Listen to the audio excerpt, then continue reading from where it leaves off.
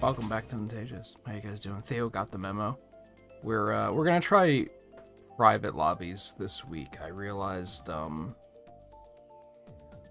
couple nights ago we tried to play a little bit off stream, and I kind of realized this during the last time we streamed it too. I playing with randos isn't fun. Like I realized I wasn't having fun. They play as the same characters, they play the same stages, they're all super sweaty. It's just not a good time. I started not having fun with it. But I'm still having fun playing the game, and it created a delicate balance where I really needed chat conversation to like keep me going. Because I had to focus entirely on that so I wouldn't focus too much on the nonsense happening in the race. So I think this is all a good reason to give private lobbies another shot. Private lobbies have a couple of downsides, but I think we're going to just try to work around them, because I think overall they're not going to be as bad as some of the things I don't like about playing in Worldwide. So anyway, we're going to try that tonight. So I think the big thing I need to know from you guys, if you play with anyone else that does private lobbies, is like if I hit OK here to set up what we're doing, the race count. If I set this to like 48 races, can people join the lobby at any time, or do they have to wait for the end of a set of races? Like if I set it to 48 and then Scarlet gets here, is she gonna have to wait until we get to the end of those 48 races to be able to join? Should I be picking a smaller number of races, or should I just pick as 48 because we're gonna be here for like 6 hours? That's like the one piece of information that is like completely necessary. I mean, I guess I can just do it in a smaller number of races first to find out, and then just change as needed.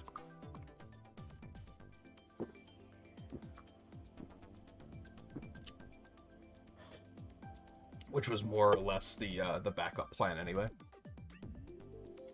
Another benefit to doing it like this is we don't have to wait for somebody else to join a match so that we can join off of them. Because, like, it's funny, and I think we kind of talked about this last week too, but we are doing that so that the lobbies would be less sweaty, and you'd think that we would get more wins if we were playing against lower ranked people, but we weren't. So, like, the only thing it was avoiding was just the lobbies were less sweaty. And we can just avoid that by avoiding playing with randos entirely, is kind of how I see it. But anyway, JMT, Theo, Riley, Volpe, Guy, anyone else lurking around? Hope everybody's doing well. Paul, good to see you. Hope everybody's doing well, like I said. Having a good start to their weekends. You said you've only played this offline, Volpe? You don't have this, though, right? So you played someone else's copy, I'm guessing. You're playing with another streamer, you could come and go as you please. Okay, good. Because I think that would have been annoying to have to, like, reset this up every, like, couple of minutes. I think we're still gonna start with, like, 16 races? We'll start with 8 just to be safe, and we'll see what happens. That way, if it turns out that people can't rejoin, we'll be able to fix it pretty easily. And also, Theo, I saw something interesting this morning. I saw a bit of an interview with oh crap, what's his name? One of the guys that worked on the Sonic games for a long time. And he was talking about how at the end of Sonic Heroes development, it was just him. The last couple of stages in the game were programmed by one person. And he, like, basically worked himself sick because the game had to get completed. And I was like, okay, so at least there's a reason for why the game sucks. Like, at least there's a valid reason for that. Like, that sucks. But it's also like, oh, that makes sense. I thought that was pretty funny. I guess, should I be narrating that? So can we access these because Theo has access to them? Yay. JMT, welcome back.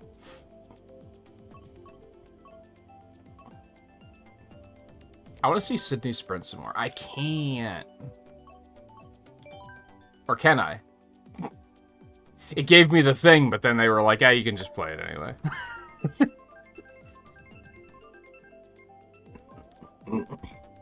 Snowland is also good. I can't complain about that. See, a Guy and JMT, let us know if you're, like, not able to get in until, like, the end of a set of races. Hopefully that is not the case. And Scarlet as well. How's it going, Scarlet?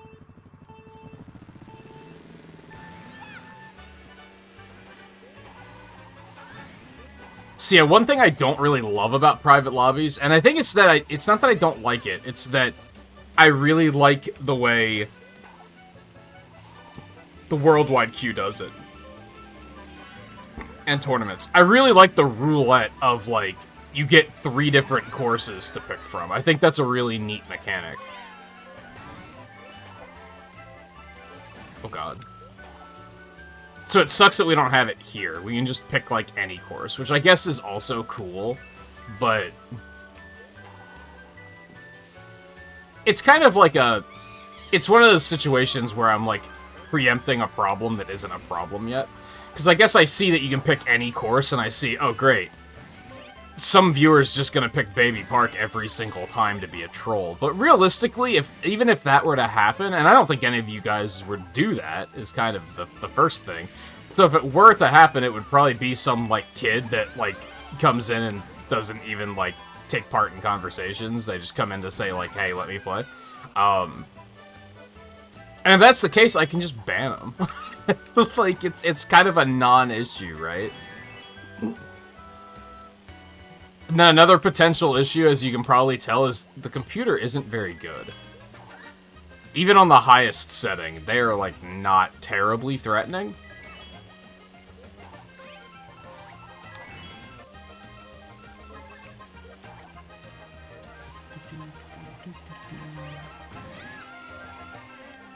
And although one just pulled ahead of me, so maybe I should shut my fucking mouth.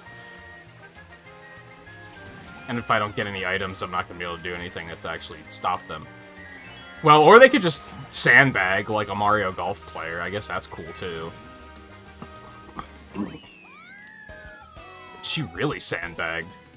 2 people, well, 3 people pulled ahead of her. She could have won. Oh my god. Sandbagging Nintendo AI is infuriating. This is so annoying.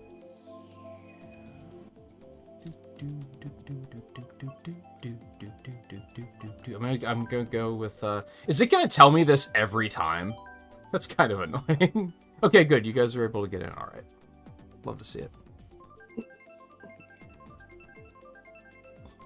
I can just set it to, like, 48 matches, then. I guess the only thing I have to be aware of is, like, when is my break coming up? I need to not be, like, oh yeah, let's commit to 48 matches, and then, oh, I have to use the bathroom.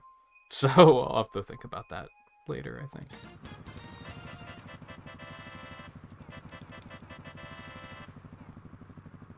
Made popcorn. I wish I could like popcorn more than I do. Because, like, I do like it, but picking kernel shrapnel out of my teeth for a week after I have it is something that I hate enough to just say I'm never having popcorn again.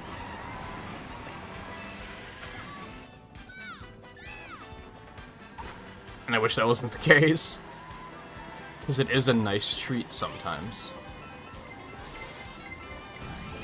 I think someone got popcorn, it was just sitting on the counter out in the kitchen. And I was like, yo, popcorn? That sounds tasty. And then I was like, oh no, but then immediately I was like, if I have popcorn, the next time I stream, I'm gonna be sitting here just, like, picking it out of my teeth for, like, the entire fucking stream. And I was like, yeah, I just can't do that.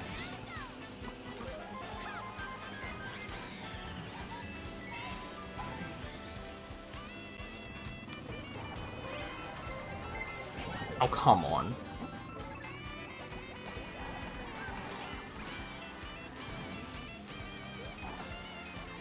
So, I'm jealous, I guess is what I'm saying.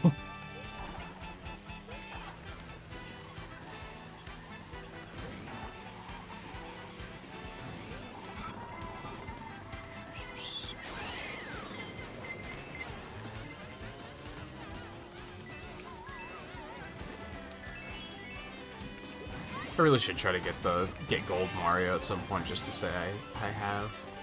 Might be a good opportunity to do it now that I'm done with the Monster Hunter grind.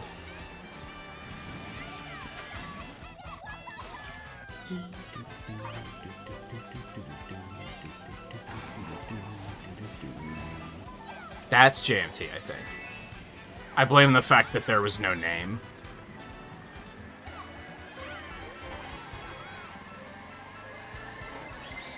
Although also, I guess I shouldn't worry so much about not firing on each other, because the AI isn't going to be much of a challenge, I don't think. So, ordinarily in worldwide lobbies, I'm like, it's us versus the world.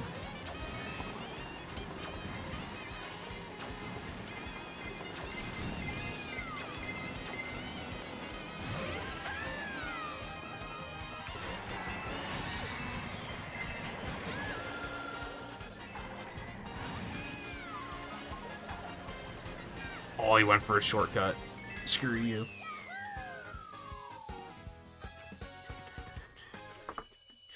No rush, guy. You know the drill, we'll be here for 6 hours.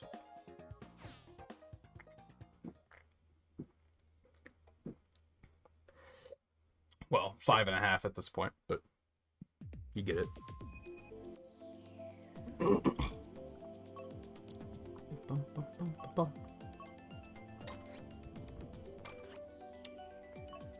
See, I'm already like, I don't know, just random me.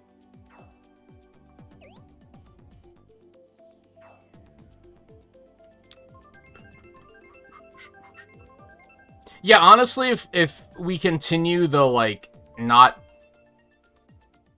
like, holding back our shots on each other, if we continue with that, we're gonna have a lot of matches where we're just in, like, you know, all of us are in the top 5, and we're just kind of driving just to drive.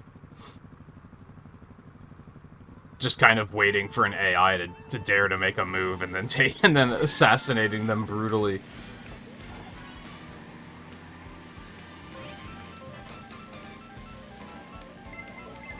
I probably still won't be terribly aggressive just because it's kind of just not the way. Because honestly, when it comes down to it for me, just driving is like what I want to do.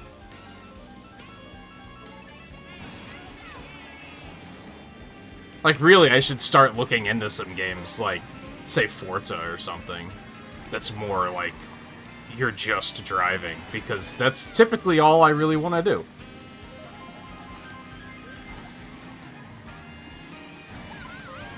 Now, granted, we have the ability to just turn items off now, but I have a feeling most people would find that boring. And truthfully, after a couple of hours, I would probably find it pretty boring, too.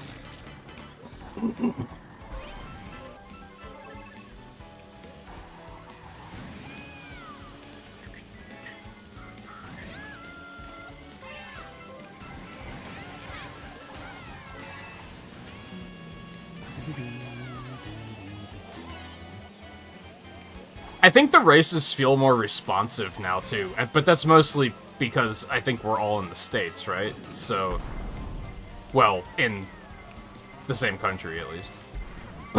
Continent. Same continent, rather.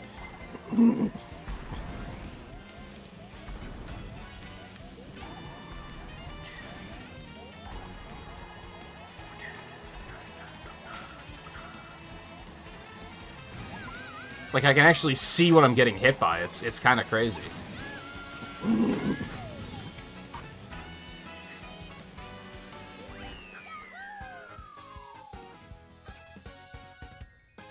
How the hell did Waluigi win? Like, are you kidding me right now? How does that happen? Did we just think it would be funny?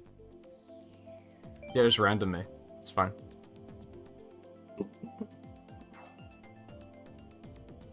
Yeah, that's another thing I don't really like about the worldwide lobbies is it's laggy. Half of the time I get hit by something and I don't even know what just hit me. I'm just kind of like, what was that? Excuse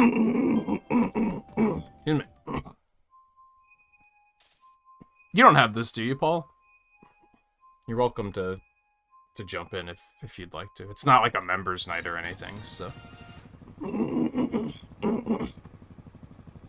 It'd be, like, impossible to do a members night with this game, because you would just have to expect people to, like, police it on them, like, on their own.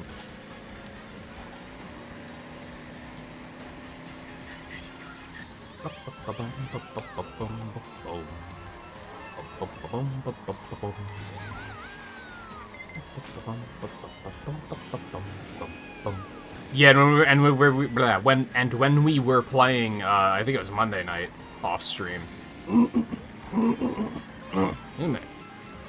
I decided to start trying to pivot off of just using the standard Kart combination. I didn't do that right away because I was like, I might want to continue like switching characters every now and then, but I haven't been doing that, so I was like, I might as well just like use my old setup for when I played the Wii U version. The problem I'm realizing with this particular setup is its top speed is ass. So if there's a lot of like straightaways, I'm just everybody's passing me easily. It's definitely one of them Mario Kart DS snaking metas, I think. If you know, you know.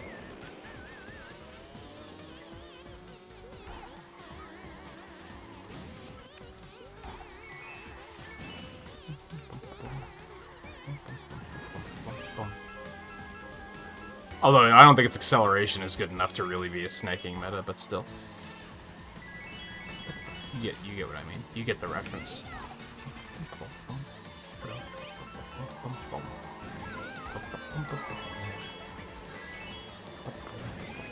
Aw, I hate to see it.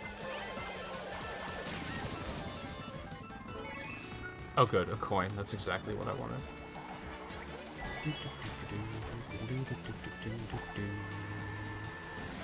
Jesus.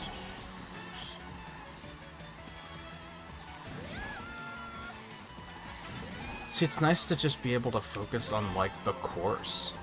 Now it's just me versus the course. Because I'm not getting fucking R-worded up the ass by every item in the fucking every item in the race.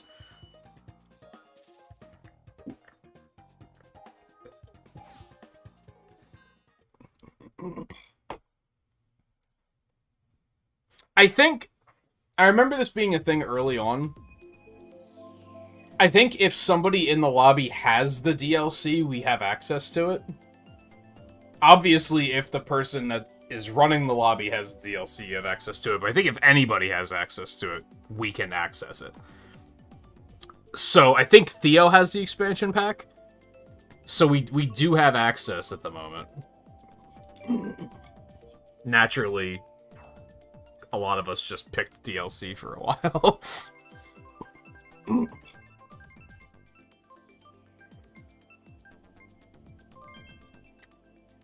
Also random picked DLC, so... Oh, JMT has it too.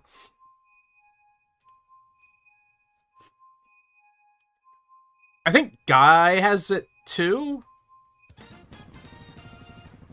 I think I'm the odd one out here.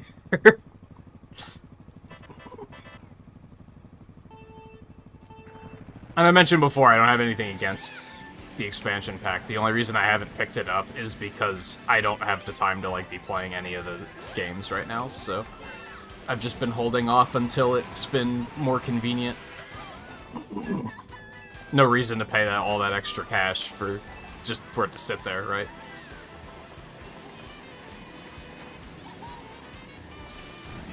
Which, hey, I guess now would be a good time because of the fact that, we quote-unquote finished Monster Hunter and we finished Koromon, so, like, I don't even know what we're playing next week yet. We'll probably talk about that throughout the night, to be honest. As stuff pops into my head, I'll go, hey, should I do this?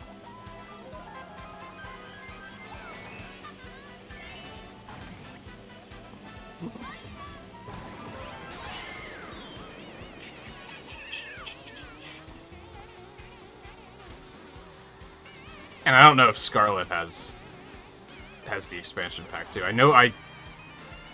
Pretty sure Riley doesn't. And I don't.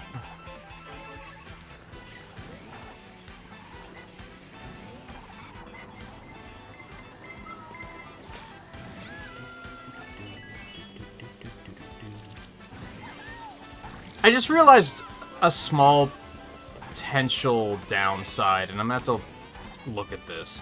When we're picking our courses, does it let you change your characters too, or are we locked in until the end of the races?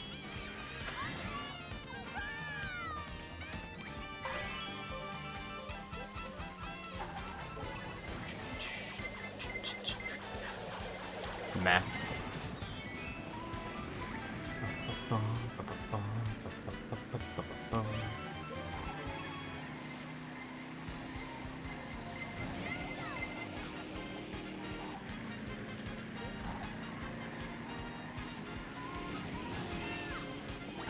Is this like a famous bridge in Sydney? Like, are these... Like, is this Ferris wheel here in Sydney? I'm curious now. And what is this thing? This is like an opera house or something, isn't it?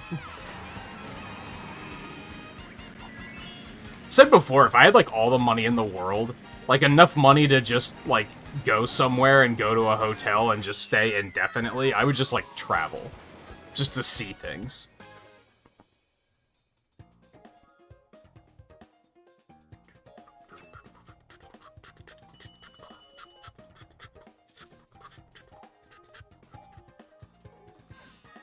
What happened?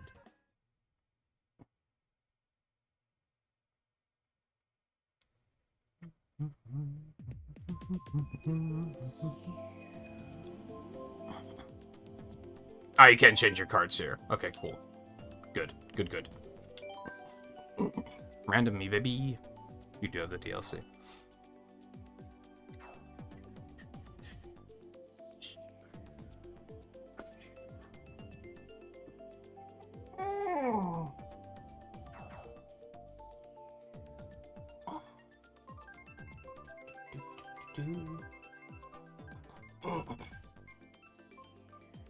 So I've mentioned we're probably gonna do a bunch of Mega Man and Sonic stuff before we get back to Fire Emblem Three Hopes. I think the first thing I should get out of the way is I do want to do another Sonic Origins episode. We did the episode where we did, like, the Knuckles marathon. I think we should do one for Tails, too, before we call it done. So maybe we'll do that on Sunday. Oh, God.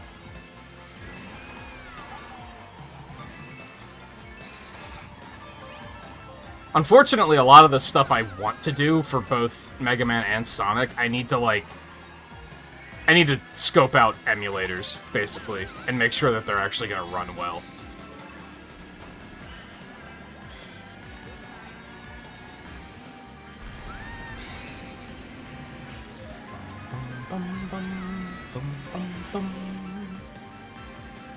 Therefore, a lot of it just isn't ready yet, is kind of what it comes down to.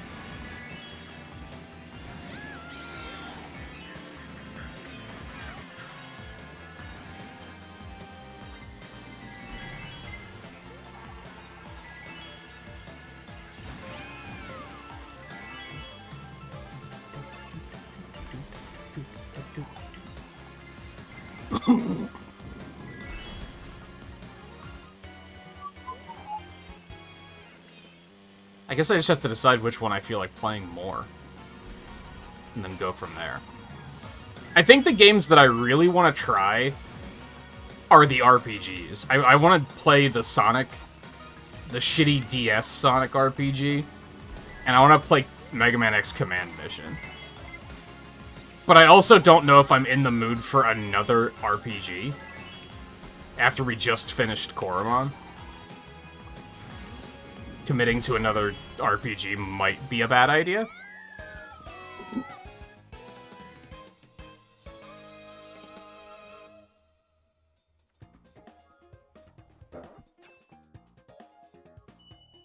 Oh yeah, I saw on Twitter that they were saying that it's the anniversary.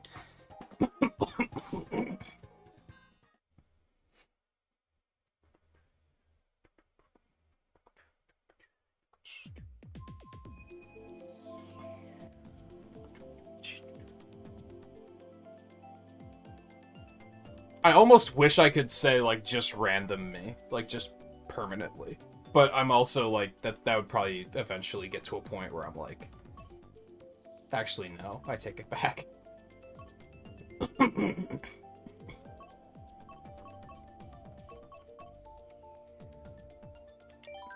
We need some cheese land in here.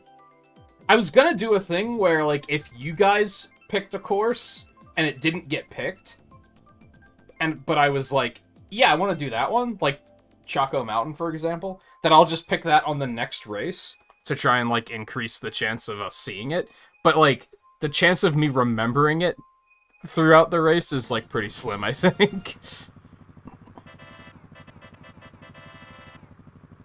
You guys see how often I'll, like, start a hunt in Monster Hunter and 5 minutes in be like, which monster are we hunting again?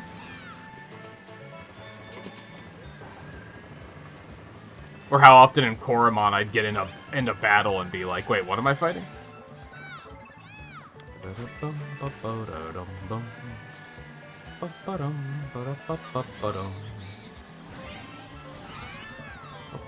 Thanks, Theo.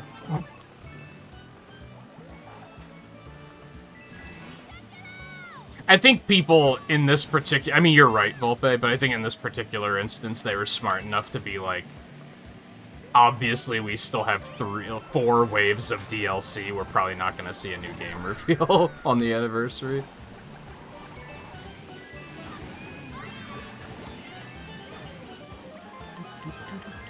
Yo, fuck this Inkling. Get this... On one hand, like, when was the last time you saw an Inkling when you're playing online with people? So I guess it's kind of cool to see characters that we don't ordinarily see. It's not just Waluigi, Waluigi, Waluigi, Rosalina, Waluigi, Roy, Waluigi, Mario, Waluigi.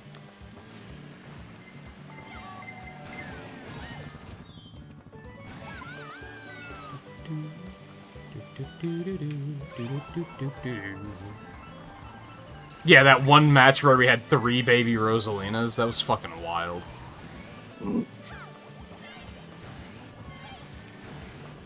That's unfortunate.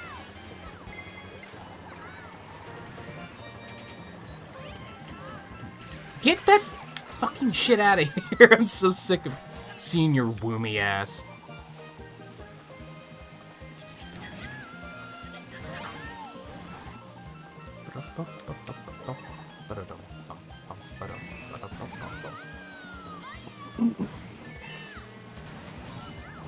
This Inkling won't stop. He's, like, the most unrelenting AI I've ever seen in my life. You... Actually, I was about to say you Link asshole, but I'm pretty sure that's Guy. No, not like this. That was unfortunate. I let the Inkling tilt me. That's my fault.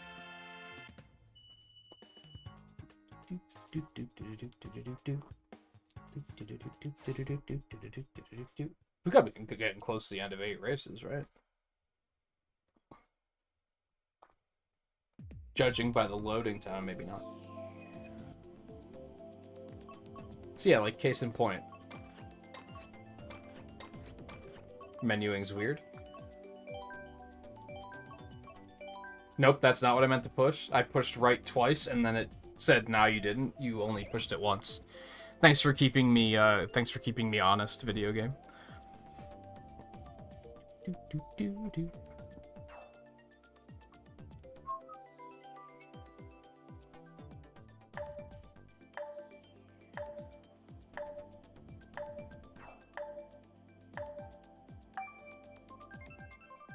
I guess Volpe technically has the DLC, you just don't have the game.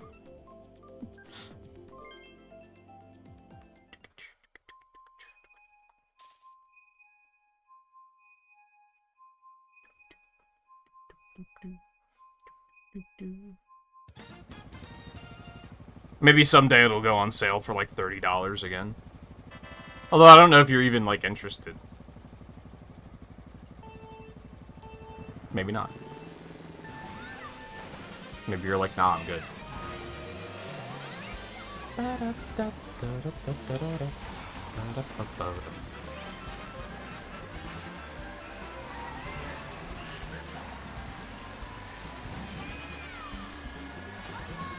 Ow. Thanks, Theo. Cool.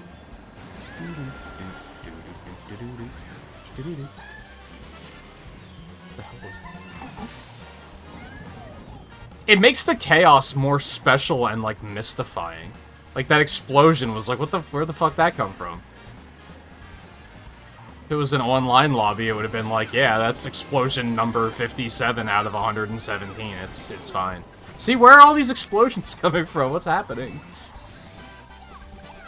Who let Michael Bay in here? Is he even still making movies? He has to be, right? What was the last movie Michael Bay made? I don't even know. That's starting to become an outdated reference, I think.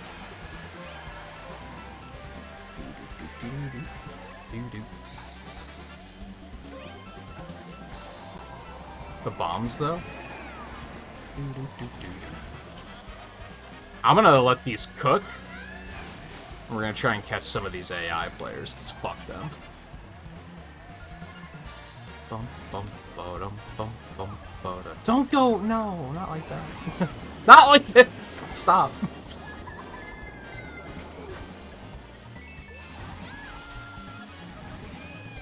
This fucking inkling, dude.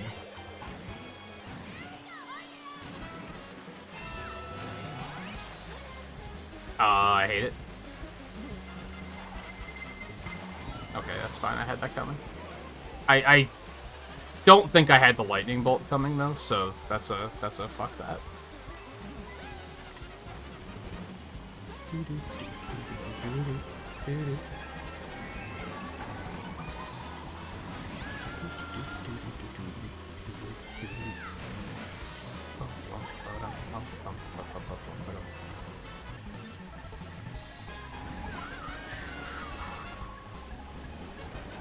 That was stupid. I should have saved that.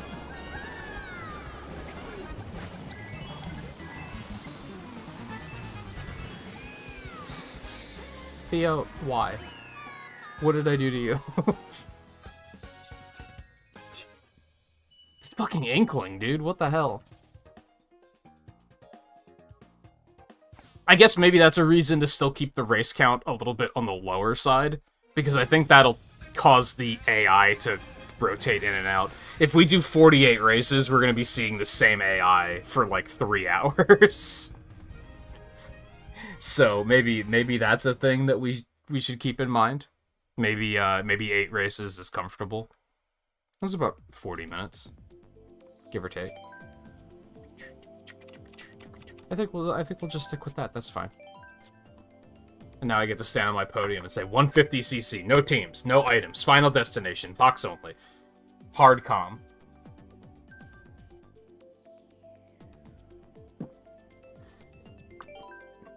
Yeah, I know.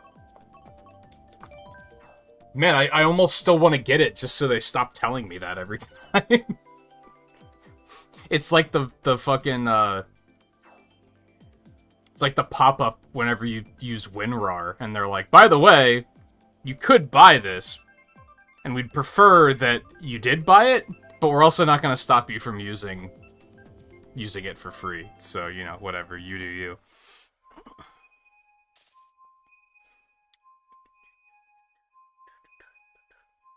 Hey, Thunderbird, how's it going? We are trying private lobbies tonight, but you are still welcome to join. I believe you still join in the same way, right? You just look at the friends list, and...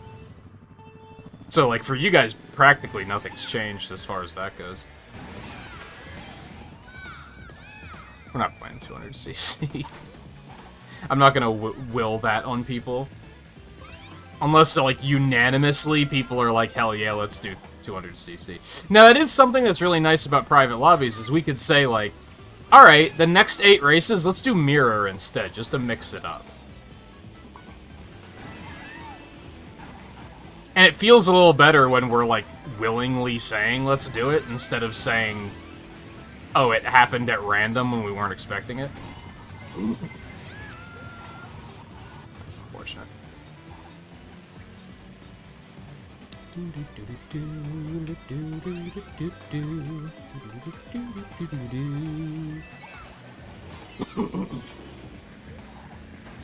Donation goal of 200cc.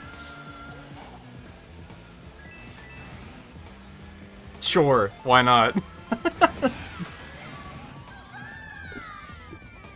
I wouldn't expect anybody to actually do it, but...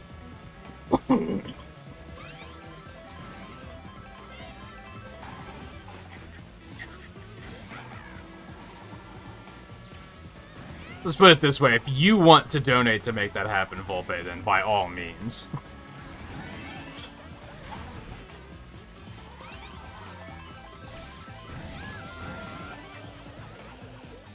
Though I would probably recommend you save your money and instead buy the games so you can play with us, honestly.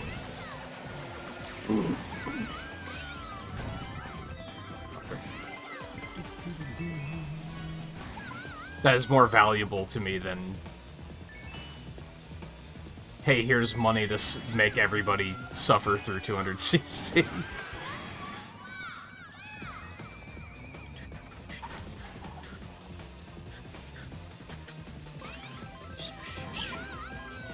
I don't think I'd be opposed to doing mirror every now and then, but 200cc is probably going to be a rarity. Because I assume that most people are, like, not interested in it, and probably don't know how to do it. At least mirror, you can rely on your fundamentals and be like, well, I know how to play the game. I just can't autopilot the course since I have to pay more attention to the turns. Okay, that's fine. Really? And a blue shell?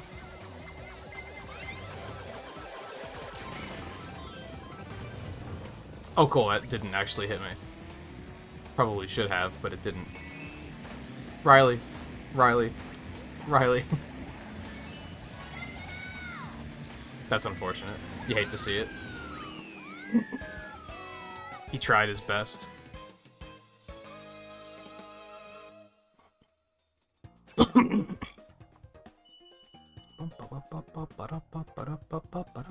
Now we get to play the game of if anyone joins, which computer player are they gonna punt out?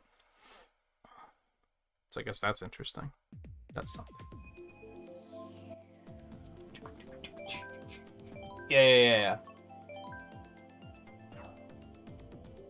The WinRAR one is funny, especially because I think it tells you how many days you've been using it for free. So it's usually like, you could buy this, but you've been using it for free for 3 years because we let you. You know what? If I used it more often, I'd probably feel bad about it. But I usually use WinRAR like twice a year, so it's not really that big of a thing.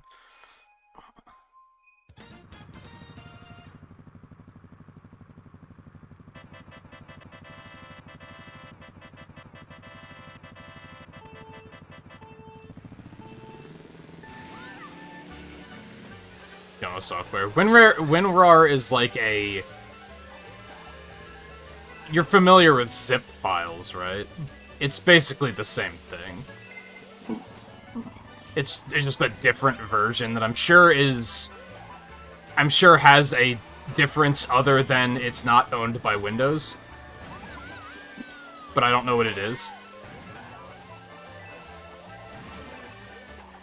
It's used, like, increasingly less over the years, but every now and then you still find an archive that's raw, that's a .rar, and you're like, okay, now I need WinRAR.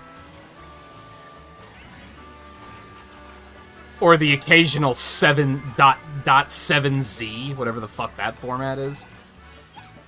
Basically, back in the 2000s, there were a bunch of different zip formats because people kept trying to be like, we're gonna make our own with blackjack and hookers. But inevitably, Windows was just kind of like, we're just gonna buy WinZip and make it like a part of Windows so that you don't have to download it anymore, and therefore the rest of them basically became irrelevant. With the exception of, like I said, every now and then you'll find a RAR file and you're like, oh, you run RAR. It's pretty uncommon though. And I don't know what the difference is. Does anybody know what the difference is? I think usually when I download ROMs, those are usually in RAR files for whatever reason, and I don't know why. Maybe they're better compression or something? I have no idea.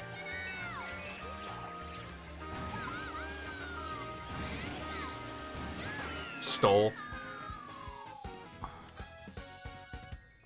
No, they're like archive formats, Volpe. So you can put a bunch of stuff in like an archive file, and then just you only have to download one file instead of having to download all of them individually. And it usually makes them smaller too. It's funny because like zip is so like ingrained in Windows now that like, yeah, if you're younger, you probably don't even know what a zip file is because you don't need to know. If you download a zip file and you double click on it, it just opens like a folder now, so you probably don't even realize that it's a different type of thing.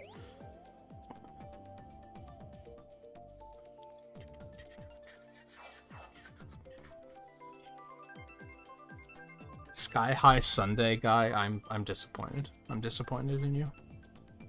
I thought I knew you.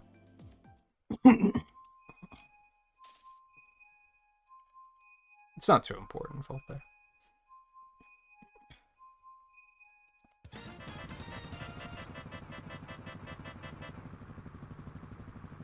What ice cream? I almost respect Excitebike more than Sky High Sunday. That's a pretty bottom tier course, as far as I'm concerned.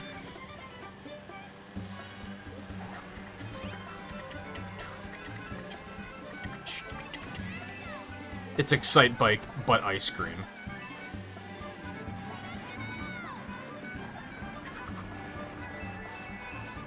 Like, honestly, it almost comes off as passive-aggressive. It's almost like they were like, okay, fine, you want a new course? Here's a new course. And it's like one of the least imaginative courses they've made in, like, a really long time.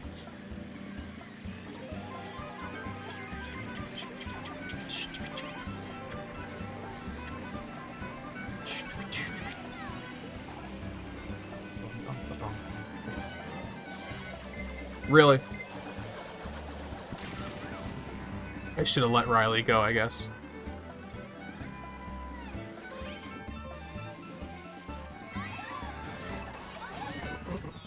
They should re-release Excite Truck and Excite Bots in like a 2-for-1 package. They'll never do it because they're Nintendo, which you hate to see it, but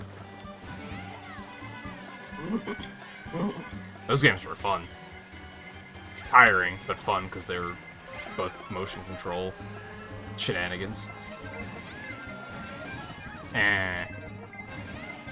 Who's being mean right now? Could we not? It better be an AI player, because holy hell. That's unfortunate. The worst part is I don't think he was trying to hit me.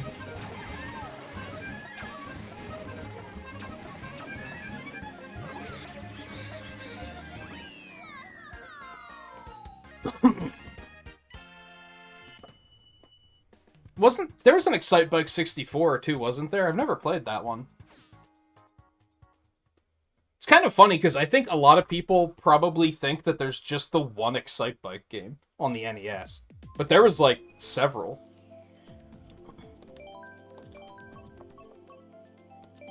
Those might be the only 4, come to think of it, but still, I think the average person probably does not realize that there were 4 Excitebike games. Or just Excite games, I guess is maybe the correct way of putting it.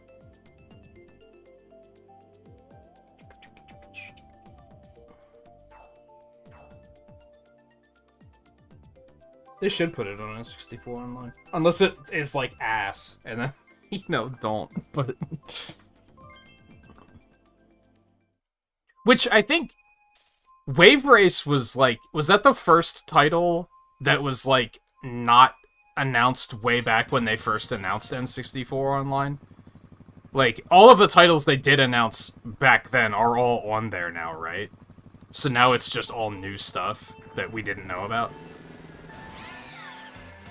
So hopefully they still have a lot to come.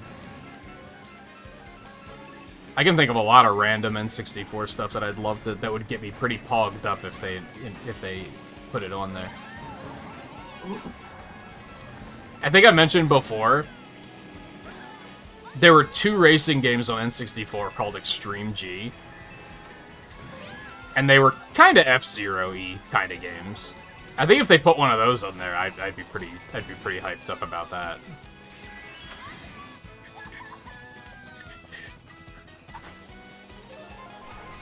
I mentioned watching somebody play Jet Force Gemini a couple nights ago.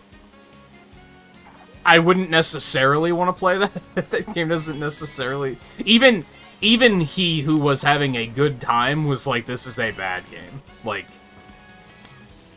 he was being very, like, it's bad. I like it, but it's bad.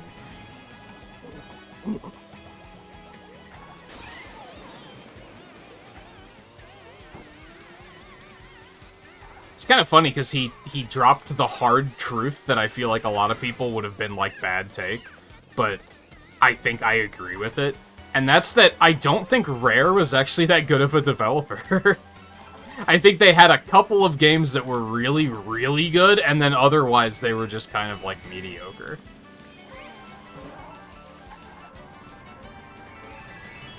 Like, I do think Banjo-Kazooie's, like, legitimately a good game. Like, I think it's an excellent game at that.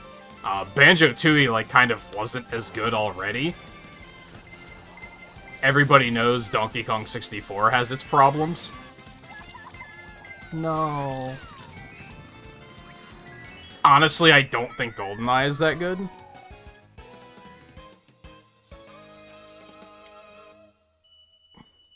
I remember liking Perfect Dark more, but, like, boy, does it not perform well.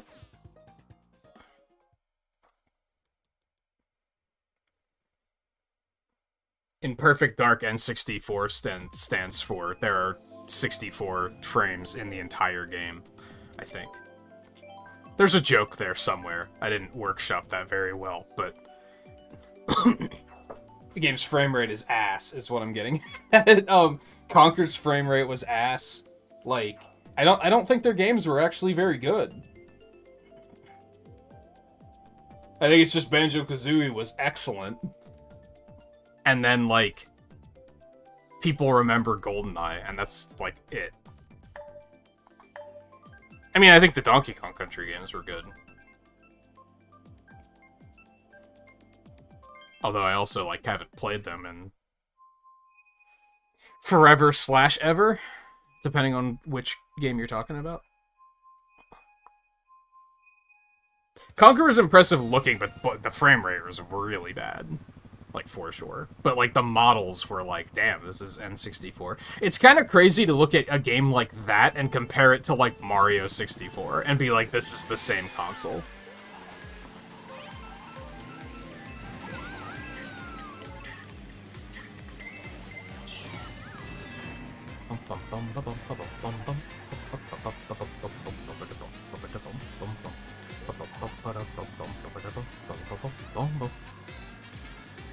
It's kind of amusing that in general, I think my opinion of the N64 has actually dropped over the years, despite the fact that it was the first Nintendo home console that I owned.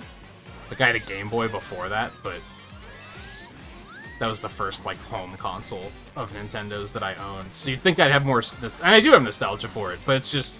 Realistically, I think it didn't have a lot of good games. And I think a lot of the games that are considered to be, like, masterpieces aren't even that good.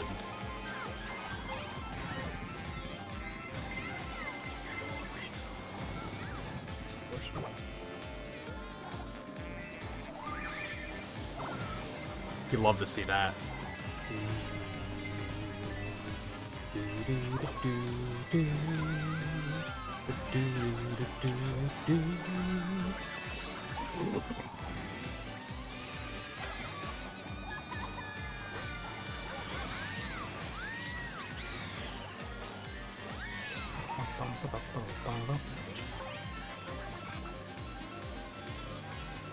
And I think a lot of that was the N64 had like no third-party titles to speak of, basically.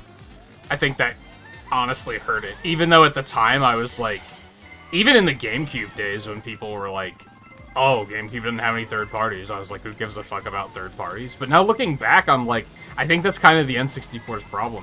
I mean, on one hand, N64 is like a great multiplayer console, for sure. And I think that's kind of like what pushed the idea of couch multiplayer forward.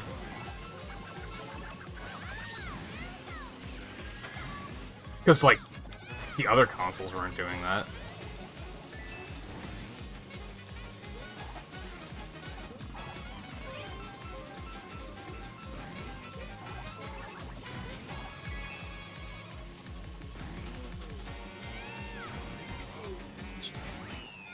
But I think the single-player experiences, there's, like,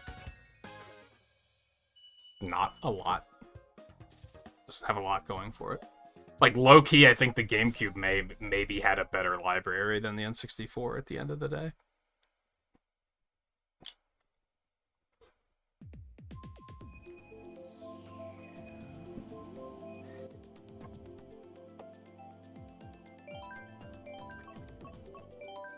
Which, again, apocalyptic take, I'm sure. But it has Super Normio 64. What else does it need?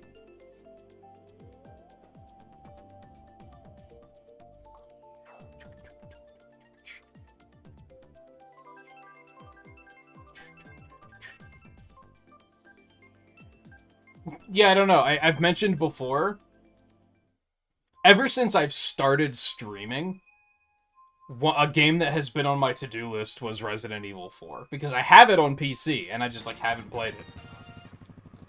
And I was always like, I'm just gonna do it for, like, a Halloween stream. Like, I'll do it in October at some point.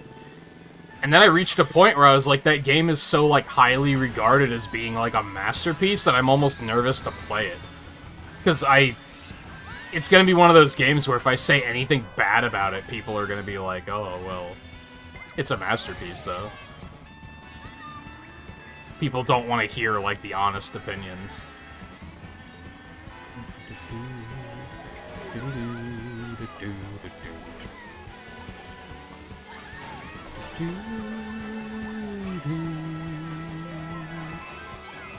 I was aiming at Bowser Jr., so I apologize.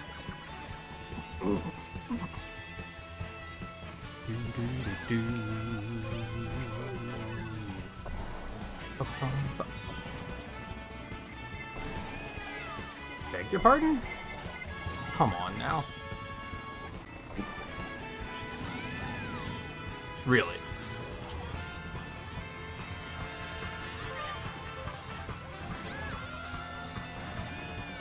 As part of the, it's the 30th anniversary of Mario Kart, they put out, like, a series of polls on Twitter that were like,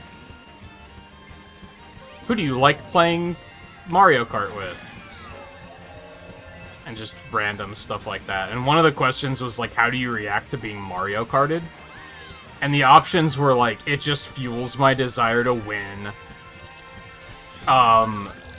Problematic language, or I'm still processing it. And I was like, where's the I've given up on life option? Because that's what happens when I get Mario Karted. I just give up. I've said before, like, I've definitely had races where I get hit by enough stuff and I'm like, I'm just gonna put the controller down now. Like, I'm done. I'm done.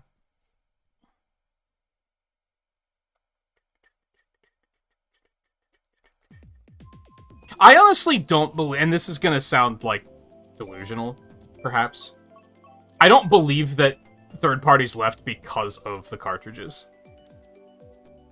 It's no secret that third parties did not like Nintendo in that era.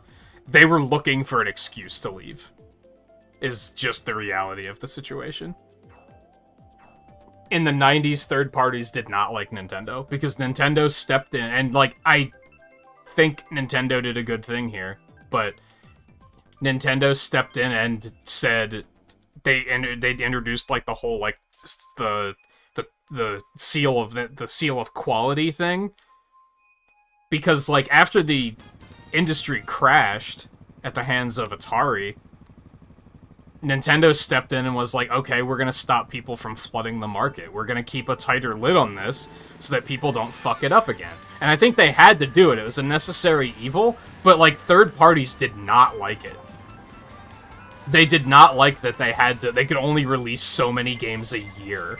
They had to wait for, like, Nintendo's approval to be like, okay, this game is good to release. They didn't like it. They were looking for any reason they could find to get out of there. And I think that was a lot of what... People try to cite other reasons for, like, oh, they didn't like cartridges. Oh, they didn't like the small discs on the GameCube. Oh, the Wii was too underpowered. No, they just don't fucking like Nintendo, and they're holding a grudge from 30 fucking years ago. Which is really pathetic when you consider the fact that Sega releases their games on fucking Nintendo consoles now. So Sega got over it, and Square Enix is still holding a fucking grudge. Cool. Cool. I see how it is.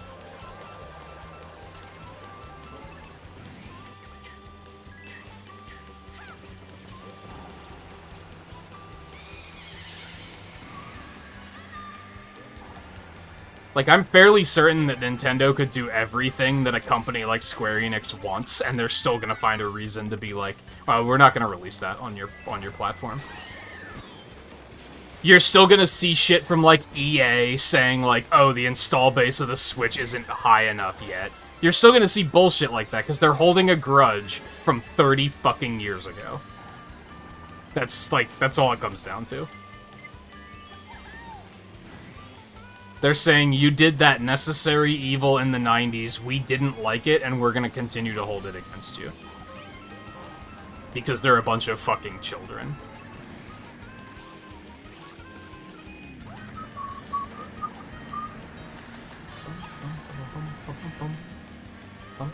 I can't do it. I can't be in second and see one of us in first and just be like, the time to die is now. I can't do it. I mean, I'll take it if you're gonna give. No, come on, come on. Also, how did Riley get hit by that blue shell, but nobody else did? That was a little sus.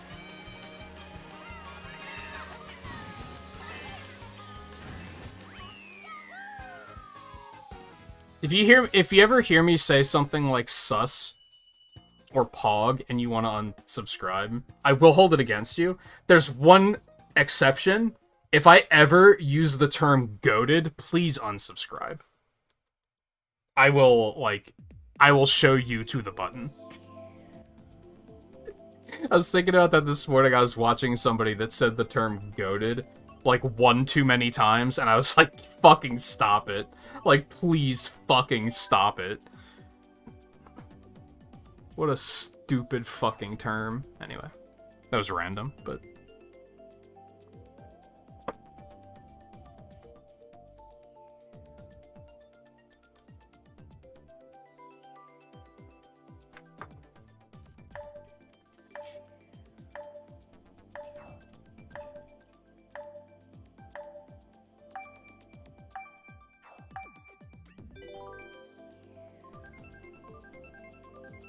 Well, I mean, like, naturally use it in a sentence and not use it in a,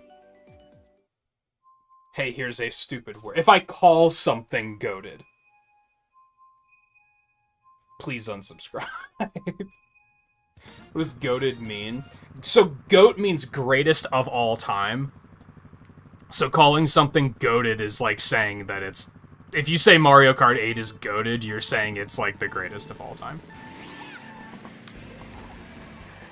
And instead of just saying it's great, you had to say it's fucking goated, which is stupid. Stop it.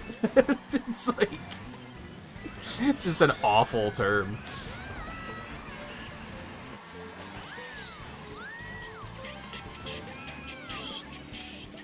But again, I think it was just because I heard somebody use it, like, one too many times in the span of, like, 15 minutes, and I was like, please shut the fuck up. I became Brad for a moment, because I was like, dude, you're in, like, your late 30s, stop saying, like, Zoomer speak, like, this frequently. Like, please stop it. If it was, like, a kid, I don't think it would have bothered me as much. Well, it probably still would have, but in a different way.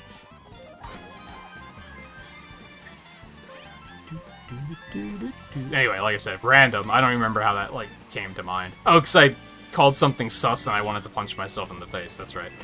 I remember now.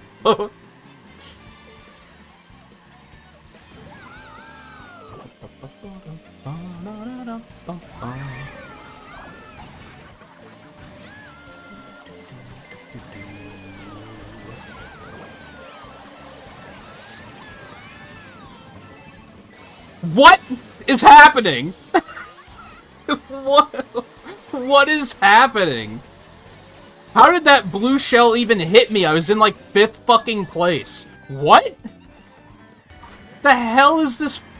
Oh my god. Let's go to...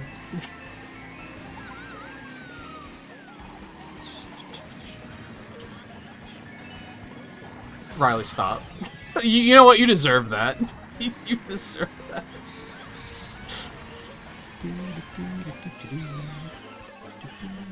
Oh, Theo's on a fucking warpath.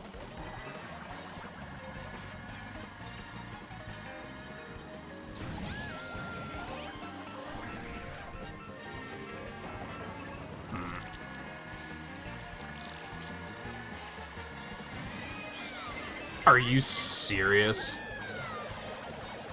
Too little too late, unfortunately. I just had to not get hit by it, because if I got hit by it, it would have been in fucking 8th place instantly.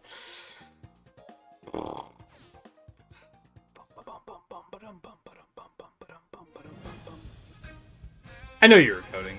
But goading? Oh my god, what have I done? I know you were kidding, Paul. I was still just saying. You weren't wrong, was the thing.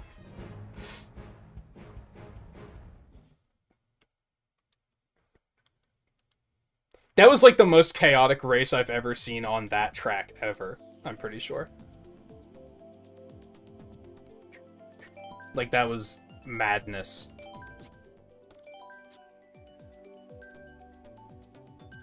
$150, no teams, no items. Final destination. Is this necessary? It's kind of amazing to me that, like, this game's online is not very good. Like, it functions, but, like, damn, could it really be better? And I don't think they care to improve it. They're like, it works. It's good enough.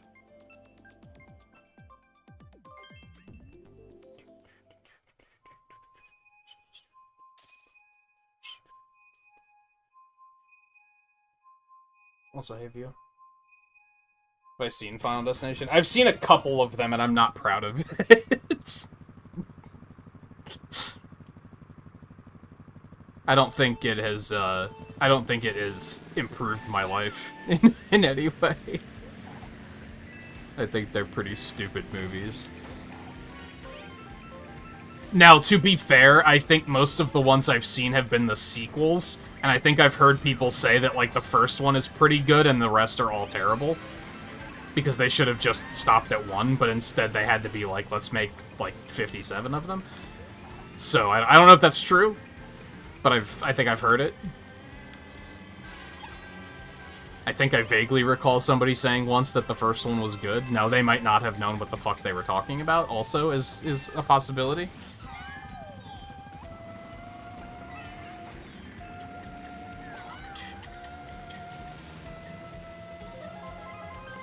It's also been a very long time. But I was just, like...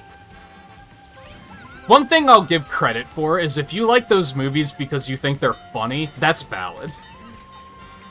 Because I don't think they're scary movies. I think they're comedies. Like, they're just dumb. And if that's why you like them, that's completely valid, honestly.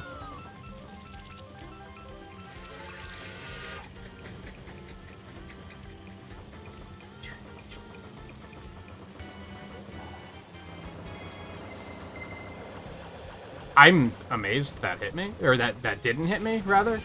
See, I was so expecting it to hit me that I didn't even... Oh, this is bad. Oh, this is fine. Ish.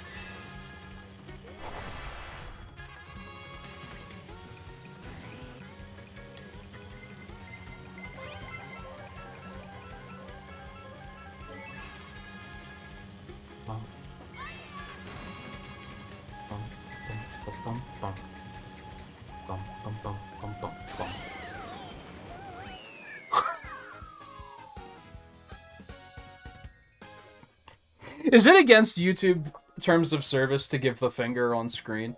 Because that's...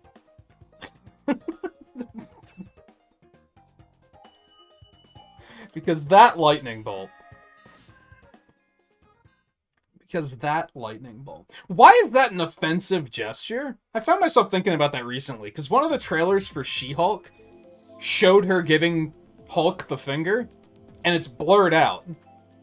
But then, like, in the show, it's clearly not blurred out. They just show it. And I was like, is it really that offensive? It's a finger, dude. It's not like it's a penis, it's just a finger. Censorship is so strange to me, sometimes.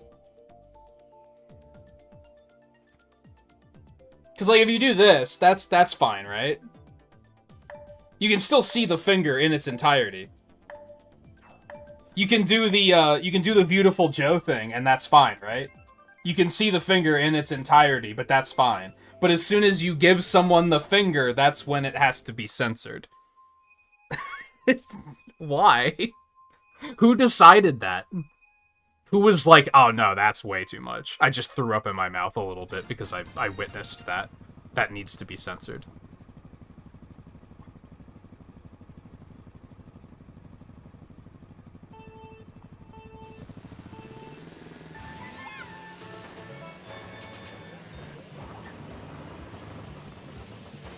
Yeah, I think, like, in high school, I didn't realize that it was supposed to be parody. I thought it was supposed to be taken seriously, and I was like, this is really stupid. Now, looking back, I'm like, well, if that's why you like it, I think that's pretty valid, actually. I don't know if that's why people like it, though. I mean, I'm sure people do, but maybe not all of them? I don't know. Do people even still make those movies? Is that a thing that, like, anyone cares about anymore? Volpe knows they exist, so they must be out there in the wild somewhere. He doesn't know what a zip file is, but he knows what Final Destination movies are, so... Sorry.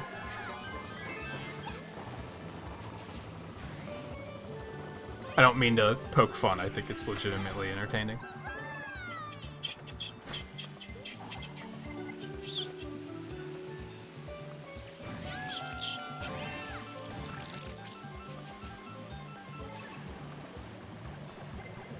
I remember, and this is like, I guess it was parody of parody, which made it even better. There was a period in my life in which a friend that lived with me really liked the show Supernatural. And I liked it too, from what I watched. I just didn't watch it on my own ever. I only ever watched it when they were watching it.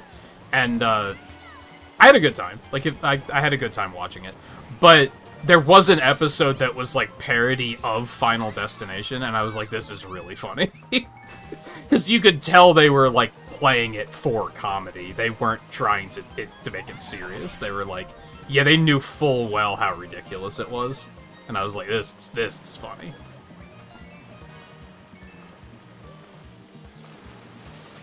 And I think that was the literal plot of that show, with what Volpe just said. I think it was, like, the, like, entity of fate was, like, causing it to happen, or something like that.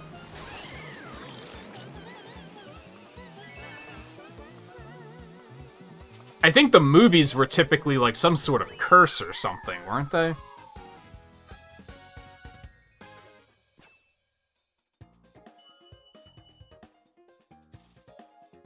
And I think that was the impression I got that I didn't necessarily care for, is, like, I think the early ones had, like, reasons for why it was happening, and then the later ones were just kind of like, people are dying in weird ways.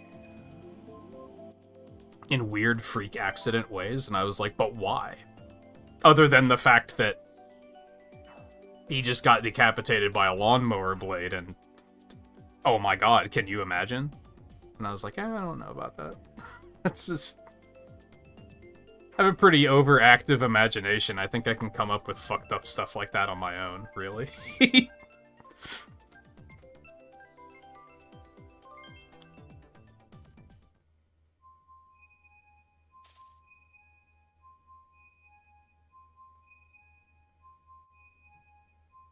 Yeah, see, some of them are probably a little bit more layered than some of the other ones, and I couldn't tell you which ones I've seen, because I don't remember. It was like 15, 20 years ago. I think I do vaguely remember one, though, where it was like, it was their paranoia, like, getting them into, like, accidental situations, and nothing else. Like, they just weren't, they were being clumsy and dumb.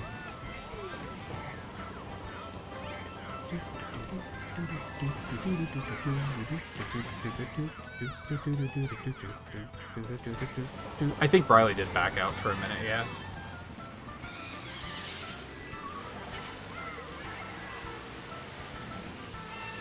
The one I remember the most, which is like something I fucking hate about horror movies in general, is when there's like a legitimate reason to be concerned about something, but only like one person out of a cast of like 9 gives a shit, and everyone else is just like, you're crazy, and they're not taking it seriously. And then of course they're the ones that fucking die, and I'm like, yeah, you deserve it. You're being a son of a bitch when somebody was saying, hey, we're gonna die, and you were laughing at them. That's your fucking problem. Like, that's something I hate about horror movies in general, is people are just stupid. And I know that one of the ones I saw was very heavy on that, where it was like the main character was like, oh god, my friends and I are all gonna die, and they were trying to warn everybody, and all of her friends were just like laughing at them. And being like, ah, you're stupid. What do you mean we're all gonna die? Ha ha ha ha, oh shit, I died. And I was like, this is very flimsy. Flimsy writing. Fuck out of here, Iggy. Happened with, what's that FX horror series? American Horror Story? Is that what it's called? I've seen some of that I thought was really good, and then I saw others that were like, one person was like, there's a bunch of people chasing us and trying to kill us, and everyone else was like, haha, you're crazy. That's pretty wild.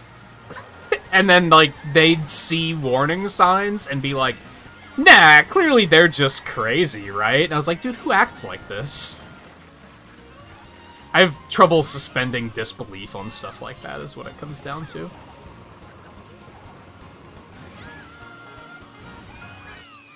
I don't know what happened on that race. Although falling off the rapid was kind of awful.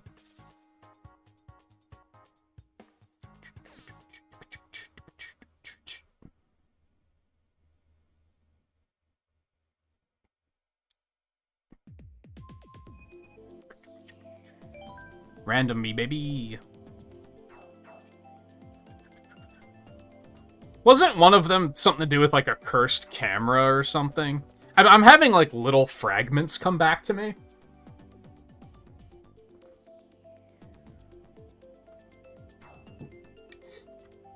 There's a couple of things I remember. I remember something about a camera and a roller coaster.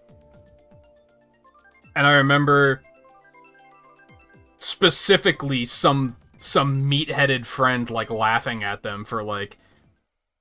See, here's the problem. When the movie starts and, like, the main character is like, we're all gonna die, and everyone's like, okay, that's insane. Okay, that's one thing. But then you get halfway through the movie and half of the cast has died, and people are still like, haha, it must be crazy to be crazy. Like, dude, half of your friends are dead. How are you not taking this more seriously? And, but I specifically remember one of them, like, lifting weights or something. And they're just like, ha ha ha ha, you're so stupid, you think we're all gonna die, ha ha ha ha ha, and then, like, the machine malfunctions and they die, and it's like, yeah, you deserved that. Like, fuck you, dude. So I remember that moment. I'm amazed I remember any of it, really, because it's been 20 years, but...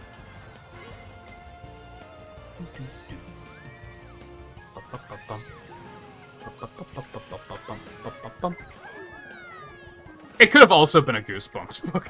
That's possible. I don't know how original of an idea it is to begin with. Which, like, to a point, like, doesn't matter. Something I've found interesting is I think a lot of people will often be like,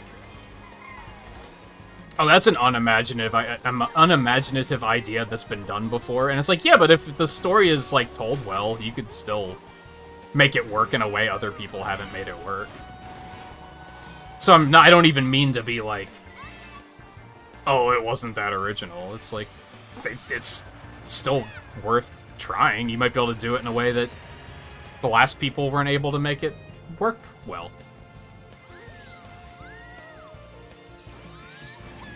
To use the old, like, Simpsons did it reference.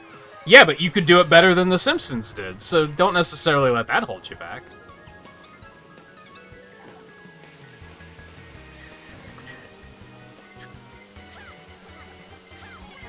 And I think we're at a point in media where it's like most things have been done.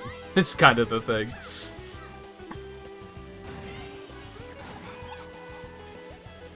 I think for me as, like, someone who wants to create, I look at it more as, like, taking elements from multiple things I like to create something kind of new. Because I feel like coming up with something wholly new is, like, a very difficult thing to do. And naturally, if you consume a lot of media, you're going to find yourself picking up elements from media that you like and saying, I want to use this.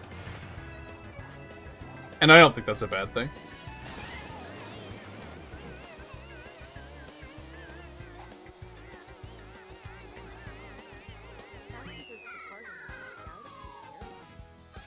I didn't know that there was announcement dialogue in the airport. I've never noticed that before. Goosebumps just makes me remember that idea I had the other night that they should put Slappy in Nickelodeon All-Stars Brawl. That'd be really funny. Just because, like, kids would have no fucking idea what it is. We would know. But then kids would just be like, why the fuck is a mannequin in this movie? Or not a mannequin, a ventriloquist dummy. We would get it, and it would be funny, though.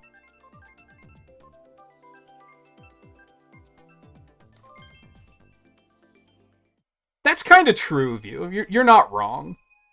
If they make the friends act like assholes, then you don't feel bad if they die. You're not wrong. At all. I don't think of those movies I've watched, I've never, like, seen somebody die and felt bad about it. Because they... they always just, they act like dicks. They just kind of bring it on themselves.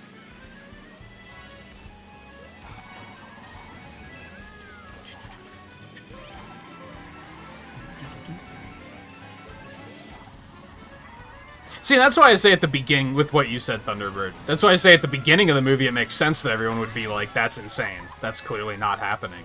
But after, like, you know, half of the people you know have died, I'd probably start rethinking things and be like, this might not be as insane as I originally thought. That's when it gets to be hard to believe.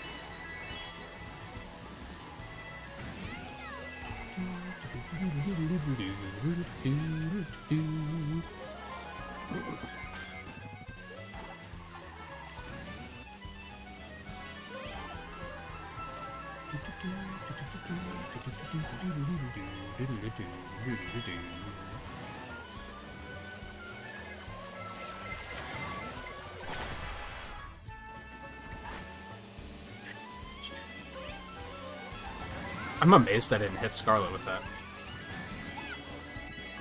I need to stop looking at chat. I thought I'd be better at, like, autopiloting this game while looking at chat. I'm not very good at it. I cannot look away. I seem to recall being better at it, like, back in the day. Although, I guess I don't know some of these courses very well yet, so that might be part of it. Did you do more Rumbleverse today, View? I think I saw that you also said that work's been busy, so maybe you just didn't stream today.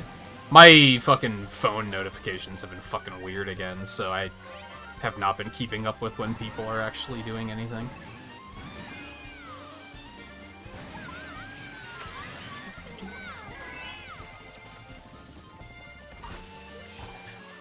Really? I missed that? Okay. Oh, what a shot. That was not me, by the way. That was the AI. What a lucky shot.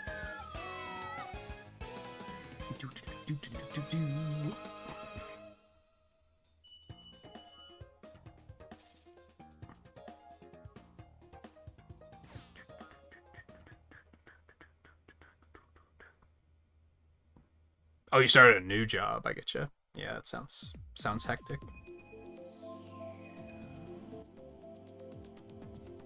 It's funny, like, the AI is very similar to Mario Golf's AI, for sure. For the most part, they just sandbag, but then every now and then they have a moment of complete brilliance, and you're like, holy shit. Did I really just experience that?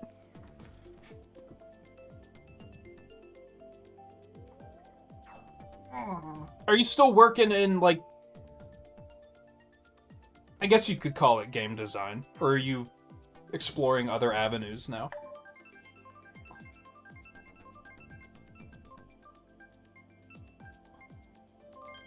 I feel like a lot of people would say it's not game design, it's game testing. But it's like, no, that's like an integral part of game design, I think. You're teaching again? I don't know how I feel about that. You're not going back to Korea, are you? Fuck. Although low-key, obviously there would be downsides to doing that, but I honestly miss the days of you being in Korea just because our schedules matched up better. It was a good thing in a less than, I don't want to call it a bad time, but a less than good time. You know what I mean.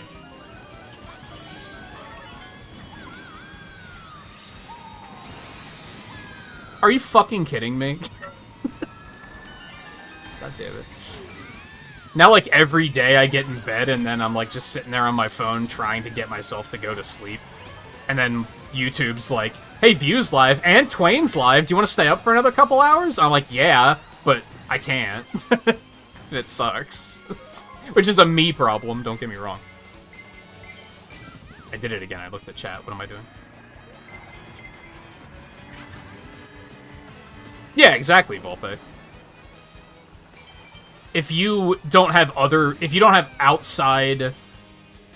How do I want to say this? If you don't have non-developers playing the game, you're just gonna miss stuff. Because if you design a mechanic, you know how the mechanic works. So you're not gonna think about, is it clear to new players how this mechanic works, for example. You need those outside viewpoints, like, for sure.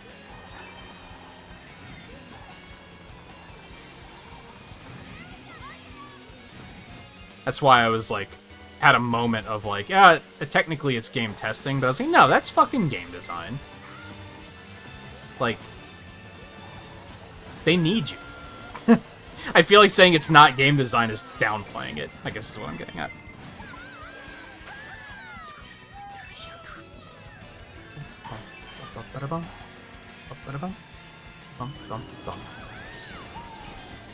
I guess I was under the impression that you didn't like teaching a whole lot, but maybe that was just, maybe you just didn't like being in Korea a whole lot.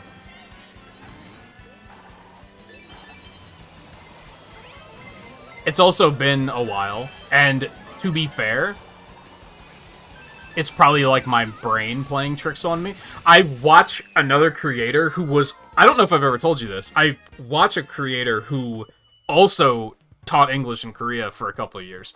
It was probably like the same, it probably wasn't the same school you you worked at, but it might have been like the same like program that sent him over there. He hated it. So maybe that's given me like a more negative look at it over the years, which has me thinking like, oh, clearly that wasn't a good time. But again, maybe that was just like the situation. Maybe he didn't dislike it at all.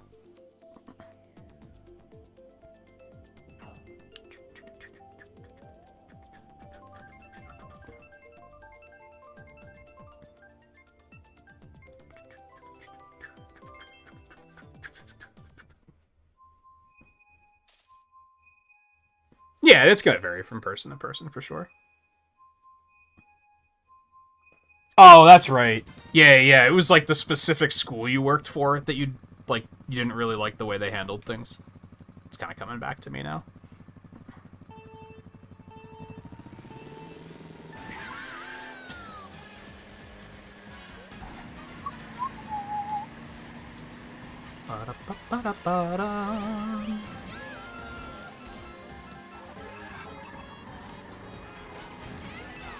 So you're not teaching like a whole class, it sounds like. It's more of like a tutoring kind of thing. Is it like a specific subject, or is it like a variety of subjects? Motherfucker.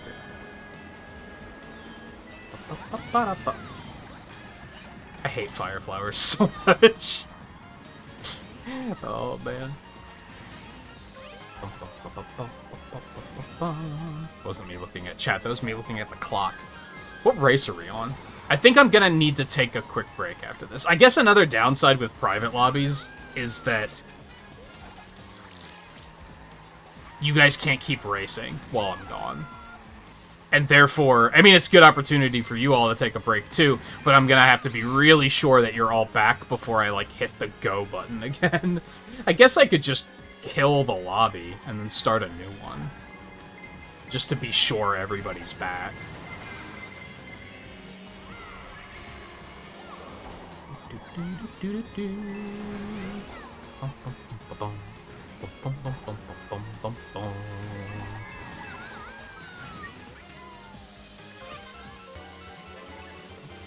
Guy always has the most random cart loadouts. Do you have, like, a method to your madness, or do you just, like, every couple of races go in and you just tweak, like, one thing at random? You motherfucking... I was trying to think of an insult for the villager, but my brain isn't working. Sorry. You're gonna have to... Just stick with the old ones I've used about how he looks like he just crawled out of bed. Oh, that was a little uncomfortable. I hate it. Stole? Stole?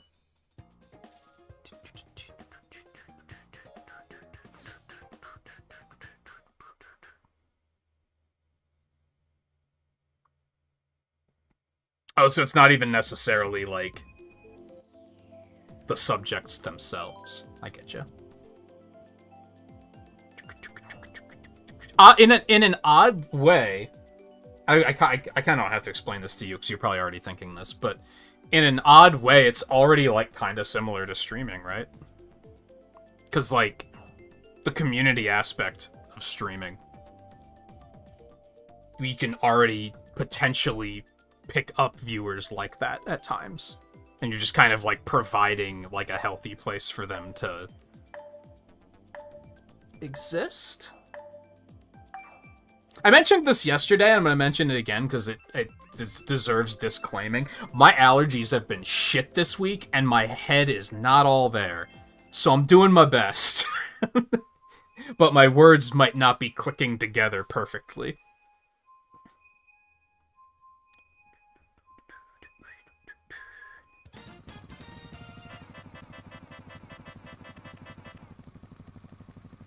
Yeah, safe place. Kind of. Yeah, that's not inaccurate.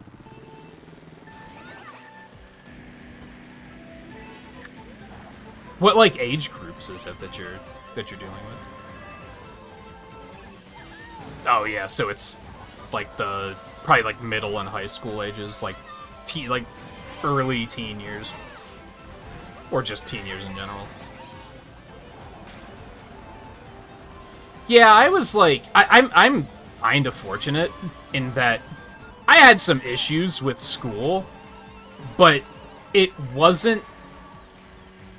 It was like it was late grade school, middle school, and very early high school. So overall, my opinion of high school is like more positive because like I'd say especially the final 2 years of high school went like pretty smoothly. I still have a bad opinion of it because I feel like they didn't teach me anything. What the fuck was that? And that just becomes more of a thing, like, every day I'm alive, because every day I realize there's so many things in the world that I don't know. And there's a lot of things where I'm like, I feel like I should have known this, and I'm going to die. Yep, mm-hmm. But I also saw how cruel high school was to other people, so I still get it. I was just kind of fortunate that it, like, hit me earlier, and I was able to, like, kind of weather the storm, I guess, and pull through it. But I still have a negative opinion of high school, just because I'm like...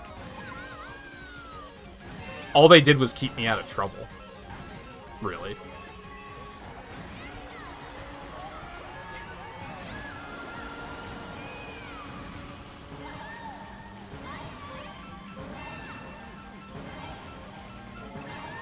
Now, I do think I managed to get something out of it because we had the freedom to, like, pick our courses and stuff. Which, helped, because I was actually able to, like, look forward and say, like, okay, what do I want to do with my life? Maybe I should take some classes that actually are things I'm interested in. So that helped. But...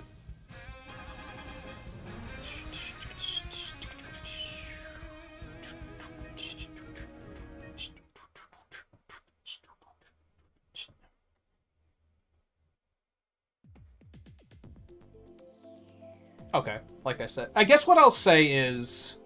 yeah, I'm gonna take a break. I won't be long, but I guess if you guys are also going... only stay in the lobby if you know you're going to be here as soon as I get back. Because I don't want to necessarily get back and start the races and have, like, 3 people be not at the controller. You know what I mean? And then we're just... then you're just sitting at the starting line, probably getting disconnected and stuff like that, so... you don't have to leave, but if you are also going to take a break, I'd probably recommend it, just to be safe. And then we can... and then you can just pop back in as soon as you get back. If I'm not back yet, you can hop back in. If I am back and the races have started, you can hop back in pretty easily.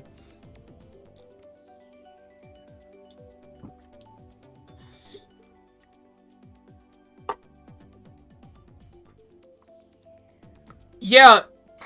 high school was really interesting because, like, we had the opportunities, but we had to, like, be adult enough to take those opportunities. Which is a lot to ask of a teenager, I think. They weren't... they were ready to help us if we needed help. Which was good. But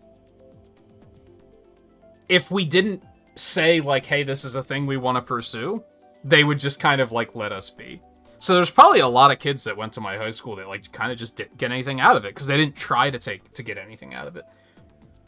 I was in a situation where I was, like, I know what I want to pursue, so I was able to say, this is what I want to get out of my time here. And ultimately, I think that's what school should be. I think it should be a little bit more catered to what each individual needs. Typically, and I guess that's the overall issue with that I have with high school, is it's constructed to be like a production line, for lack of a better way of putting it. They're not looking at what individuals need. They're just giving you, like, a core kit Except a lot of that stuff is, like, never relevant. But they're like, well, in case it is, we might as well just teach it to you. But then I definitely had the moments in, like, early high school where I was, like, doodling in my notebook, and instead of the teachers being like, oh, we see you like art, have you thought about taking art classes? They would just discourage me and say, hey, stop doing that, pay attention. Which is, like, not good. You need to pay more attention to, like, what the kids are interested in and what they want to pursue. Because that's how you get them to pay attention in class, is by providing them with the things that they're interested in. Instead of memorizing the name of the school that George Washington went to when he was a boy. It's like, who cares? Why is that relevant?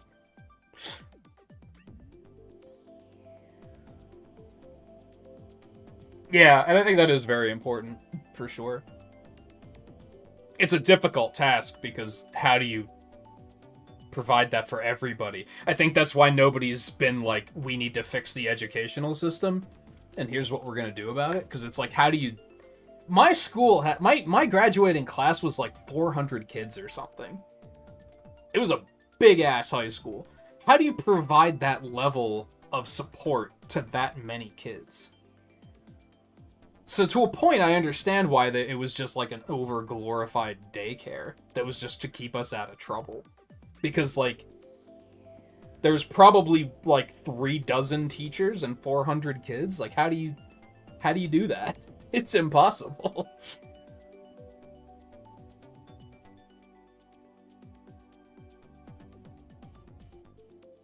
Yeah. Yeah, with a smaller class size, if you want to call it that, it's actually possible.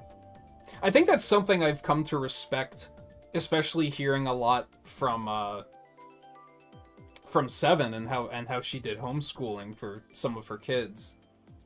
Because it was it's a little bit more tailored to, like, what they need. If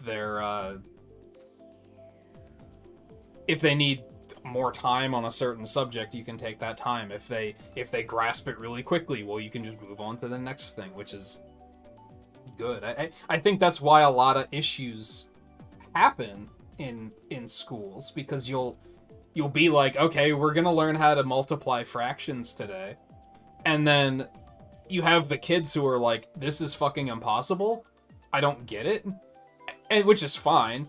It's not, I probably couldn't multiply a fraction right now if you told me to, so it's nothing against them. But then you also have the kids who are like, day one, like, I got it. And it, like, naturally becomes like a competition, which is why those kids that pick up on it quickly wind up getting picked on, because they're inadvertently making the other kids feel bad because they didn't get it yet. They're not trying to do that in most cases. Clearly you're going to have some cases where they're going to be little shitheads about it, but in a lot of cases they're just being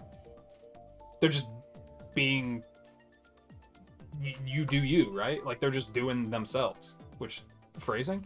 But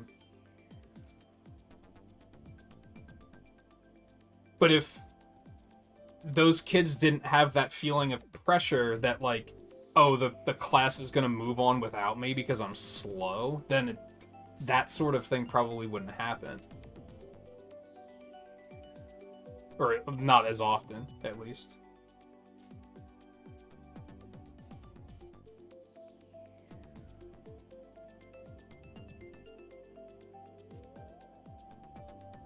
So is it just that you have one at a time, or is it just one period? Like, is it like, for this semester you're just assigned to this one student, or do you have to see, like, 4 a week, but you only see them one at a time?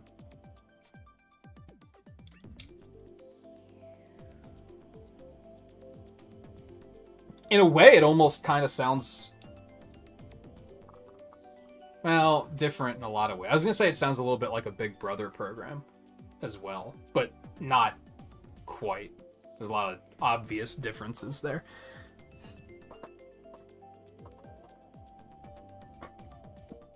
Multiple at a time, but one at a time. Or multiple in a week, but one at a time, I get you. Yeah, I agree, Paul. But like I said, it's like impossible. It's like how do you tackle a task like that? But I do think that they need more hands-on for sure, and that just comes from like personal experience. Because I felt like for the most part when I was in high school that they just kind of I was just a cog in the machine, right? They didn't care unless I showed initiative, and then some of the teachers did see that and were like, "Oh, we're gonna give you a little bit more time." Like, I was very fortunate that it was like a complete accident that I happened to meet up with the teacher that was looking at starting an animation class, and I was very interested in animation. It was just a complete accident that we just happened to meet up, and just like that, it was like, "Oh, you should come do an independent study with me and help me figure out how to set up this animation course." And that's when it kind of like I started to like blaze my own trail. But I had to like kind of take the reins on that. Because I remember meeting with like, what did they call them? I was gonna say counselors, but I don't think they were counselors. Career counselor? I don't remember. I remember that there was like we had someone we could go to that was basically what their job boiled down to was, "Hey, are you looking at colleges yet?" That was kind of all they talked to us about. Was like, "Hey, are you looking at colleges yet?" And but they didn't actually look at us. They were just kind of they just were like, "Hey, you looking at colleges?" And it was like, looking back, I'm like, yeah, college for what, jackass? Do you even know what I'm interested in? Like, it was still one guy covering hundreds of kids, so he just had like a checklist he went down that was like, "Hey, yeah, you're looking at colleges yet?" That was pretty much it. They didn't give us more hands-on. I remember skipping those meetings because I was like, I'm not getting anything out of this. Like, yes, I'm looking at colleges. Thanks, can I go back to my life now? Like, thank you for pulling me away from the classes I'm actually super interested in being in, and actually, like, following a path I want to follow. Thanks for interrupting me to make sure I'm following a path I want to follow in the least creative way possible. But again, it was one dude and hundreds of students, so it's to a point I understand that there was only so much he could do. Like, it wasn't his fault, I guess, is what I'm getting at. It could have been. It might have been. He might have just not given a shit. But it was probably more that he was handling something that one person should not have handled.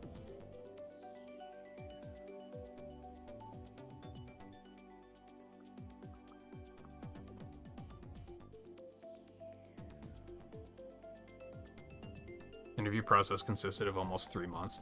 That's good, though. If I think that's kind of a problem with public schools is I like there were definitely a lot of teachers when I was in high school that I was like, these people should, even at that age, I was like, these people should not be teachers.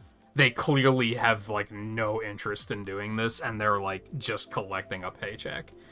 And that's something that that goes for a lot of jobs in society, really. There's a lot of people in positions that should not be in those positions, and it should be more of a approval process for that, for sure. Because then you make sure you actually get people who, like, care.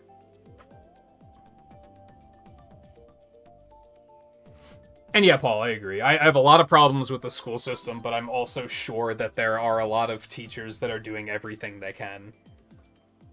Perhaps they might be just as frustrated with the system as... They're probably more frustrated with the system as I am, because they live it every day. I only have to think about it once every, like, couple of weeks when it comes up. So I'm sure they're doing the best they can do in their particular situation. But I do think there are quite a few of them that are just, like... They're just counting down the days to retirement. And that's the wrong motivation, for sure.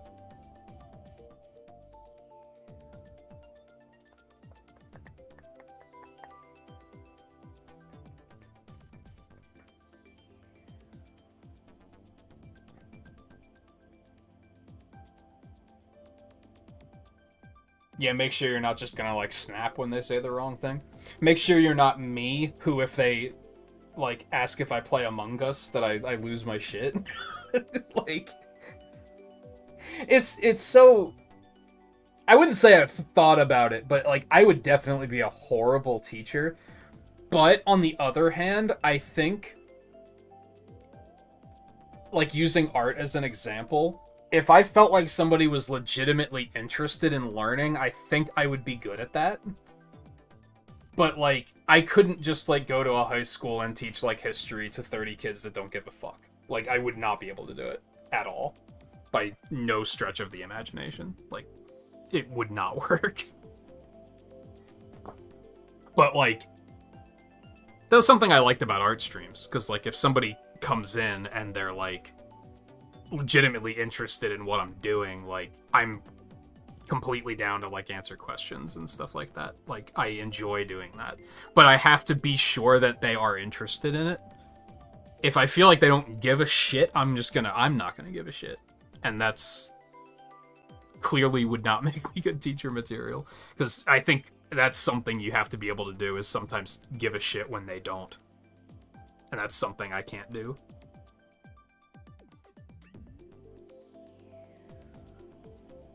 Roblox cruise ship. See, I would have been like, yeah, no.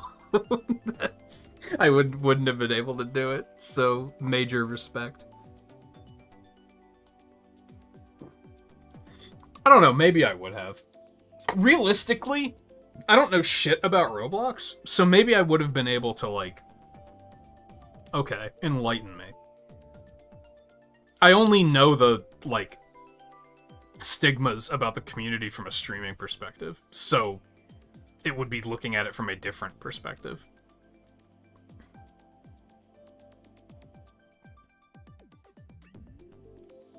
But then, you know, if he called his cruise ship goated, I'd... Okay, that'll be detention on Wednesday. At least.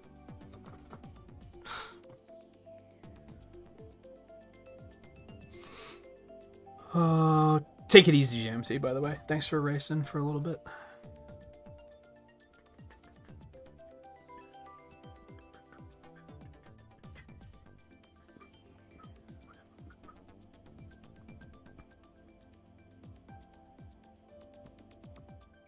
It's so funny, like, on a similar note, I was watching the making of Ms. Marvel the other night.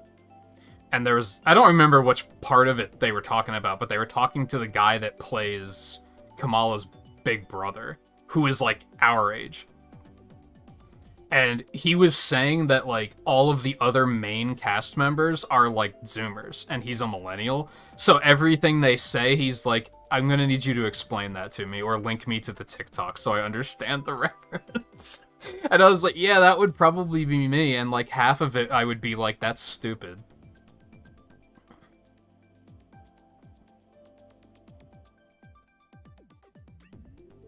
Roblox, you mean that kid game? Yeah, I don't know any. I only know the stigma of streaming Roblox, more or less.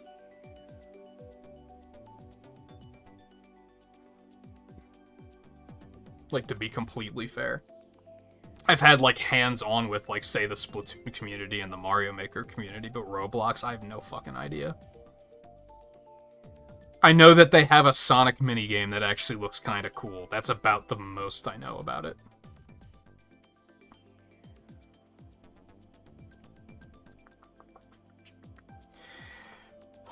Okay, all that aside, I think everybody's standing here, like, waiting to race, so let me get up and take my break quick, and then we'll jump back in when I get back. So stay tuned. And continue conversing amongst yourselves, so you have no reason to stop just because I'm getting up. I'll catch up when I get back.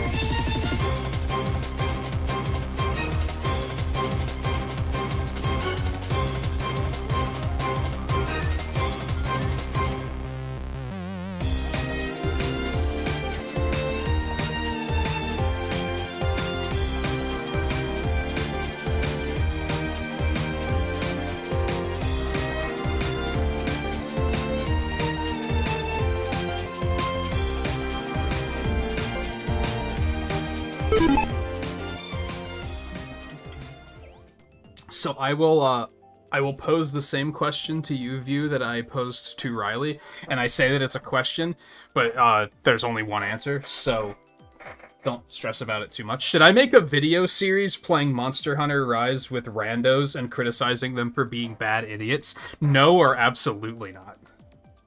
I lied, there are two answers, but they're the same answer. I played like 4 hunts this morning, and like, I think steam was coming out of my ears. I was so mad. I was so mad, and I was like, why are people bad?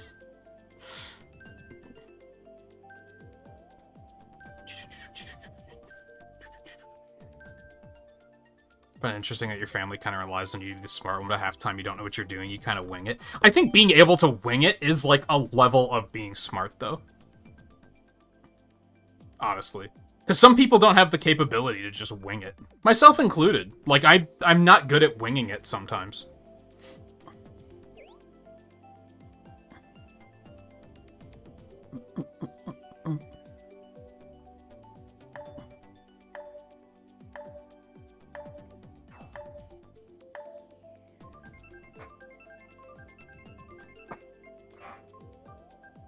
Yeah, I did like 4 hunts this morning with my sleep hammer, and literally every single hunt, every hunter completely ignored the monster falling asleep.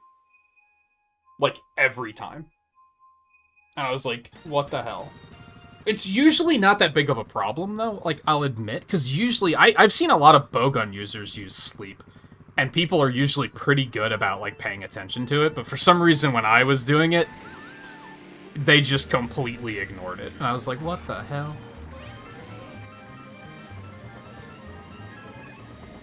And I also get tilted as shit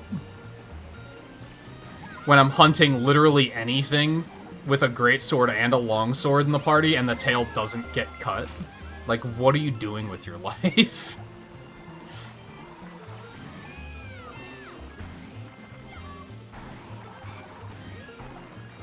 Why even bother playing greatsword and longsword? Especially greatsword. You only have to hit the tail like 3 times, then you can move on with your life and start like competing for head hits with hammer users.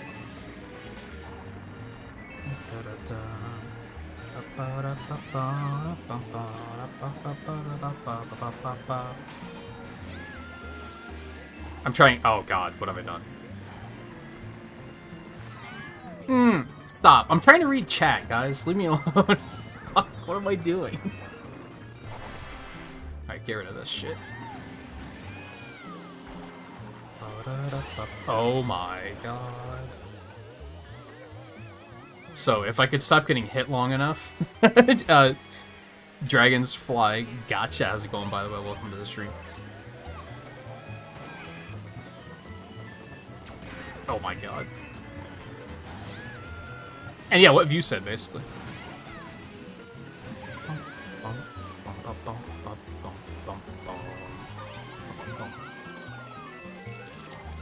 That's why he's a mod. He gets it. He knows how I like to do things and can phrase it better than I can. I feel like whenever I try to say the same thing that View just said, I always sound like a dick when I'm saying it.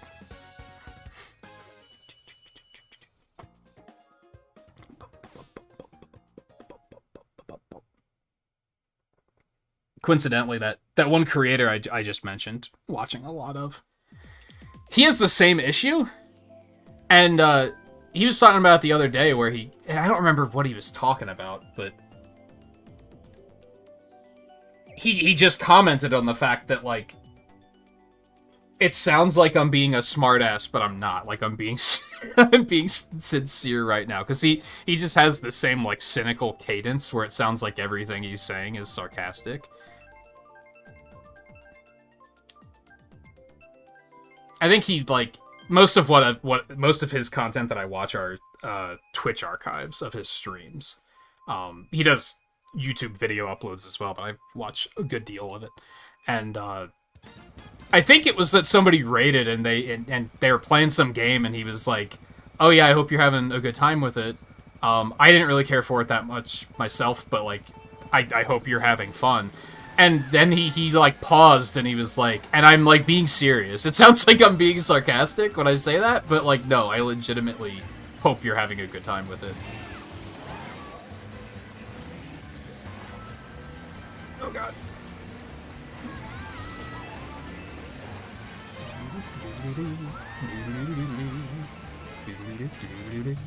Oh my god. I always hit that frog. It's like not that hard to dodge, I'm just bad at it. Which, by the way, I keep forgetting to bring this up to view. And I always feel stupid doing this, and I shouldn't, because I make video content, and I should encourage people to watch it. But I don't know if... there's multiple parts to this particular train of thought. Mostly hearkening back to a Monster Hunter stream weeks and weeks and weeks ago when we were talking about 20 Minutes Till Dawn. Which I still repeatedly want to call 20 Minutes Till Midnight. Minutes to Midnight is a fucking Linkin Park album. That's not... that's not the game. I don't know if you ever managed to get a win, but I know my episode with my first win has aired now, I'm pretty sure. I think it's episode 7. When I finally, like, cracked the code and was like, yo, I did it. I have to tell View. He believes in... He's the one that I believe... He's the believer in me that I believe... I don't know. It doesn't work the other way around, but you get where I'm going with this.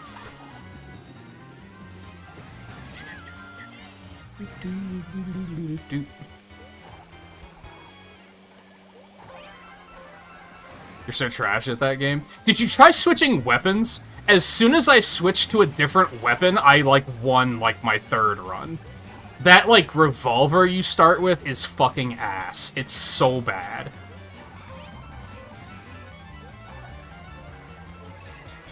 Like, I literally switched guns and, like, won, like my 2nd or 3rd run. It was kind of silly. And then I think after that... I don't think I've lost a run since then. Like, it just, I cracked the code, and I was like, oh my god.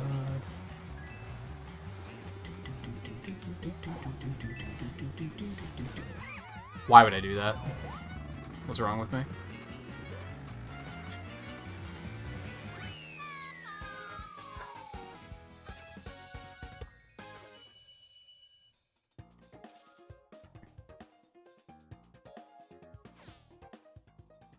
Yeah, I think that's one that we were...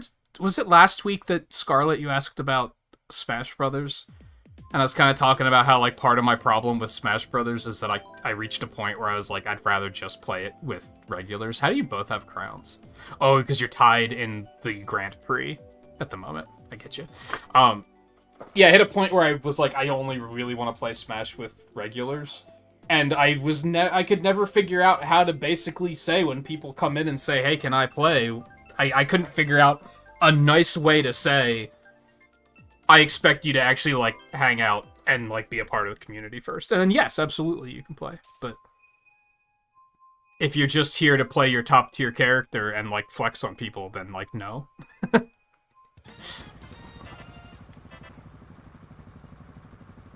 And I think I said that, like, I once had a, well, I do have a bad habit of, like, overthinking things. God damn it. Of, like, overthinking things a lot and, like, never acting on them. So that was part of the issue with Smash. But then I realized that, like, I wasn't, like, overthinking and, like, trying to preempt something from happening. I wasn't trying to act on a problem that hadn't happened yet. I actually I had people that came to Smash streams, and that was literally the only thing they came to. And they would basically not interact in chat at all. They would, aside from saying, oh, tee-hee, did I win again? I can't believe it. And I was like, this is... Leave, please.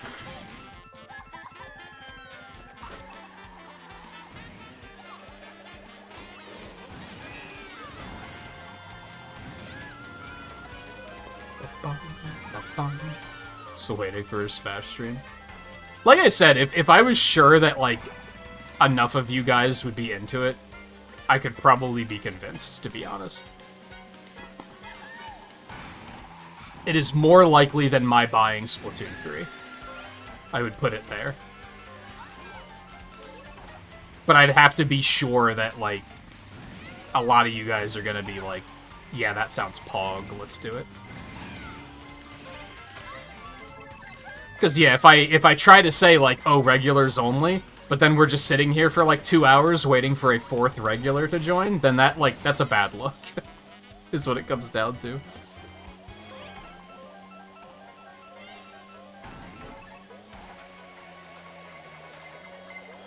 But on one hand, I don't know... No one streams Smash Brothers anymore, right? I don't think I've seen anybody on my list stream Smash Brothers in... probably a year, at least. So I don't know what the typical Smash Brothers viewer is like anymore. There might not be a large crowd of kids that are just, like, going around shopping for people to play Smash Brothers with. That might just not be a thing anymore.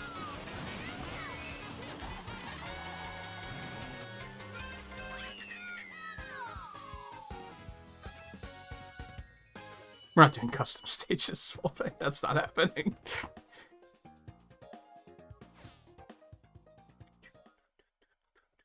I think I would only do custom stages if, Well, isn't the issue with custom stages is you can't even, like, curate them? Because I think you can only either have custom stages on or have them off. I don't think I could turn it on that, like, only I can pick them or something like that. If I could curate them, I'd think about it. Because then I could just pick them out and be like, oh yeah, this one looks alright.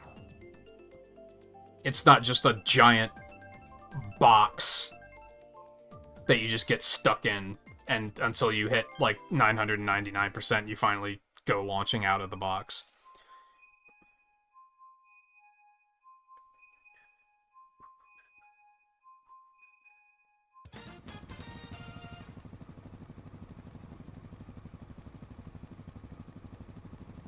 Yeah, that's a good point of view. You're, at that point, anyone who's being toxic, you're just, like, setting up the community to self-police it.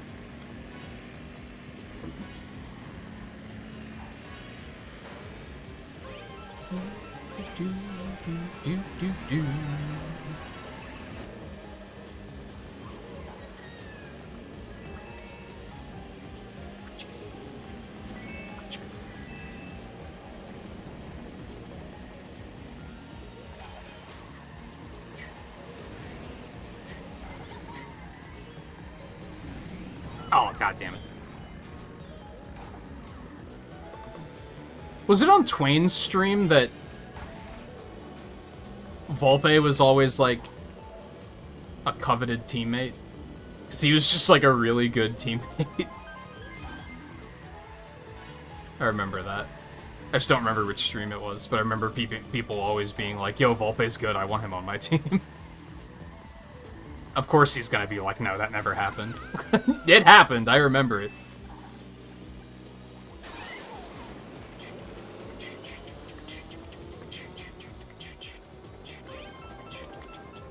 Actually a teacher tactic? It makes sense. Yeah, if you set your community up well enough to, like, police itself, you basically don't even need mods. Another thing that creator I watched was saying is that, like, mods are kind of even at his size, he was like, mods are, like, preemptive. They're just there to scare people into being like, oh, I should probably behave or the mods are gonna get me, but they don't have to actually do anything.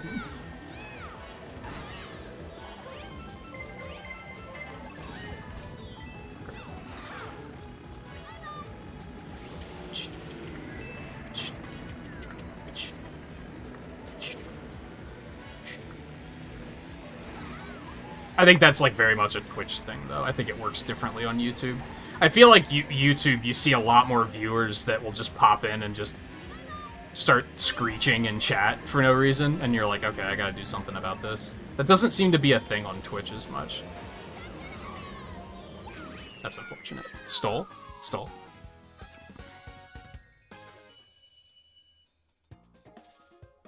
You are getting a super cool thing at the end of class. I actually remember teachers doing that for sure. Can you gaslight? Yeah, Volpe's like, I never played as Fox. What are you fucking talking about? Are you crazy?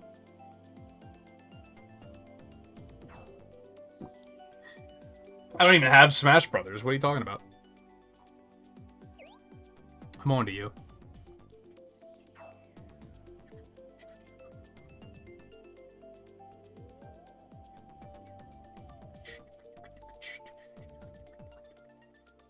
See, I think my third Monster Hunter weapon is gonna have to be, like, something that's really good at cutting tails, because I have to prove to myself that it's not impossible.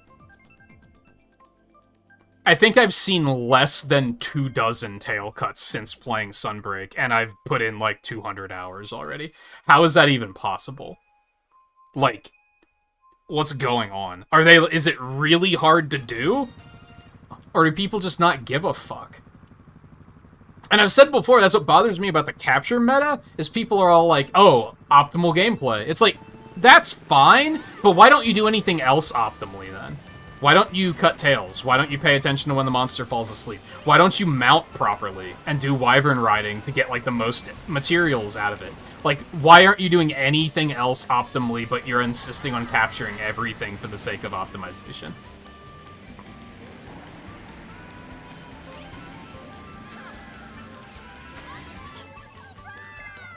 It sucks, too, because the anomaly investigations are, like, the best Monster Hunter post-game has ever been. Like, they're really good.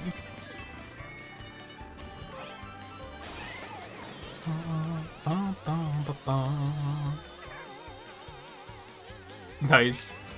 I was glad I watched the whole trailer, because, like, they said something about new Pokemon being added, and then they just showed the ones that we, like, already knew about. That was, like, Tyranitar and Buzzwole and stuff, and I was like, yeah, we knew about those characters. Like, there's more than that, right? And then they were, like, Mew, and I was like, that's pretty neat. I'm into that. Dodrio's a weird fucking pick, but then I was like, oh, it's fucking... It's Scissor Boy. It's happening. I think it's not till the end of September, though, which is kind of unfortunate, but...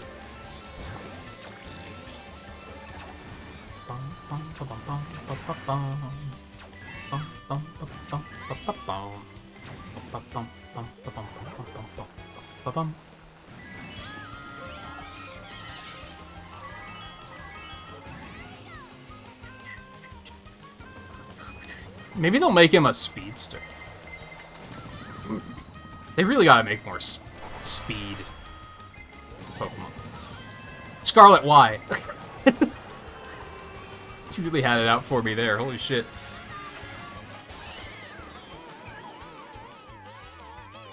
Yeah, now you can't take it back.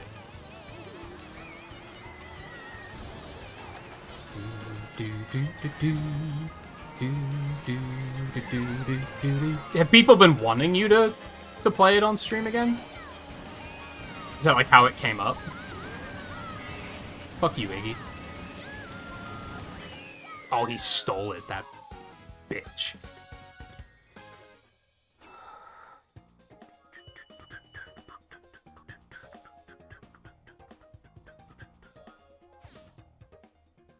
Never shield like at all. So you're me playing Fire Emblem Three Hopes?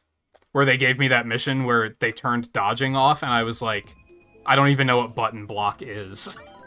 I played the game for 50 hours, and I'm like, block button? Where's that at? Like in this game when they added 200cc, and I was like, Mario Kart has a brake? What? That's new, right?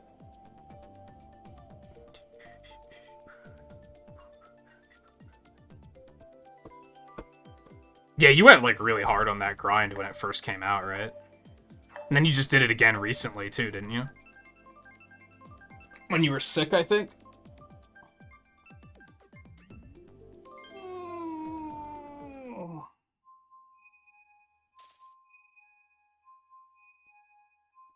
God, I, like, When Unite first came out, I played enough ranked to get to, like, the second tier. Like, from the bottom. I only went that far, and even that I was like, I'm exhausted. I can't imagine going further.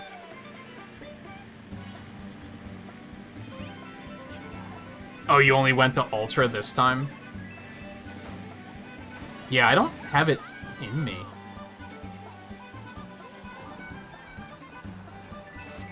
Those games really are, like, designed to become, like, your one game.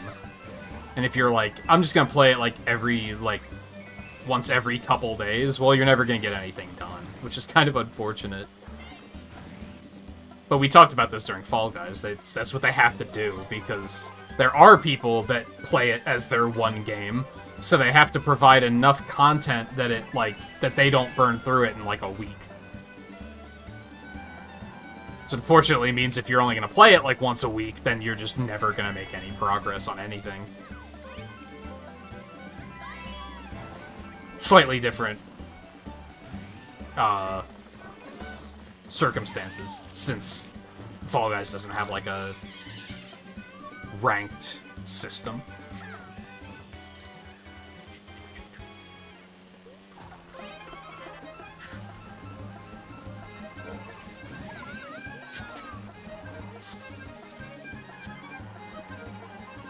How do we get Moo Moo Farms again?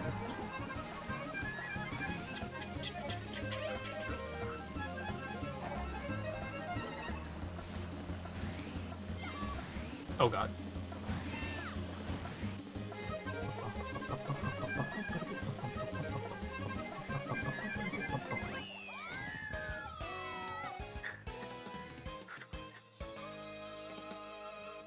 Hey, Mike. I think Unite's pretty well done. My biggest gripe with Unite is that it's still, like, it's a MOBA that doesn't have any, like, co-op content, but that's, like, a me problem. That's not a them problem.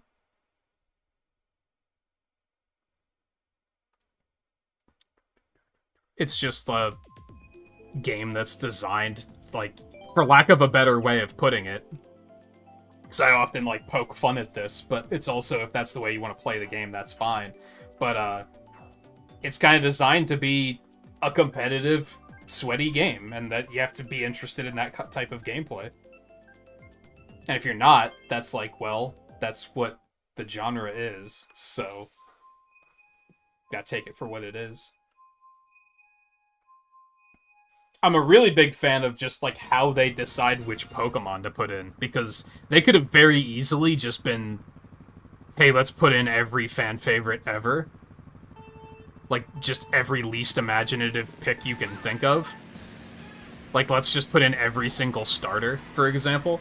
But they didn't. They were like, let's put in the fucking berry-hoarding squirrel from Sword and Shield. Like, what the hell? Like, you guys do you.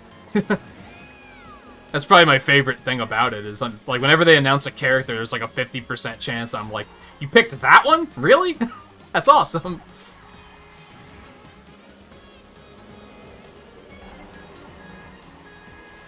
But they also still have, like, a lot of the really big fan favorites, so it's, like, the best of both worlds, really.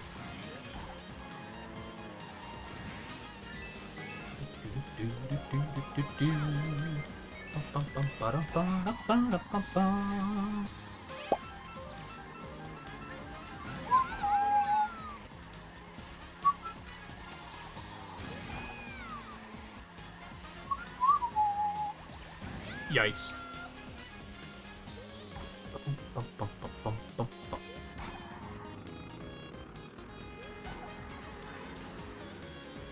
Yeah, ever since the Heroes of the Storm days, I've been like, I just want to see a game like this have, like, a co-op PvE mode.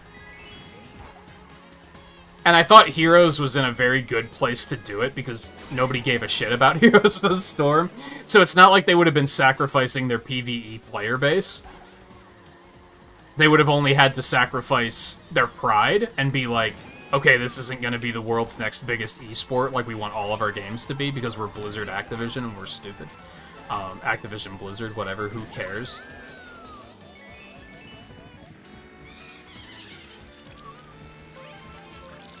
I was like, is Riley breaking for blue shell or something? I didn't trust that. Yeah, I thought Heroes was in a good position because they didn't really have anything to lose. But instead they were just like... Esports, though? We know the game has been out for 2 years and nobody plays it, but you guys want to esports this game, right? Esports? Is that like last week on Monster Hunter Night when I said that Blizzard's hard-on for esports is like kind of what I think made them fall from grace? I feel like they used to make really good games, and then they got the idea of, like, let's just make all of our games esports, because StarCraft worked really well. And then, like, their quality just dipped really hard after that. And it's because they didn't let the players decide, is this game worthy of being an esport? They were trying to force it with, like, every game they made. That was their agenda, and it just...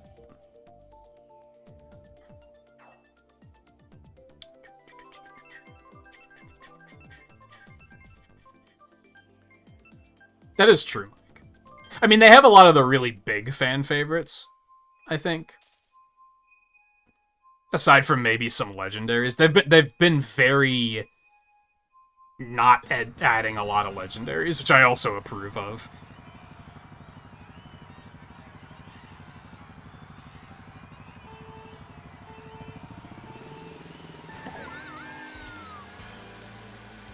Yeah, I really like... This was something, again, I really liked about Heroes, was that you kind of, like, picked your builds in the middle of the match, instead of picking it in advance, which would allow you to, like, pivot and be like, oh, this certain ability won't really work for the particular situation we're in, so I should probably take the other one. Or sometimes just be like, I feel like doing something different. And I think they embraced that pretty well. Now, my one gripe with that, which they still haven't fixed, and maybe it's not a problem that needs fixing at this point, but you can't access your skill information in a match, like, at all. So, if you're like, I want to take Poison Bomb this time, but I don't fully know what it does, too fucking bad, you should have read about it in advance.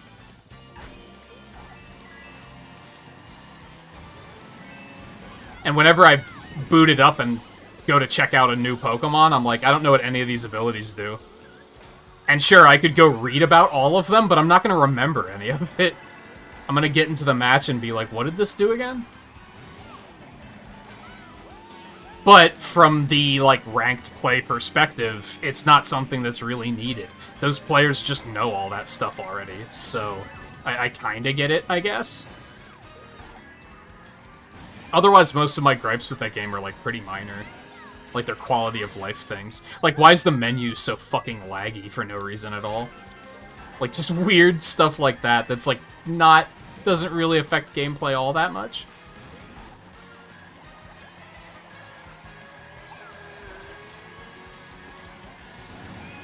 Oh, come on. What a shot.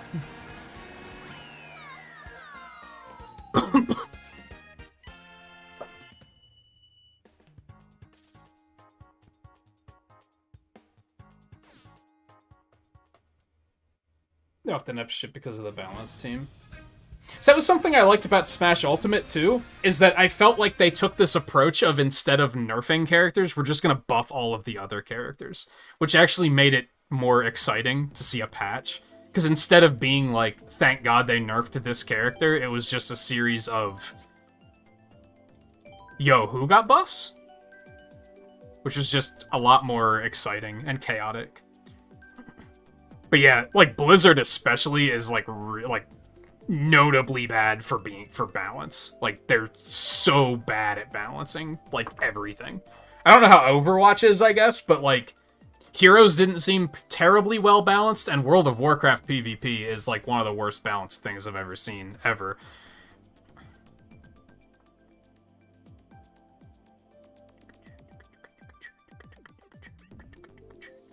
And they put PvP in that mobile Diablo game, and that PvP was garbage. I played it once, and I was like, this is terrible. It's like they didn't learn anything from the past 20 years of World of Warcraft. Imagine that.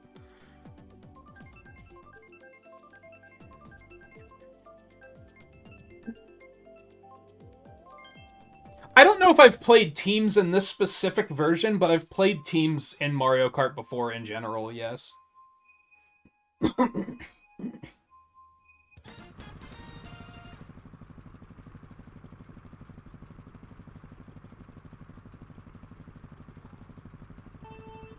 It's just another reason why I've just, like... With every day that goes by, I just really dislike the concept of metagames. Like, I get it from a competitive perspective. It's really the games where it's like, a metagame has no place. The fact that that Monster Hunter has a metagame makes me want to throw up. Like, it's not a game that needs a fucking... It's not a competitive game.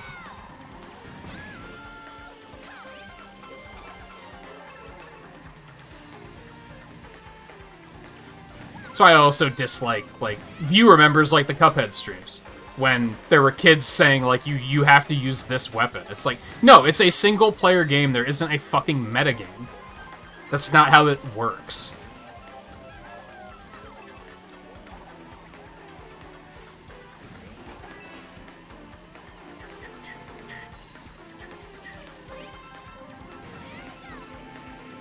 The funny thing is...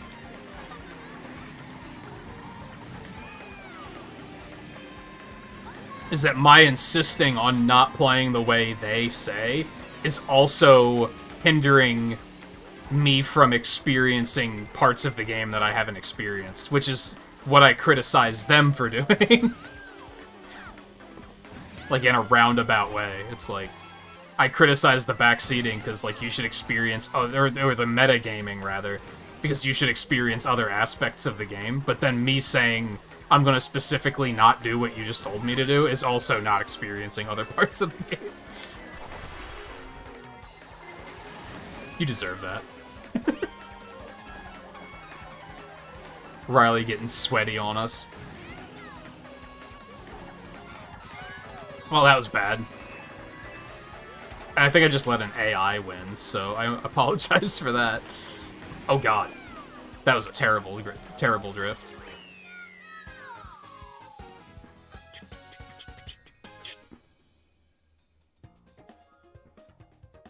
They nerfed McCree so hard his name changed. They did. What's his name now? Never mind, I don't care. It's irrelevant to me.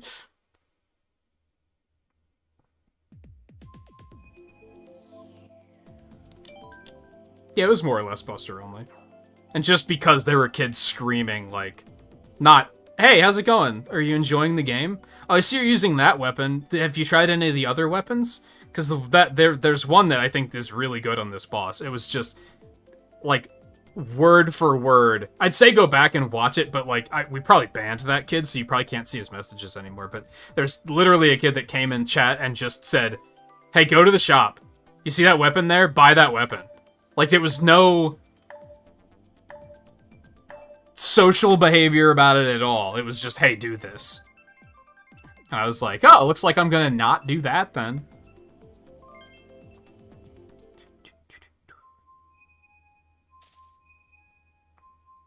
Take it easy, Theo. Thanks for hanging out and racing for a bit.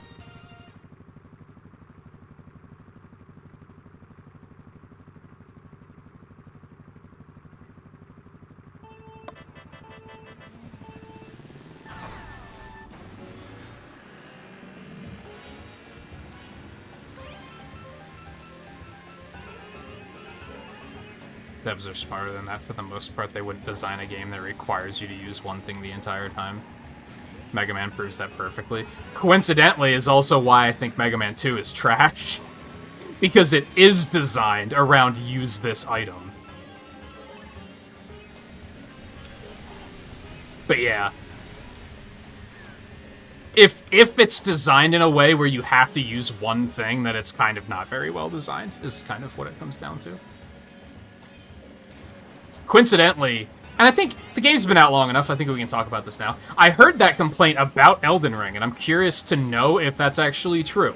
because I watched somebody play it, and it's somebody who really likes Souls games, so it's not like they were, like, going into it, like, to dislike it. But they got to, like, the last, like, 2 hours of the game, and I don't know if it was the way they built or something, but there was a spell. They have, like, is it sand that, like, creates, like, a summon? And I think there's a couple of them. There's one that creates a copy of your character. And as far as they could tell, the end of the game is, like, unplayable unless you use that summon. It's, like, it's so good that it breaks the game. Mostly because it takes away aggro from you, so then you just don't have to worry about dodging attacks. You can just beat on the monster while it's focusing on someone else. And I was like, I wonder if that, like, ever got nerfed, or if it just wasn't true, and just the way they played it was just... They just picked a bad build or something. This was right when the game came out. But I kept thinking that at the time. I was like, there's no way it's actually that broken, where the game is, like, unplayable unless you use this item, because... What were they doing? Did they not playtest it? Like, a big game like that, I'm pretty sure they playtested it better than that. Because that's, like, a major flaw. That's why I was saying something. That's why I said earlier about how, like, game testing is game development. Because, like, if you don't have playtesters that are trying out random stuff like that to find out that something like that is that broken, you might not ever figure out that it's broken enough to need a nerf.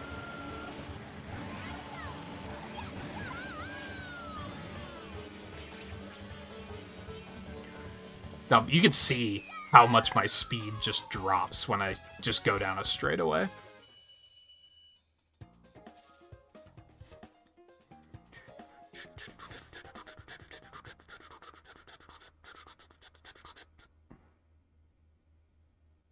Oh yeah, you had that issue with Elden Ring too, right? With people backseating and saying you're doing it wrong.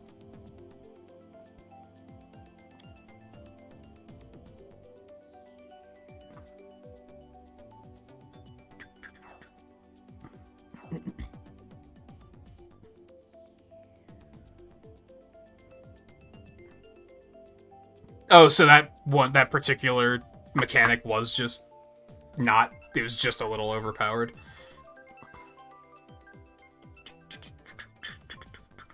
See, like... I'm tempted... Scarlet, what did you do? I'm tempted... I don't want to believe that it was a they just have to get good moment, because, like, this person, like, plays a lot of Dark Souls games. It's not like it was their first Dark Souls game or something. Like, they play, like, hundreds of hours of speedruns and randomizers of the other Dark Souls games. So, like, they kind of, like, are good. You know what I mean? But I just remember vividly that in the final, like... I think I watched his final stream of that game, and he was not having fun at the end of that game. He was like, I just want this to be over now. And as someone who is, like, a big Dark Souls fan, I was like, that's alarming. That he hit that point with it.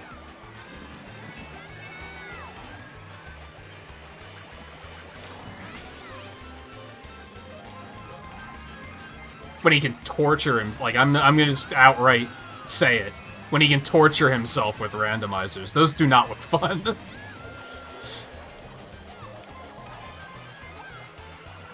One of those green shells is gonna hit me. Almost did. Almost did.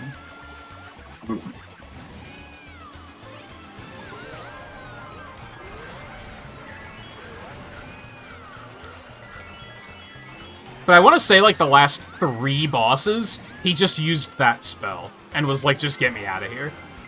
Because the game just, like, broke him.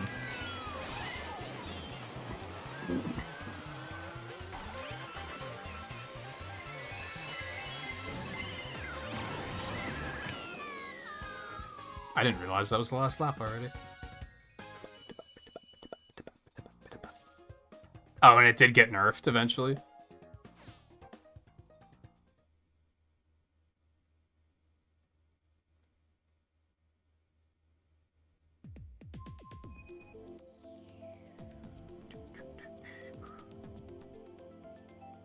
Yeah, I kept thinking that. when I was watching him play it. I was like, how have you done like thousands of hours of Dark Souls 1 randomizer and like this is breaking you? That doesn't make any sense. Maybe he was like forcing himself to play it like for the sake of the stream and he wasn't taking the time to enjoy it or something. I don't know.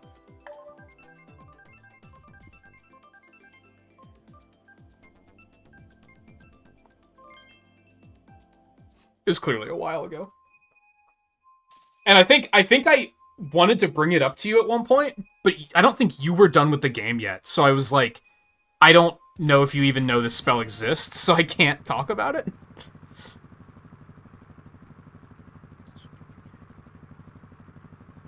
In out of context, like, it does sound like a rage moment, which is just strange, because that, given what I've watched him play, isn't him. It's strange. And he hasn't gone back to it, either. Like, he hasn't gone back and played it again. I don't think he's played any Dark Souls, any Souls stuff since then, though. I might be wrong. I don't watch all of his streams, because he also does a bunch of fucking Mario 64 ROM hacks, and I don't get... Again, how can you play a bunch of garbage-tier Mario 64 ROM hacks and then be like, oh, Elden Ring is bullshit? It doesn't even make sense.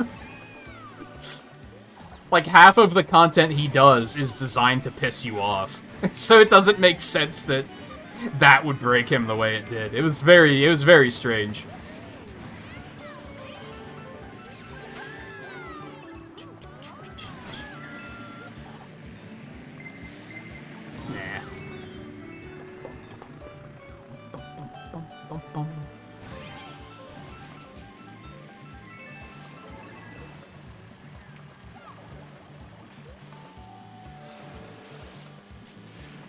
I don't know what that hit.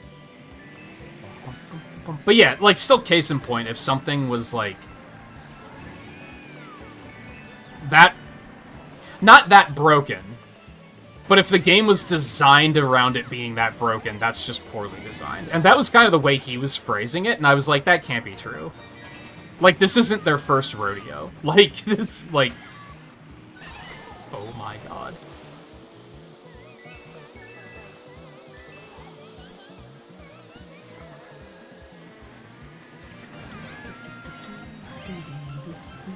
I'm trying to remember. I think there was a game semi-recently that I played where, like, that was a thing. Where I was like, there's this one mechanic that doesn't work, and then they started building the design of the game around it, which just makes for, like, a bad experience in general. I don't remember what game it was, though. That's why I tend to call confused game design, because they didn't really have, like, a... they weren't looking at the big picture. It feels like the mechanics were designed separate from one another.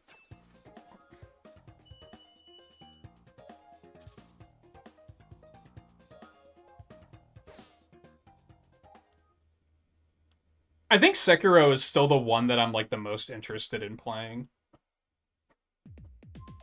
It just aesthetically looked the most interesting to me. I can't help that, like, no matter how much I watch of, like, literally every other Souls game, I'm like, this just looks boring. Like, it's just visually boring to me. Like I said, to me. Not, like, objectively. It's just, for me, I'm like, this doesn't hold my interest. But Sekiro did. It actually was visually captivating.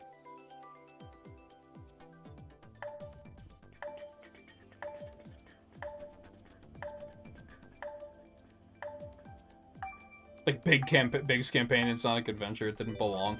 But it was still a standalone adventure.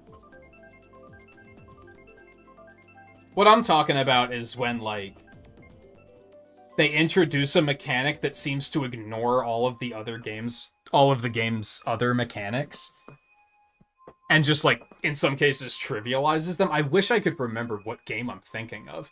My gut says Metroid Prime 3, but I don't think that's right. I can't think of, like, the specific moment where I'm like, this doesn't work.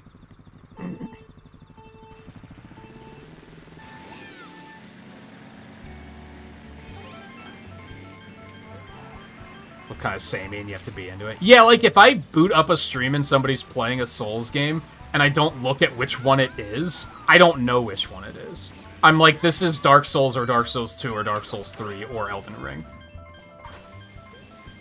Like, it's like, impossible to tell. I mean, clearly you're gonna tell due to, like, graphical quality, because Dark Souls 1 is pretty old by now, but you know what I mean.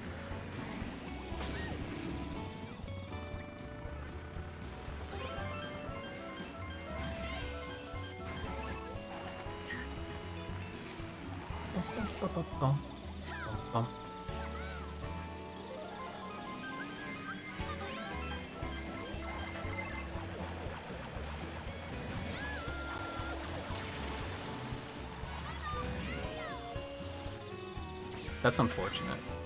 But also you deserve it. I'm sorry. Every time I see Riley throw on the brakes when a blue shell's coming and then a blue shell hits him anyway, I'm like, ah! Should probably go, I don't know, wash the sweat off after that one.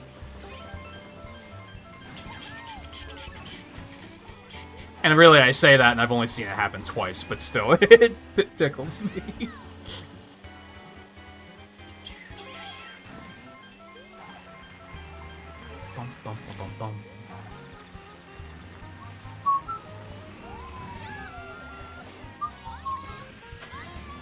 know what game I want to play more of?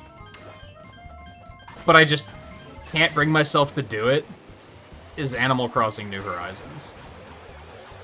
I would love to have, like, a second outing with that game, but I just can't, like, hit a point where I'm like, yeah, now's the time. You know what I mean?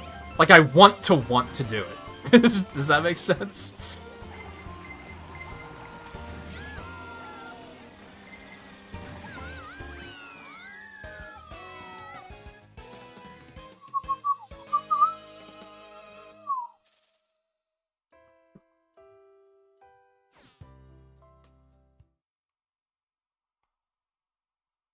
I don't even know what Tenchu is. Oh yeah, my villager's gonna be mad as fuck. Somebody told me that they actually can't move out while you're gone now. So they're really gonna be mad, because they can't even leave. They're fucking prisoners. I think it's because I know if I turn it back on, that's gonna be all I'm gonna play for like 2 weeks. Like, it's just gonna consume me. So I know that I have to be, like, ready for it. And I'm just not... I'm not at that point right now. I think also I'm kind of waiting to pick up the expansion pack eventually, because that DLC expansion they made for it did look really good.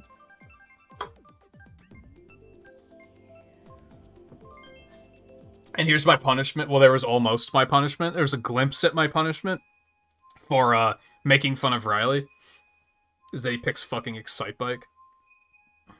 Well played.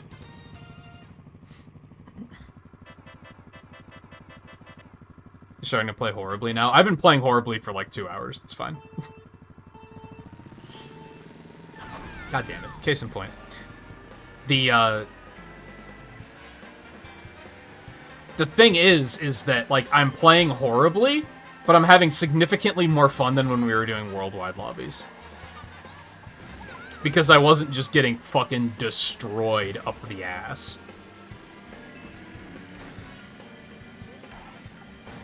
Like, at worst, it's just, like, I'm not racing well, but at least I'm, like, at peace. You know what I mean?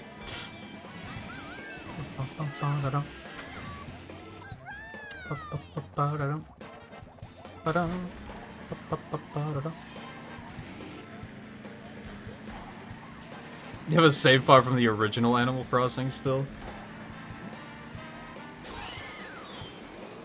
I was gonna say I might, but I probably don't. I probably have a 3DS save file still.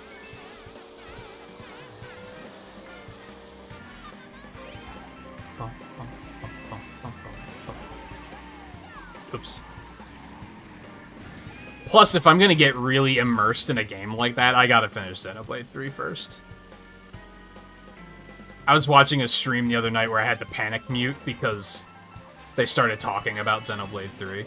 And in the most annoying way, too, because somebody mentioned playing it, and the streamer was like, that's not my type of game, and instead of just saying that's not my type of game, he proceeded to shit on it for like 15 minutes, which is fine, honestly, but when he started shitting on it, people started trying to defend it, and in trying to defend it, they were spoiling, like, major elements of the game.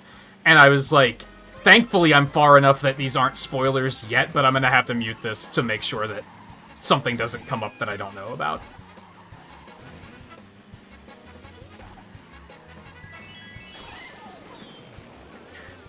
So, advice to people.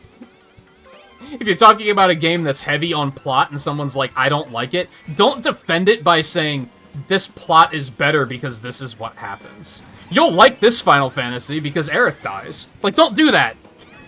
Don't do that. That's stupid.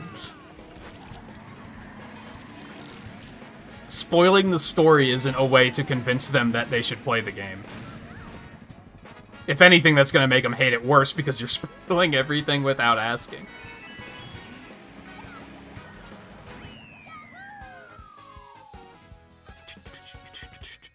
You can just play 3-view.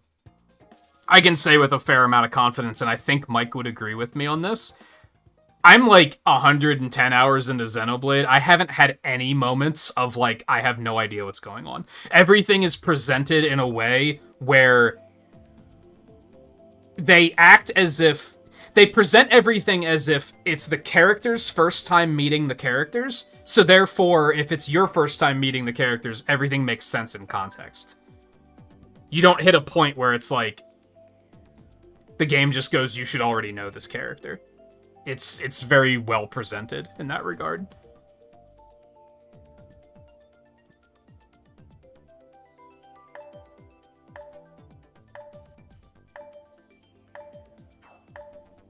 Mike, I'm gonna be completely honest with you. They hated it because anime titties. It was like the worst possible version of hate.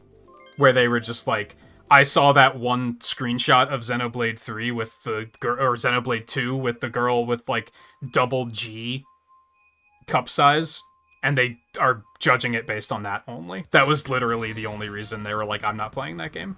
Which made it even worse, but I was kind of like, yeah, whatever. It wasn't until people started being like, Xenoblade 3 isn't like that, the story's completely different for this, and a reason, this reason, and this reason, and I was like, okay, now I have to stop listening. But yeah, Xenoblade 3 is very light on the fan service, actually. I was kind of surprised. Because from what I understand, 2 is very heavy on fan service. I don't think 1 is as much. But yeah, it's surprisingly light on fan service.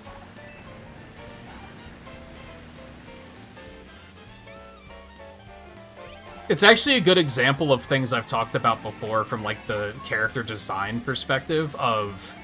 The simple counter-argument of you can make a female character look attractive without them showing all of their skin.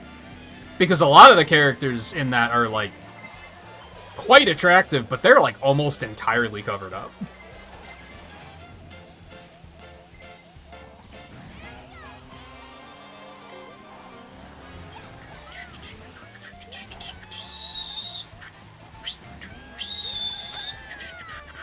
I wish that's something people would talk about with Genshin Impact more, too, because I feel like those characters are similar. Like, there's no denying that, like, even the, like, female and male characters both in that game are designed to be, like, super, super sexy. There's no denying it. But they're not sexy because they're wearing chainmail bikinis. They managed to do it while still keeping them, like, 90% covered, which is really, like, impressive.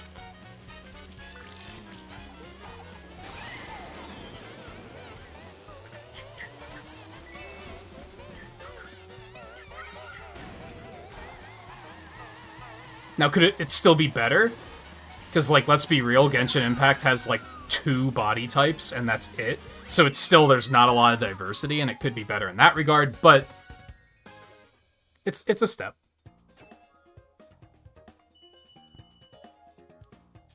Two absolutely does that. Yeah, I'm under the impression that 2 is pretty gratuitous. Which is fine. I don't have a problem with that. I only have a problem with gratuitous fan service when people try to act like When they try to do that, I don't play this for the... I play this for the plot. And it's like, shut up. A little part of you likes it for the fan service. Shut up. You're not fooling anybody. Just say it. Just be like... Like, just... Embrace it. Yeah, they hot. I like hot characters. There's nothing wrong with that, is what I'm getting at.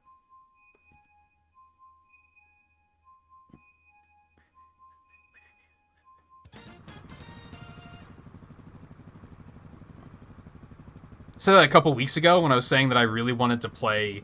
Back when it was announced, I really was interested in the Resident Evil 3 remake. Because 2 looked really good. And Jill Valentine's hot as fuck. I'm not gonna deny it. Like, that was a driving point that made me say I kind of want to play that. And then I heard it was 4 hours long, and I was like, I'm not paying $60 for that, no matter how hot she is. Sorry.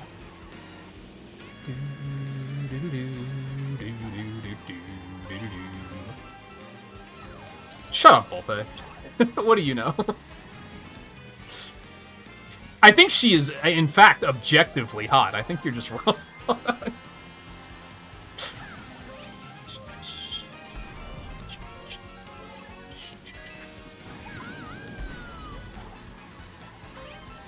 Volpe, I'll ban you.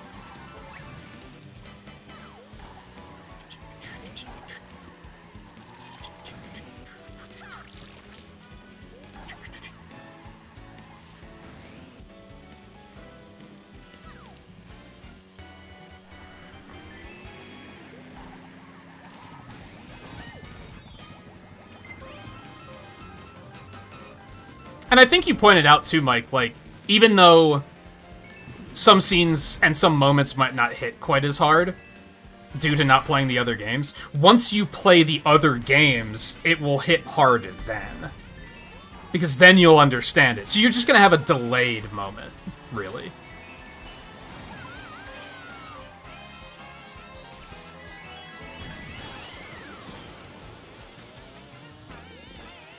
I don't care. As, like, the worst time for a lightning bolt on one of the worst tracks for it. Like, I just don't... I'm done. I'm starting to dislike this track just because on the last lap, like, the second half of the last lap has no items in it. So whatever place you're in, you're probably going to just fall further because other people are going to get better items.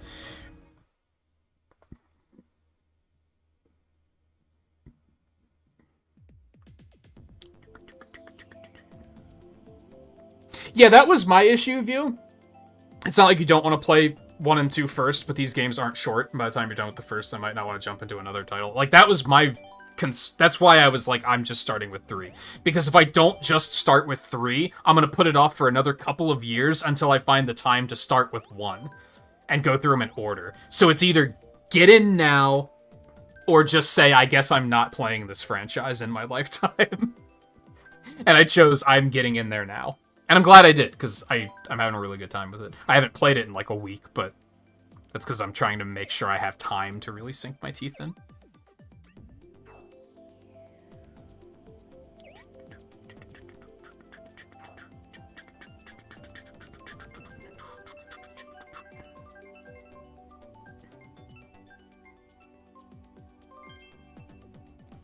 And yeah, I think I mentioned this one night when I was like more openly talking about Xenoblade, is like, and this comes back to what we were talking about earlier about tendency to just kind of sound cynical all the time. I sometimes have a bad habit of like a game will come up and I'll be like, yeah, I like it, but... And then I'll just go off on a tangent for like 15 minutes of the parts of the game I don't like. And even if they're minor things, I still just spent 15 minutes compared to the 2 seconds it took to say I like it. So it makes it look like that's the part that I dislike it more than I like it. And I'm not quite sure how to fix that, but Xenoblade 3 is like one of those situations. Everything I have wrong with it are very minor quality of life things. And some of them might be fixed later in the game, which I think some of them already were, if I recall correctly. But there's stuff like fast travel isn't as useful as it could be. It's like the quest log is kind of not very helpful at times. It's little stuff like that. But then otherwise, like, the graphics are really good. It's a really pretty game. Like, I think it would be a game that you could trick people into thinking it's not a Switch game if they don't know what the game is. If you were to stream it, not have the title on the layout, and so that people don't know what game it is, they're probably going to be surprised that it's a Switch game, because it looks very good. Especially in the regard of... You know how a lot of open-world games, you'll find, like, corners of the world that feel less polished than the others? It's like they just stuck some assets together to kind of, like, seal things off, but there was nothing in that corner, so they just kind of left it the way it was. I haven't found those in Xenoblade 3. The world is very intricately crafted. The character designs are really good. The characters are really well written. When I saw 6 characters like Final Fantasy 13, I was like, I'm gonna hate at least one of these characters, I guarantee it. And I don't. I like all of them. I think they're all well written. Some of them are a little on the shallow side, maybe, but it's not to, like, an annoying degree. I'd say they're... I don't think there's been a single character in the game that I've been like, I dislike this character. It doesn't have a Malroth, it doesn't have a Hop, it doesn't have a... Another blue shell? What the fuck? Quest handler. It doesn't have that bitch from Monster Hunter World that I fucking hated. Like, it doesn't have a character where I'm like, this is making the experience worse. The soundtrack's really good. The combat's really good. There's a lot of stuff to do. It is that linear open world thing that we've talked about, where eventually you're going to run out of stuff to do and you have to progress the story to unlock more stuff to do. But, like, that's fine. There's nothing wrong with that. I'm just clarifying it. And even then, like I said, I'm 110 hours into it. I expect I have at least, like, 30 or 40 hours to go still. Ish. So there's a lot to do. Almost too much to do, perhaps. But a lot of it's side stuff, so you can just skip it if you want to. And back on the combat being cool, it has a class system. And I have a soft spot for RPGs with class systems, so...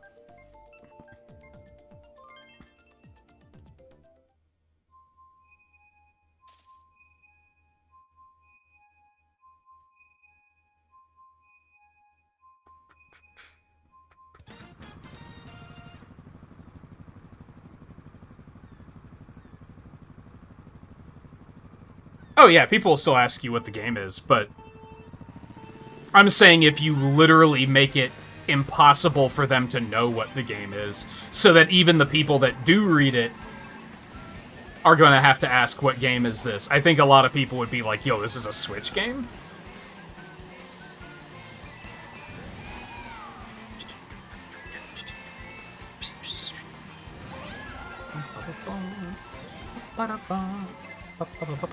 I'm familiar with Rebecca Chambers, but I don't, like, know anything about her. I don't know anything about Jill either, if I'm being honest. She fights zombies and is a badass. I guess that's really all I need.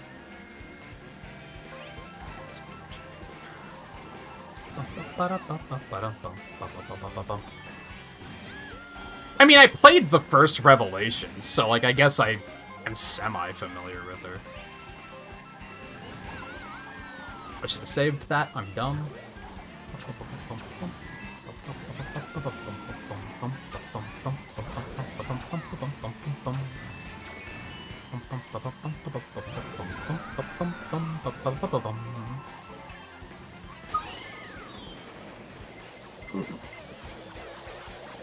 Yeah, I think more people need to be more comfortable with just saying, like, yeah, to put it bluntly, that character is waifu. I feel like a lot of people are just kind of like... I think people are ashamed of it because other people make it fucking weird a lot. And Persona 5 was a good example of this, and I remember Twain talking about this a lot. But people would always ask, like, who's your waifu in Persona 5? And then someone else would inevitably be like, dude, she's a teenager. And it's like, yeah, but your character is a teenager. You gotta, like, suspend a bit of disbelief there in the sake of immersing yourself in the game, right? Plus, I think saying, like, she's my waifu isn't the same thing as saying, if she were real, I would fuck her right now. Like, people make the waifu thing weird and kind of ruin it for everybody.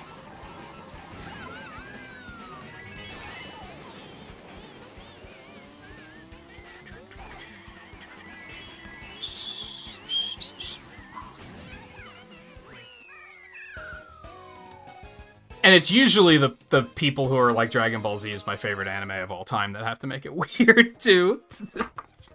Clearly not always the case, but a lot of the times I've seen it. It's always some, like, anime tryhard who's, like, has to make it weird.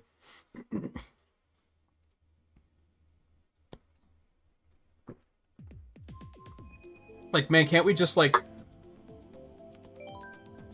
have a conversation about appreciating the character? As long as she's not, like, 11, you know? That's different, clearly, but especially as we get older, even, like, 18 people will be weird. Even like, 19 or 20 people will be weird about it. And it's like, I don't know why you're taking it so seriously. We're just having a conversation and saying a character is awesome. Go talk to those One Piece fans. Oh my god. Don't even get me started on those Naruto fans.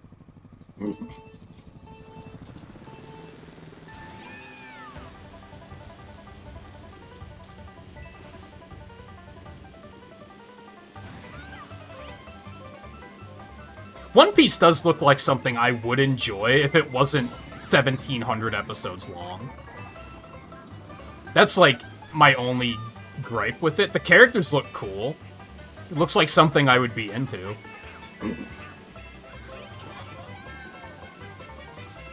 Naruto. Just has the problem of, honestly, like, okay, you guys ready for the apocalyptic take of the stream? I think ninjas are fucking boring. And that's kind of all it comes down to. They're all fucking ninjas, and I think ninjas are fucking boring, so who cares? Like, you couldn't, like, force me to care about that show. That was the Naruto karma coming back to me. I guess. Not only, like, saying ninjas are boring, but mispronouncing the show's name the first time.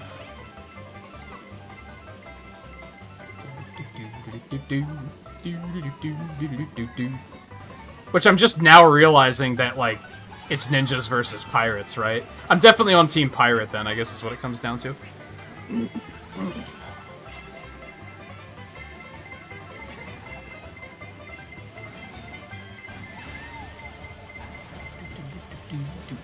my god.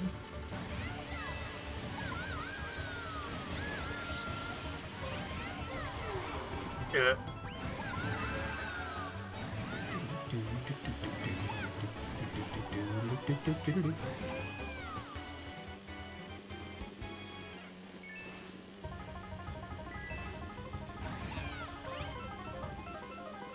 Dude, this is a fucking jam. I think when we're playing in worldwide lobbies, I'm too busy bitching about Waluigi to actually, like, pay attention to the music. This is a bop. It goes fucking hard. It slaps, it bops, it dongs, it does all those things. Son of a bitch! I hate this video game.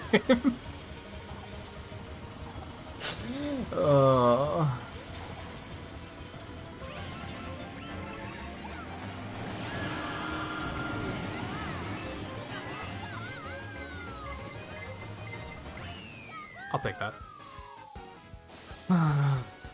Actually, she only looks 11. Dude, that only makes it worse. Oh, man. Every time I, like, see somebody unironically say that, I'm, like, Do you even hear yourself right now?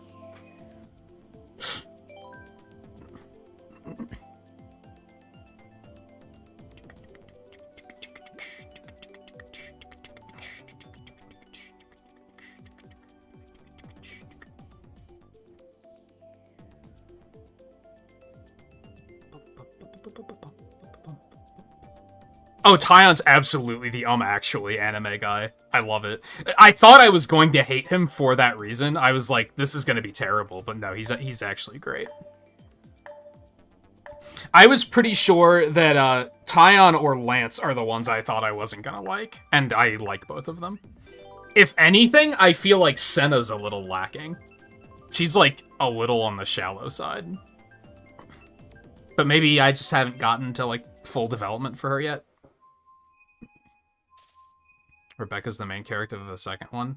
I thought Claire was... Oh, you mean the second Revelations?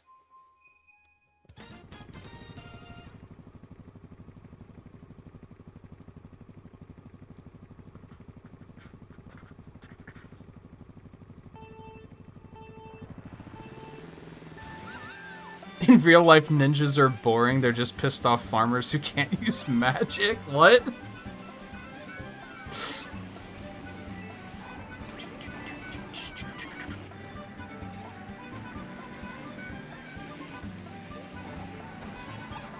They can create duplicates of themselves by throwing gang signs.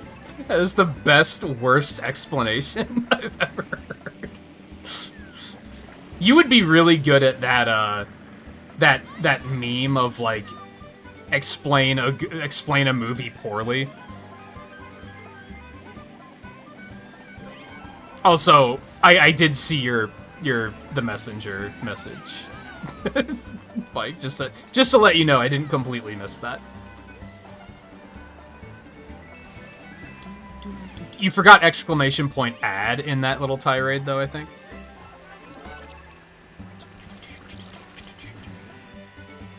Exclamation point FC, exclamation point ad, exclamation point Q. Play my level!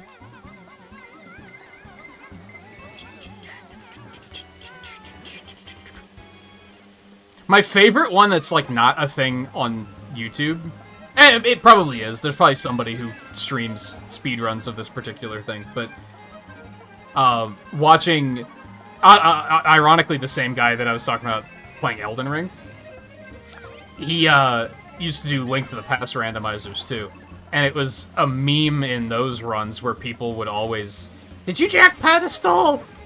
Which is just, like, it was one of those, like, checks in a randomizer that, like, people would always forget about, so people would always remind it, I guess.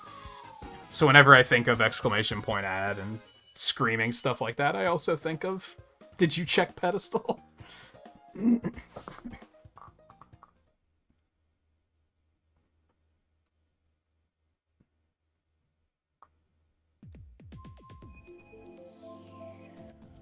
Back on the waifu subject, Uni is, like, top-tier waifu for the next couple years, I'm pretty sure. I adore her. She's everything to me. She's perfect. Just had to throw that out there. If you asked me a couple of years ago if I would ever find myself saying, like, a waifu is a girl with wings on her head, I probably would have called you crazy, but here we are. Who says things like, "You what? An internet?" Like, all the time. I love her. She's amazing. Would you agree that she's the Tifa of Xenoblade 3, Mike? And when I say that, I mean, like, she's kind of like the secondary character that has the most development to the point that she's almost a primary character? Like, I'm regularly surprised at how much development she's had.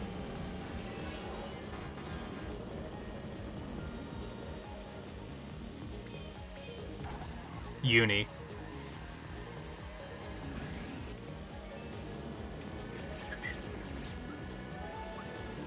Obviously, without going into the plot specifics.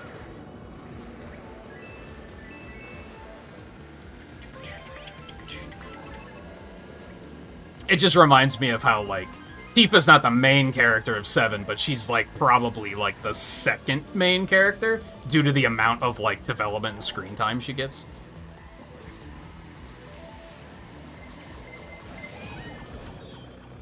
Blue shells make me so sad.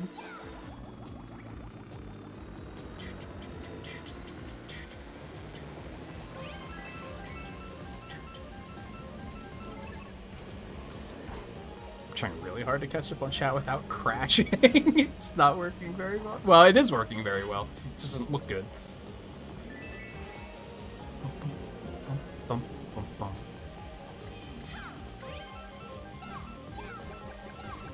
Is that where the origin of ninjas summoning frogs comes from, too?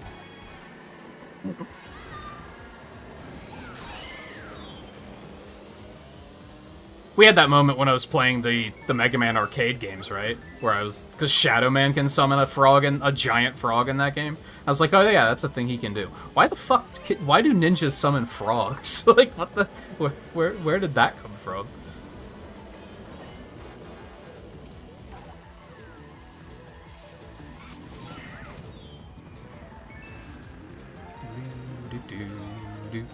Fuck you. Was that necessary? No, not at all. Did it feel good? A little bit.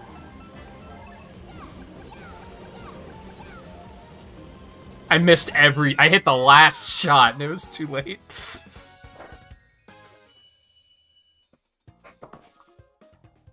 Yeah, I just mean in terms of, like, how much development she's had.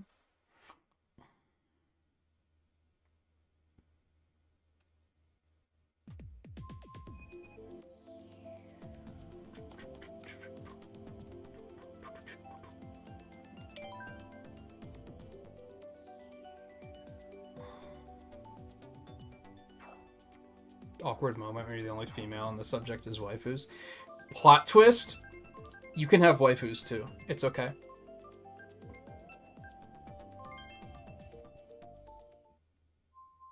It's all a fantasy element anyway, right? Like, they're not real characters. So it's fine. No judging.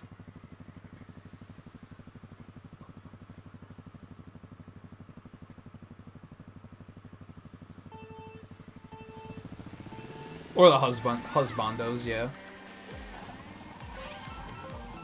Because I would also say that, like, guys can, like, have husbandos, too.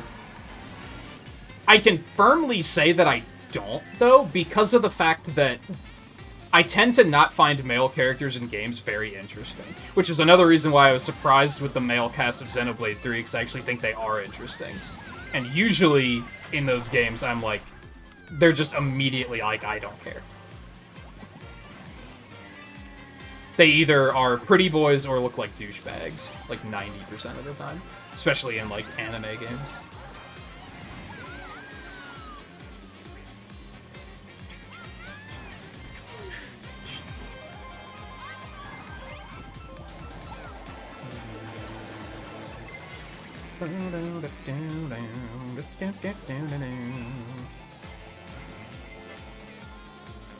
But really, all the discussion is like, oh god, what a turn. It's the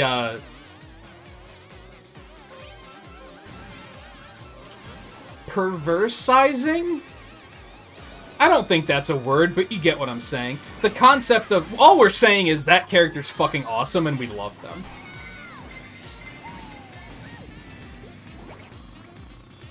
At least for me. I certainly don't, like, keep myself awake at night going, damn, I wish Jill Valentine was real. Like, that's not how I spend my time.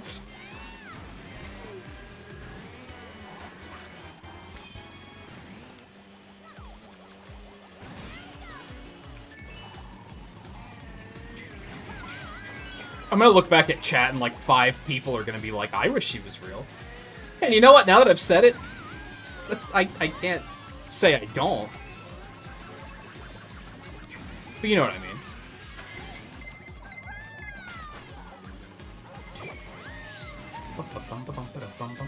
I I sometimes think about going back to that idea that Mike gave me, like, years ago at this point, which you were taking from another streamer to begin with, I think, which was the idea of having a rate my waifu, like, redeem. I don't have, like, a currency to redeem, though, is kind of the problem.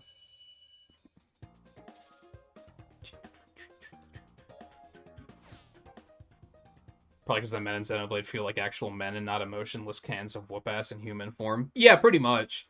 Noah's, like, packed full of emotion. But that's kind of, like, the point of the game, right? Is that they are learning, like, the value of life and therefore learning the value of emotion. That was something they didn't understand before.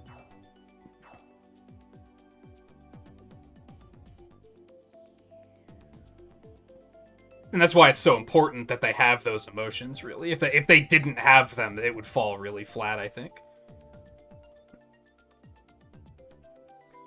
How mentally fucked she is at this point. That's not a healthy relationship. Yeah, she's been mind-controlled how many times?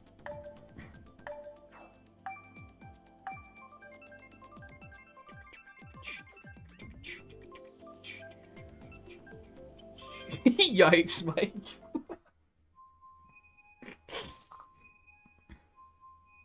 There do be a lot of dialogue in Xenoblade 3.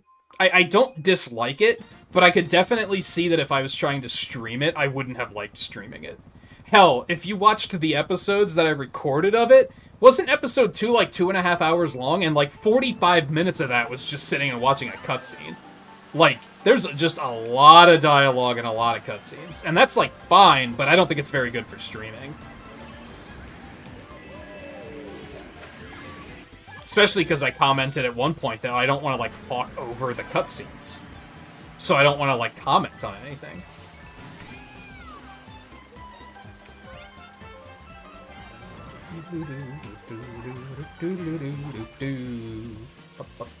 I didn't think I was gonna like Mio either, and I also think Mio's a really good character. I don't know what it was about her, I just didn't think I was gonna enjoy her as a character.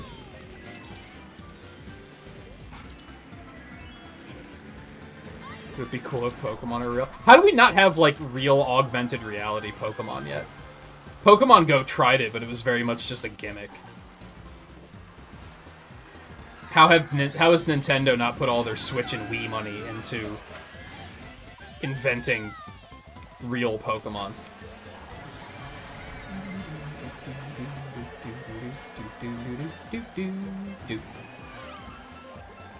Remember Google Glass? Like, I think that actually has a lot of potential as a gaming peripheral. Holy hell. What just happened there? Have, like, a visor that's just, like, glass. Like, imagine the potential for augmented reality. It'd be super cool.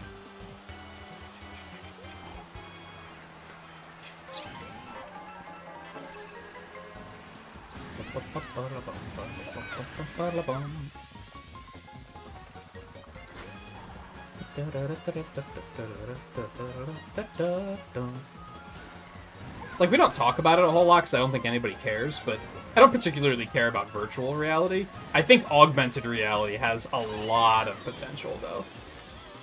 I think some cool shit could happen with that.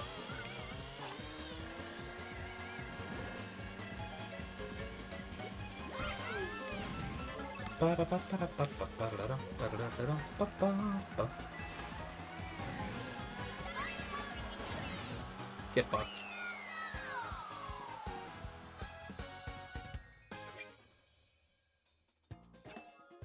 You don't have a husbando or waifu? Liar.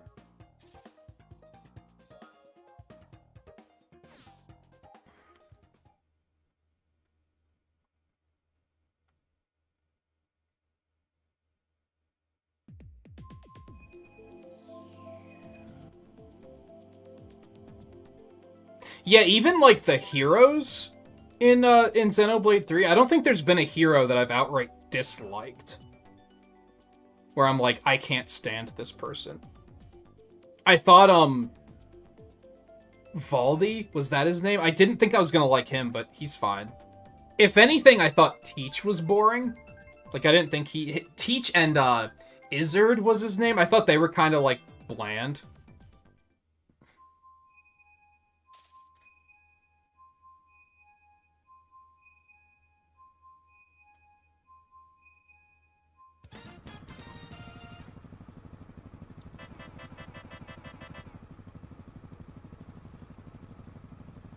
Which Chris? Like original Chris, or like Resident Evil Village Chris, where he's all gruff and badass? Or Resident Evil Village mod Chris, where he has a baby head? this is an important... I love how, as I said that, Scarlet veered off of the road. She's like, I'm not staying on the road with this person. This...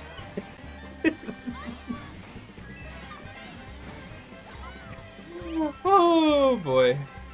That mod is so funny. I think it wasn't the last GDQ, it was one before that. They did a village speedrun, and they had that mod on. It was so funny. Oh, man. Sadly, like, I think they only watched one cutscene, because, you know, it's a speedrun. They skip all the cutscenes. But, they watched the one, like, near the end when he's giving Ethan the pep talk. I usually hate mods like that, but that one's really funny. Like, it's really good.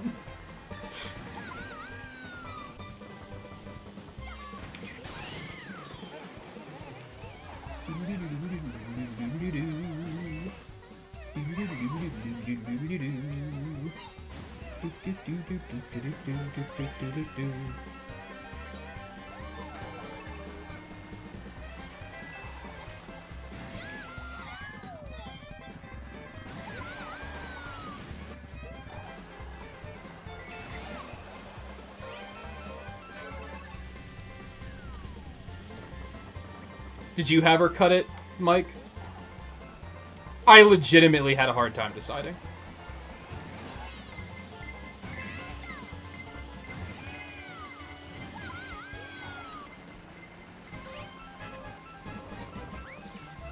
I guess you can change it at any time, but they kind of treated it like this is an important moment. So I felt like I had to take it seriously. We have to be careful, though, because I don't want to spoil too much for Volpe. Or View, if View's gonna get it.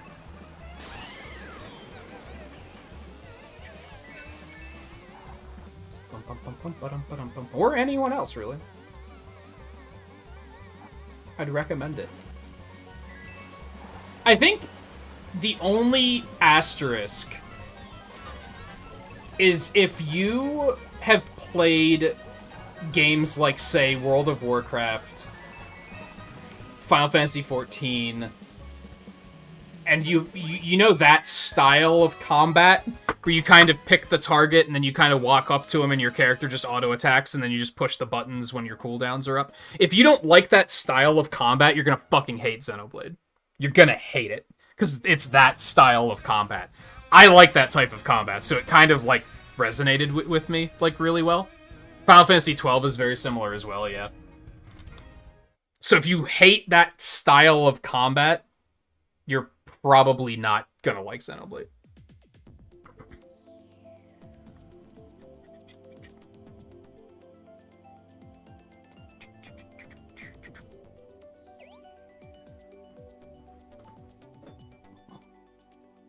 Oh, you did play 2? You just didn't play 1. I think I misread what you said earlier and thought you hadn't played either of them. Oh, I meant Xenoblade spoilers. But yeah, I won't say too much on Village either. I didn't play it myself, but I watched people play it, like, completely. So I could probably just say, here's the plot. Because I watched enough of it, but...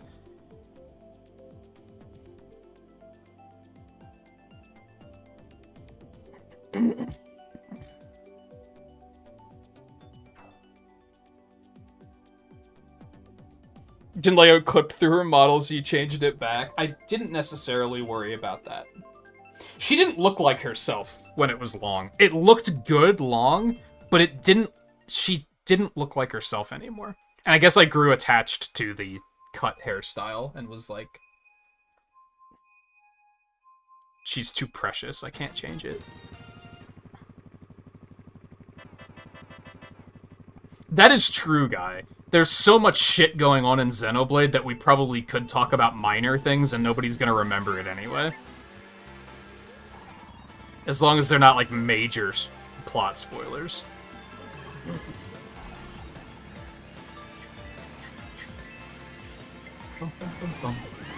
Which I think I've only seen one thing that I would qualify as a major plot spoiler. There's probably other stuff yet to happen, though.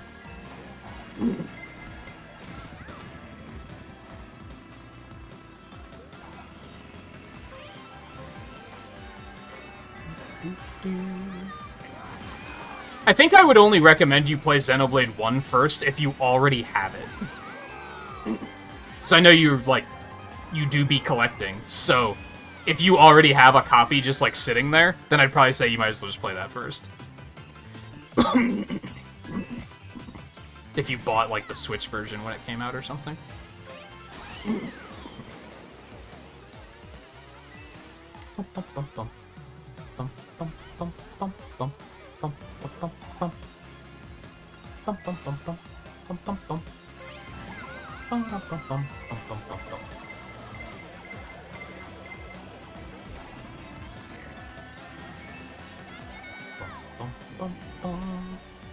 I beg your pardon?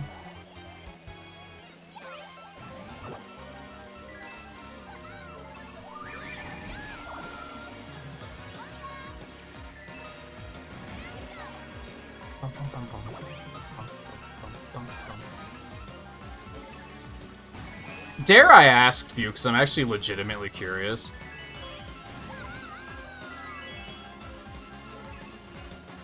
Are you gonna stream Splatoon 3? On one hand, I'm like, yeah, do it, I hope you have a good time. On the other hand, I'm like, don't. Don't.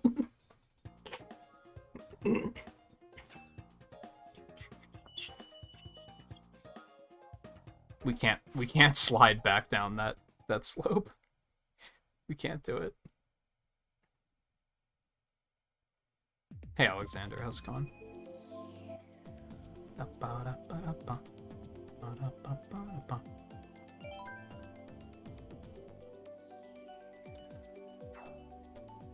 It's pretty easy for me with stuff like Xenoblade because I can just kind of like quick spin it in my head and say, would I have wanted to know this before I played the game? No? Okay, I should probably keep it to myself.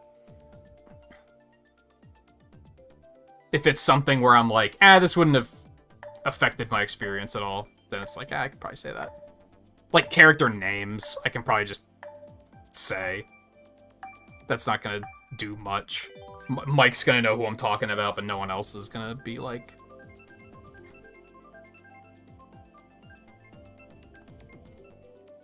Shit, there's somebody named Monica in the game? God damn it. I fucking hate spoilers. You know what I mean?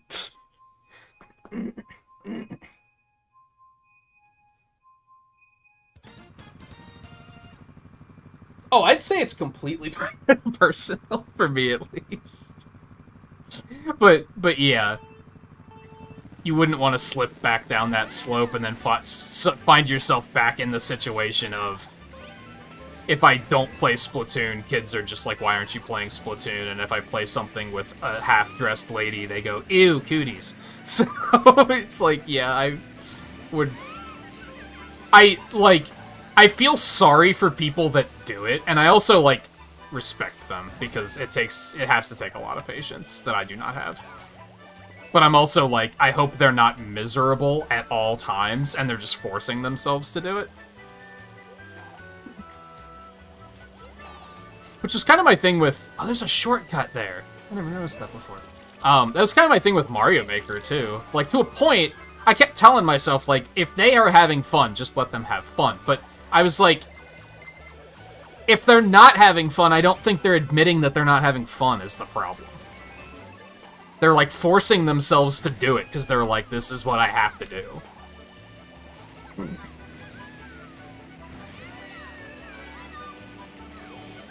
God damn it.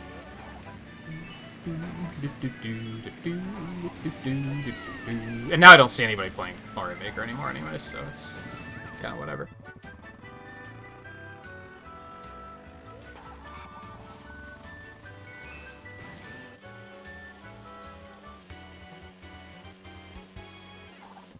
so much chat.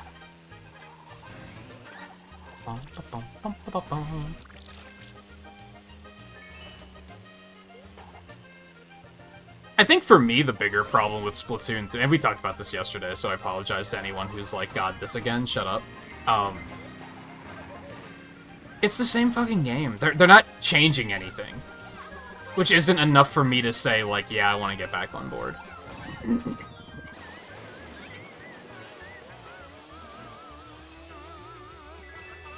Like, what, get it for a new 5-hour campaign that I'll never play again after I finish it? Like, no, thank you.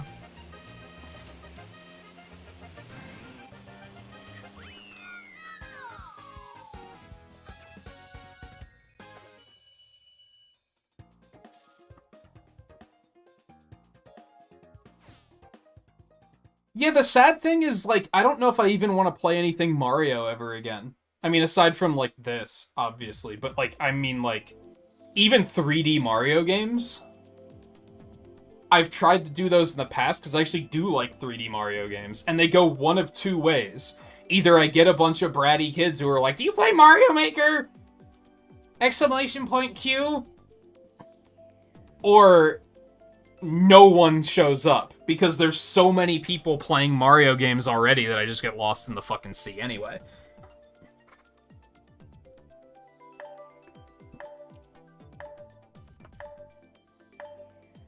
Which is sad, because I have 3D All-Stars, and I wanted to do, like, an entire 3D Mario marathon at one point. The big thing holding me back is because I wouldn't be able to play 3D Land, and I'd want to include that too. But even then, I'm like, do I want to? I don't know if I want to. Is that... What if the channel explodes when I do that?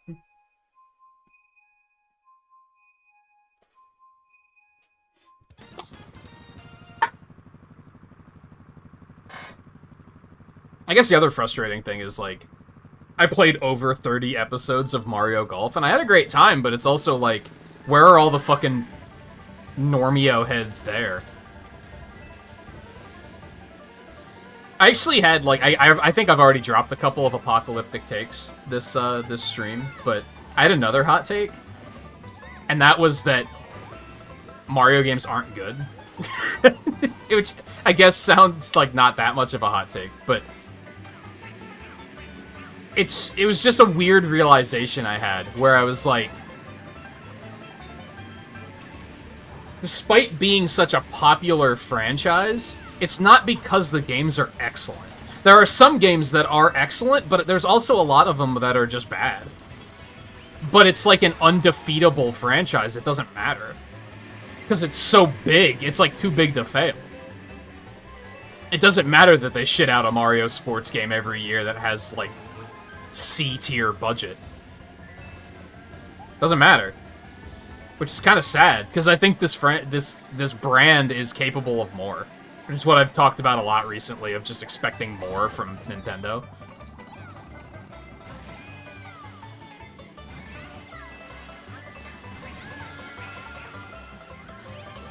I guess what the hot take really is that the good Mario games they got lucky.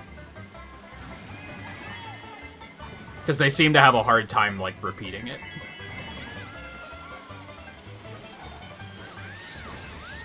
Oh god.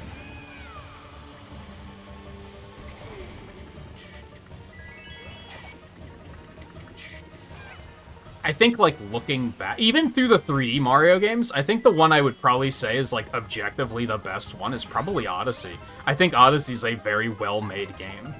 I think a lot of the other 3D Marios have, like, they have downsides. Some of them you can get past, some of them you can't. Now, that's not to say that you can't still have fun with them, but... It's almost like, You ever think about the fact that Disney's biggest character is Mickey Mouse, and they don't make Mickey Mouse movies? That's kind of what I'm getting at. Like, Mario is, like, their mascot, but I don't think that I don't think he makes the best of their games.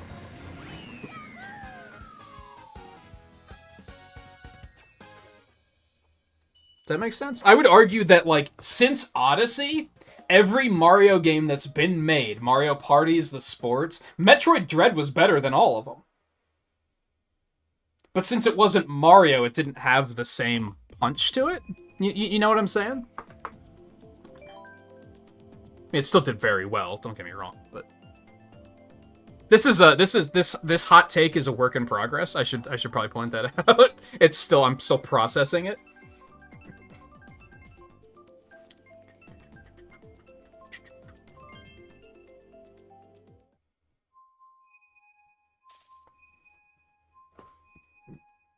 Yeah, Splatoon 3 looks like new weapons, new stages, and that's about it. They didn't add, like, a new mode or anything.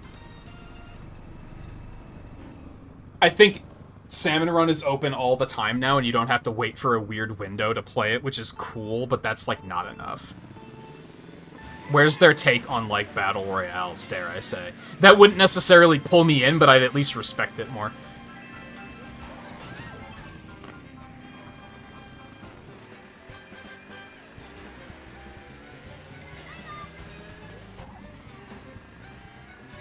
Is a stigma about Nintendo fans only playing Nintendo games that's hard to defend when people at the cloud reveal for Smash for You were like, Wolf? Wolf's coming back? Yeah, I remember that.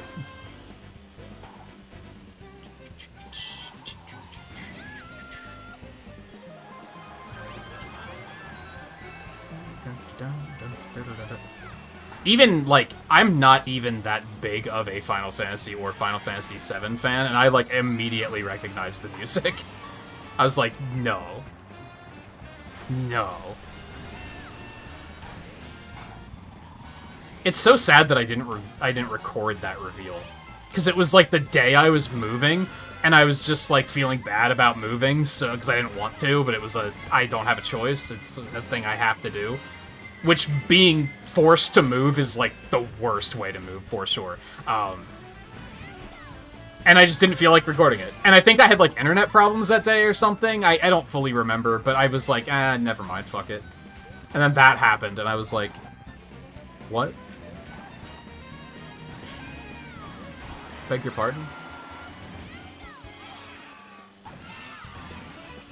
It's sad that out of all of the reveals that I think would have been entertaining to watch, for me, personally, I think the only one I actually recorded was Banjo, and I don't think it was a good reaction.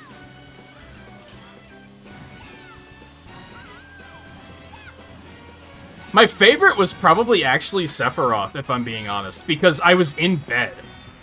Like, I got up that day, and I was like, oh yeah, the Game Awards are going, I guess I should, like, let's see if anything interesting is happening there. So I was, like, laying in bed, watching, and then I just, like, oh my god! I'm awake now! And I was like, damn. I didn't... Even if I was awake, I wouldn't have recorded it because it was the Game Awards and who gives a shit. But anyway. It's sad that I just don't have that moment.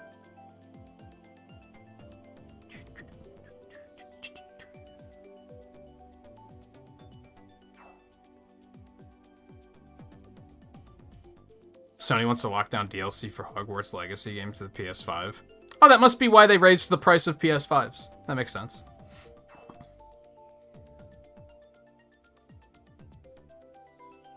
Assuming that you did play Mario Maker, why the hell would they try adding a level to the queue when you're playing Odyssey? You've never been to a stream of somebody that plays Mario Maker, have you? I've legitimately watched people that occasionally play Mario Maker play something else, and there are still people in chat, like, adding their levels to the queue preemptively. When it's not even a fucking Mario game, and they're still sitting there adding them to the queue. It's because that's the only reason they come to the stream.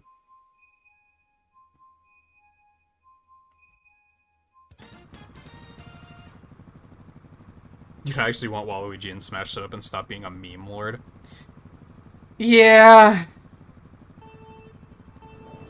Yeah. You can actually want a new F-Zero game, you just want GX and HD. I mean, I'll give myself credit for that, because I was the one that was saying they should make an F-Zero game that's a Grand Theft Auto style game. Where you actually, like, you know, run around the city and take bounties. But you can also, like, race in Grand Prix. That's actually, like, a different game, but yeah. What your point is that most people just want to see them make another F-Zero. And they don't really...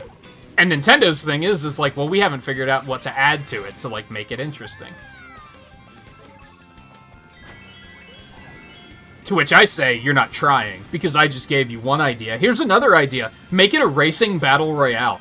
F-Zero games are already very focused on, like, combat and taking out the other racers. So what if you had a race where you just race until there's only one person left standing? We don't have any, like, racing battle royales. I don't think. Maybe we do, and I just don't know it. But there you go. There's idea number 2. I'm not saying it's, like, gold, and that all you have to do is make the game and it will, like, outsell Mario Kart or anything like that, but it's a place to start. That tells me that they're, like, not really trying to come up with ideas. They're waiting for the idea to smack them in the face, and then they're gonna be like, oh, here's what we can do. Instead of sitting down and saying, okay, new F-Zero, what can we do? Which is fine, the franchise doesn't sell that much, I can acknowledge that.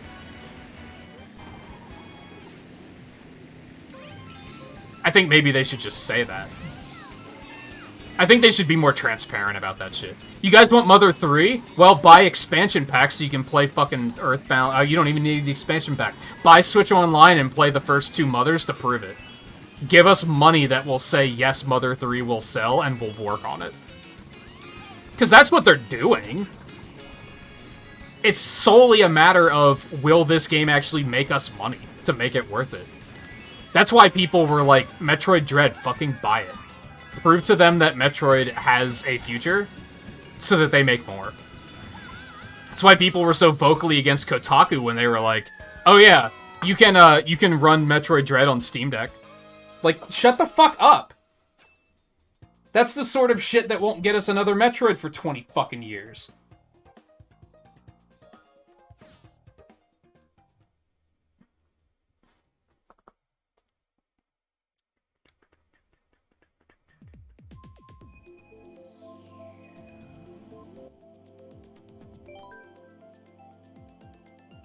That's probably a better way of putting it, View, is that most Mario games are, like, just average.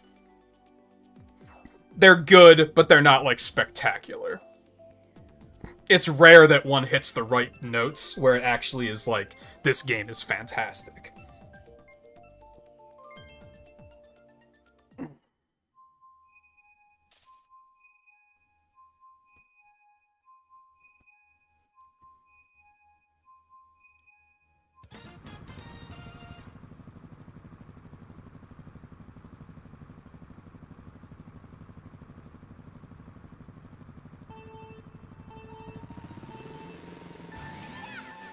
Yeah, there you go, F-Zero 99.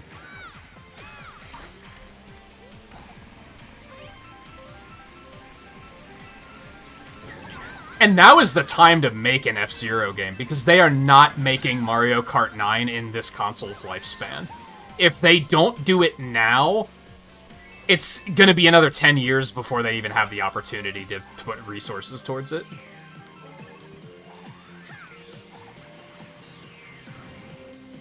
But yes, I still agree with what Mike said, that I think most people just want the same game, but with, like, new tracks and new graphics. And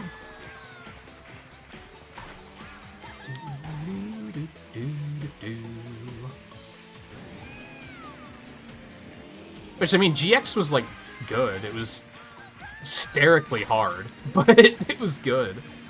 So yeah, honestly, you're, like, doubly right, because they should honestly just remaster that and put it in 1080 and re-release it for, like, $40? Even 40 is pushing it, but I'm just trying to not let them get away with making it $60, because that would be insanity.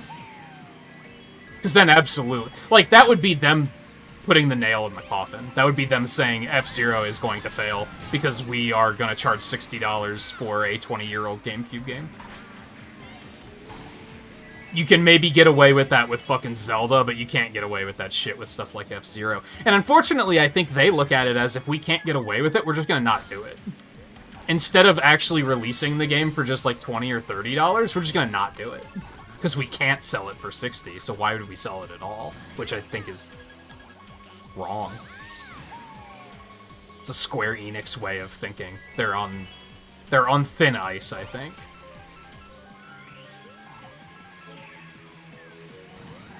I think we've also definitely talked before that, like, that almost hit me, and I would have been pretty impressed.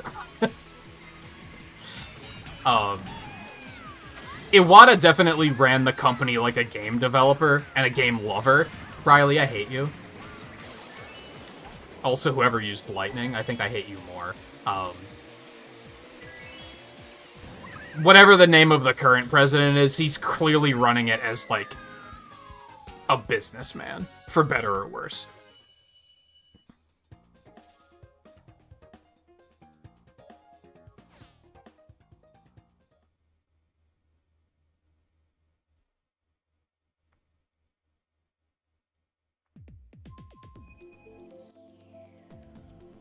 Yeah, I kind of remember that. Like, I still think that game's controls weren't great. But I think the worst thing about Star Fox Zero is it fell victim to the... It's an arcade-style game that's 5 hours long, shorter if you're really good at it, and they sold it for $60. That game needed replayability. It needed content. Like, it didn't have anything to it. It was just you play through it, and then you play through it like 2 or 3 more times to see the different paths, and then that was kind of it. It was like, okay, that was fun, but now what? It came out in an era where that level of content just kind of, like, wasn't acceptable anymore. Not for a $60 game, in my opinion.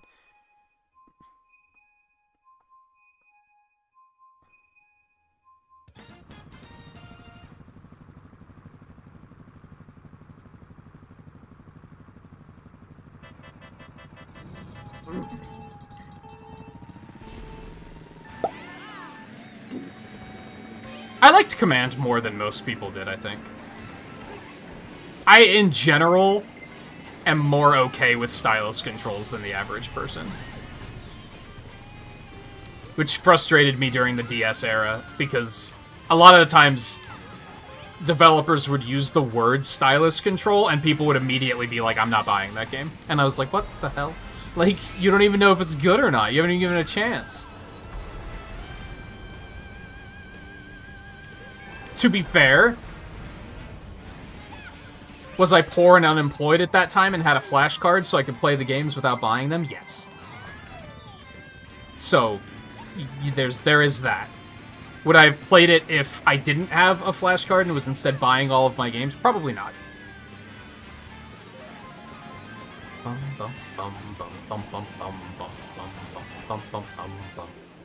Now, that's not to say that all stylus games are good either. I think it held Kid Icarus Uprising back severely.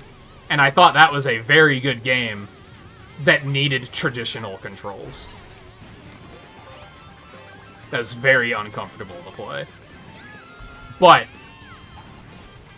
I still said that after buying it. My problem is the people who don't even buy, like, don't even try the games, and they're just like, nah, it's shit. Like, what? How do you know? Because you read it on Twitter?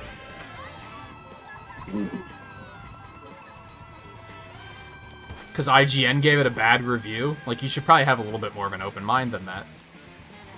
And even if you want to believe that they were right and that it's a bad game, like, keep it to yourself.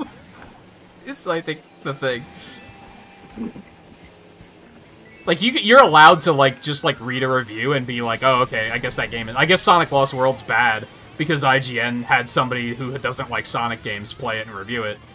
That's fine. It's stupid, but that's your decision. But don't go around preaching it like you fucking played it.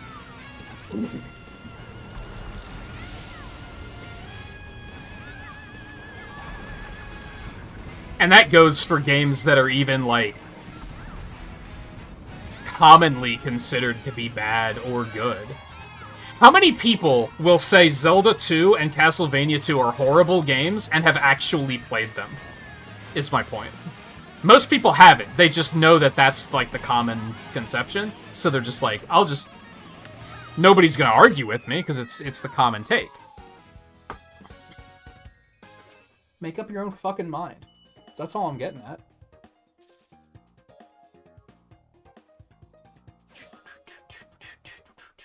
See, Sonic 06? I heard it was bad. What did I do? I fucking played it to find out for myself. Is it bad? Yes.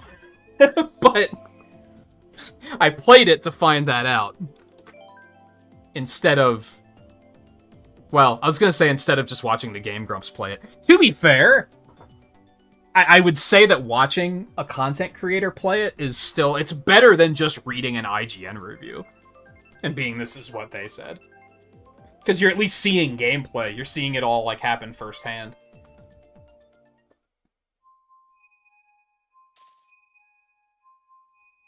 I still insist, though, that the worst thing about Sonic 2006, and the one thing that cannot be fixed, is the game's storyline. The storyline and the characters are terrible. You could port that game, fix all the frame rate and all the loading issues. You can't fix how bad that plot is.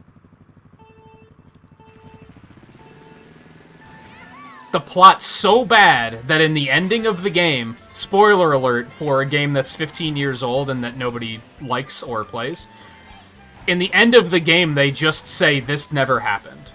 That's how bad the plot is. Even they were like, nah, we can't make this permanent canon. We just can't do it. He kissed a human girl, dude. Like, we can't do it. Just make up some weird metaphor about snuffing out a candle, stopping the timeline from ever happening. That'll be fine. There, now they never met. Is this stage brighter and sunnier than usual? I don't think we see the spring version very often, is maybe the thing.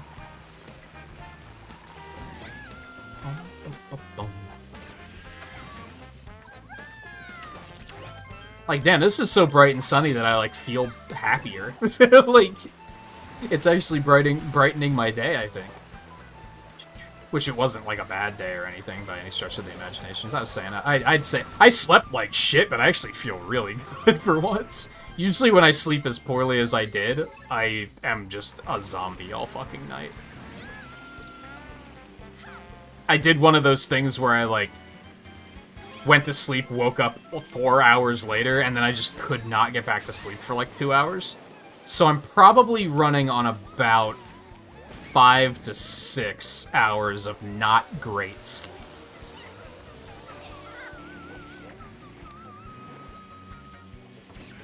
I was, like, actually kind of not looking forward to streaming, because I was like, I'm just going to be yawning constantly, I'm going to be exhausted, probably grouchy from not sleeping very well.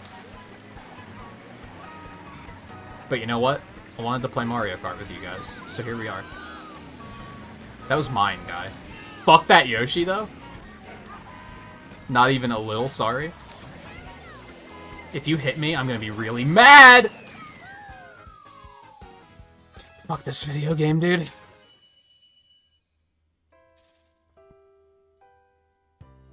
Honestly, Mike, after playing Phantom Hourglass and Spirit Tracks on stream, yeah, I agree.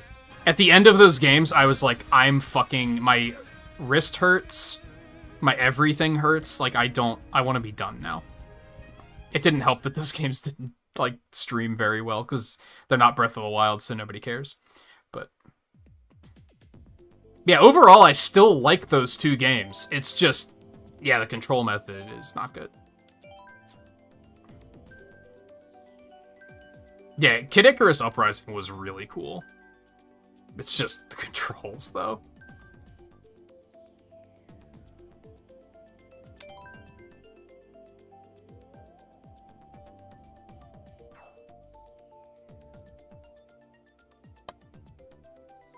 Yeah, I think you can watch some videos of a game and, like, kind of pick stuff like that out. Like that, I'm talking about the people who were just like, I saw on Twitter that people didn't like this, so I'm just gonna say it's bad.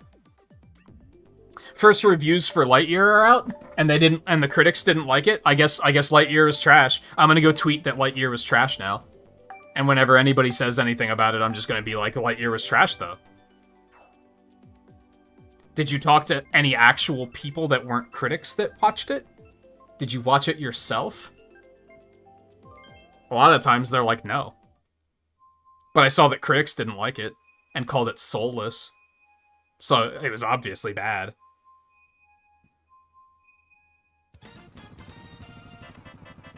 That's the thing I have a problem with. Cause yeah, I think watching a streamer can actually give you a pretty good idea of a game, for sure. Like Resident Evil Village, we'll go back on that. I have not played even a second of that game, but I watched enough of it that I was like, this game looks fun. This looks like looks like it provides a fun time. Maybe slightly stupid and corny at times, but fun. I heard the highest difficulty is kind of fucking stupid, but aside from that. And I don't think you should judge a game based on its highest difficulty anyway.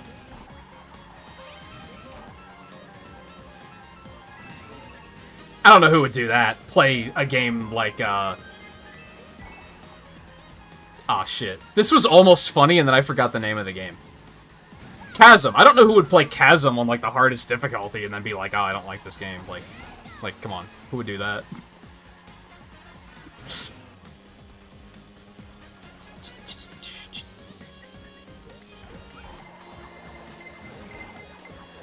I hate being in first.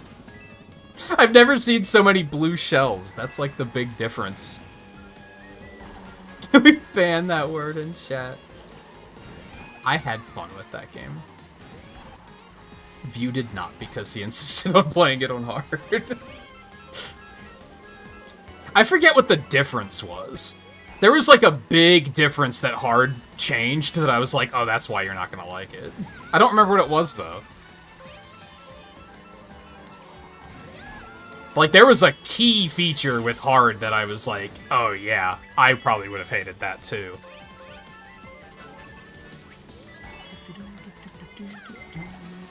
But on the other hand, I've recently come to, like, understand why...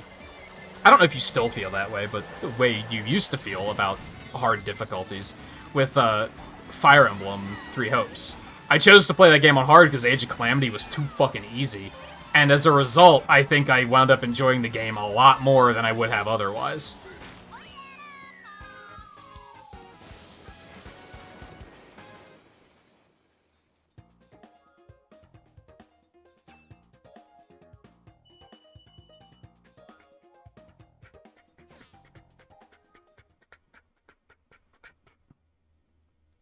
I think hard is still good, like using the Warriors example. If it's a franchise or a genre that you're very familiar with and you kind of know what to expect from difficult modes, it can still be fine. But if you, like, have never played a game like that particular game before, you probably shouldn't. Like, if I make the time to play Bayonetta, I'm not going to play it on the hardest difficulty. I don't think that game has difficulties, it just has a really punishing ranking system, but whatever, you know what I mean. Because I've never played it before, so why would I start on hard? But then, yeah, with Warriors, I was like, well, Age of Calamity was so easy that it was, like, boring. So I think I need to go with hard mode. That and games these days are starting to be really good about you can change your difficulty without restarting your game, which is really nice. I think that was the deciding factor for me with 3 Hopes, is they were like, oh yeah, you can change this at any time. I was like, oh, okay, so if hard is too much, I can just back it up then.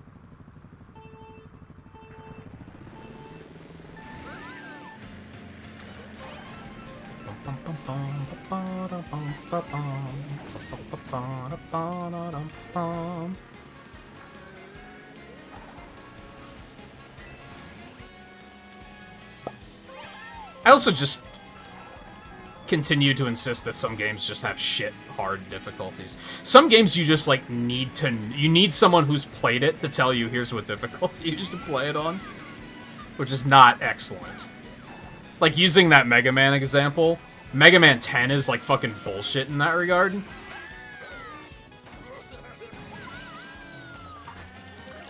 Because you'd probably think, oh, I should probably start with the easy mode. But the easy mode just, like, adds platforms that covers up spikes and pits. It completely trivializes the stage layouts. And that's, like, not good. That's not easing you into the problem. That's just removing the problem. Compared to Mega Man 11, which the easier difficulties just give you more checkpoints, which was really smart.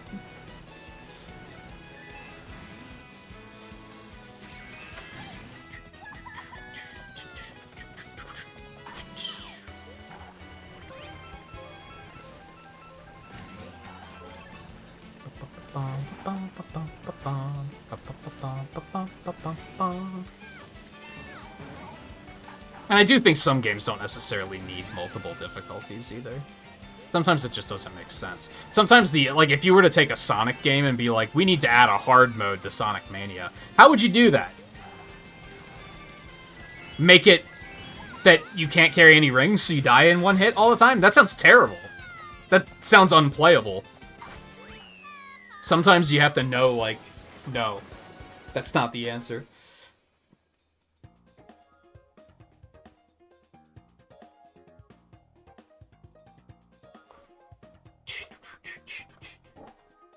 Sometimes I think making easier modes actually makes more sense. Because again, using the Sonic example, you could make it that on an easier difficulty you don't drop all of your rings when you get hit. That actually, it's not trivializing the traps, it's still the same stages, it's just a little bit more forgiving. Similar to Mega Man 11, they give you more checkpoints and more lives, but you still have to figure out how to get past the obstacles. In Mega Man 10, if you play it on easy, you can just ignore the obstacle entirely.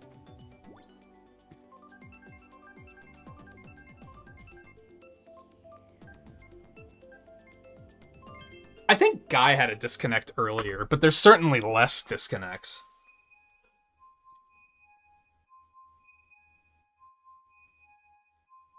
That was the only one that anyone's mentioned, at least.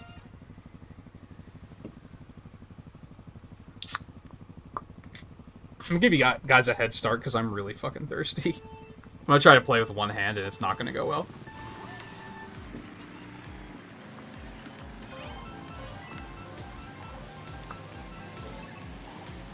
This is going slightly better than I expected, but now I have to transition to using two hands, which is the second part of the challenge. There we go. I'm actually pretty proud of myself. I didn't hit any walls or anything.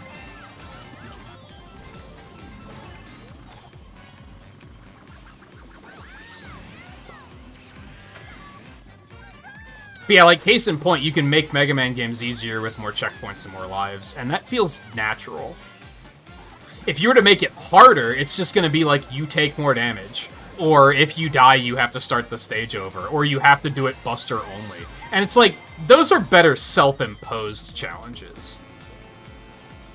I think difficulty in games is a very delicate thing, and I think a lot of game developers don't necessarily know how to handle it.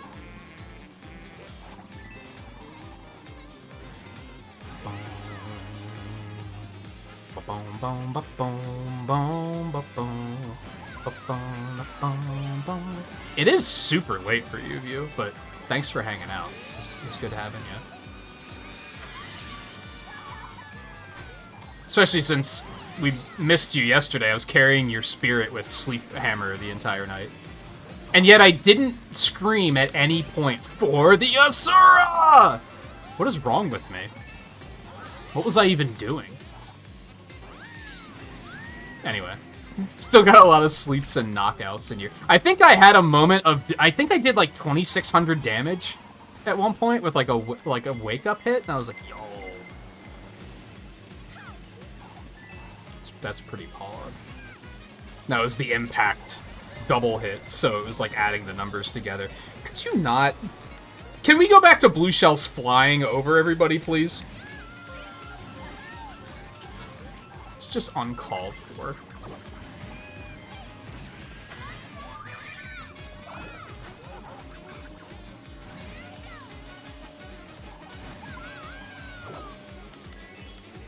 I thought there was a shortcut here. Shit. Well, I could have sworn... Oh, it's up ahead, isn't it? Yeah, it's right there. That's what I was thinking of. That's unfortunate. That's pretty shitty. Have you gotten to... Oh, I'm not going to keep you too much longer. I was going to ask if you got to Master Rank 100 yet or not.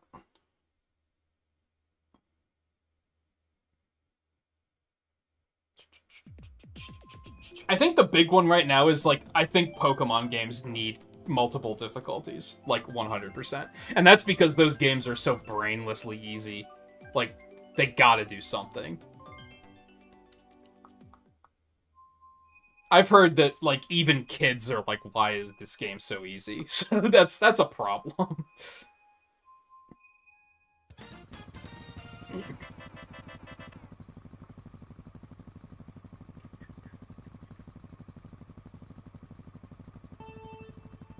The grind is a lot easier. I know you kind of stopped on the grind since it was taking so long, and it was kind of agonizing. Those the anomaly investigations made it a lot more tolerable, though.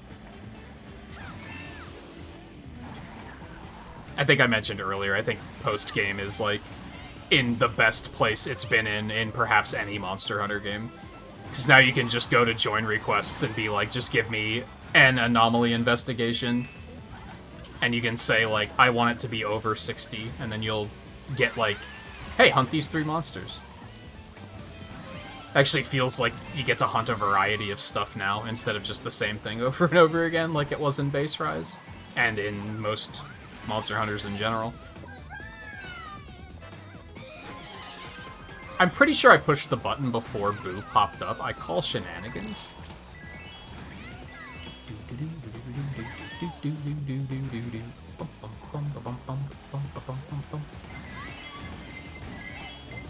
Help.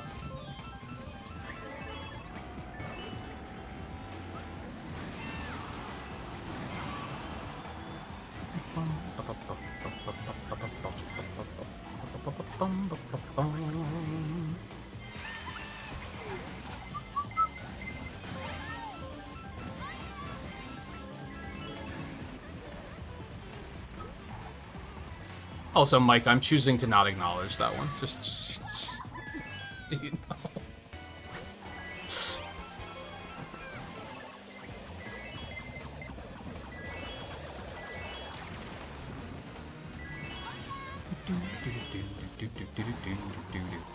Also, I want to go back to what you said about Lightyear, because I didn't finish reading it.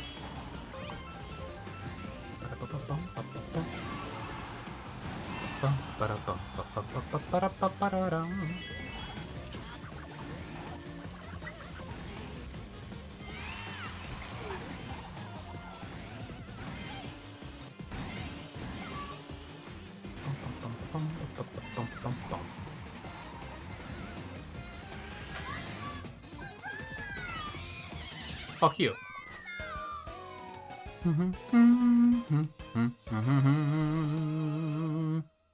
Whole conceit of the movie is that it's a movie that Andy watched in the early 90s that made him want a Buzz Lightyear toy, but it didn't feel like a 90s movie. That's valid.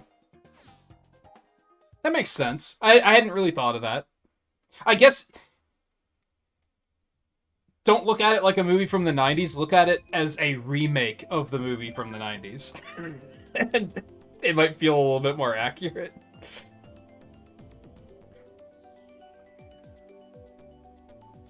I overall liked it. It wasn't like a mind-blowing experience, but it's like a B-tier Pixar movie. Like it's fine. It was entertaining.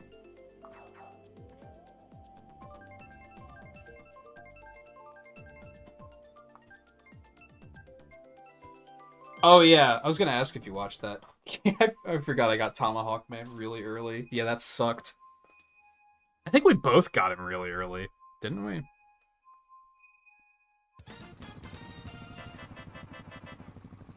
There was, like, weeks of going back to the whole I have a bad habit of just overthinking things and not just doing it. That was one of those things where, like, I kind of spent weeks, like, troubleshooting and being like, what are the potential problems that could come up? Eventually, I had to cut myself off and be like, let's just try it and see what happens.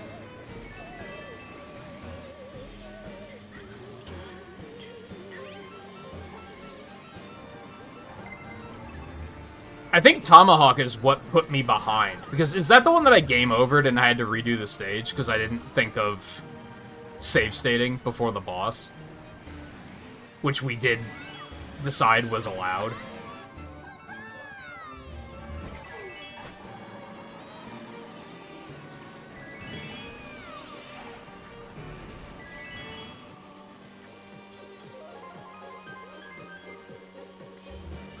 We'll have to try and do that again at some point, though.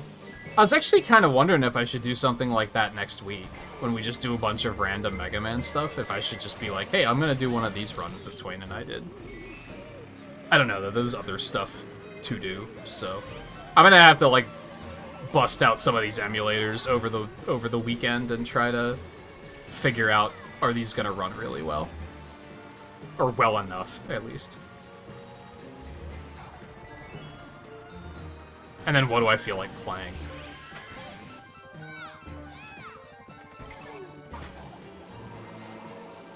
I think Sonic Adventure is pretty low resistance.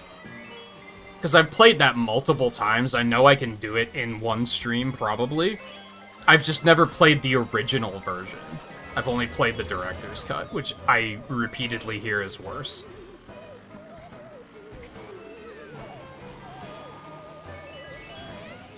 I just have to see if the emulator runs well. But compared to, like, I'd really like to play Mega Man X Command Mission.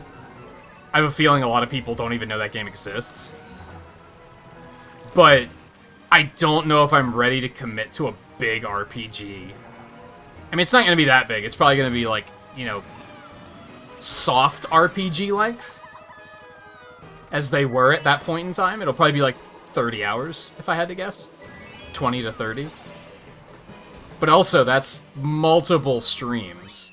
I'm gonna be, like, hooked to it for a while.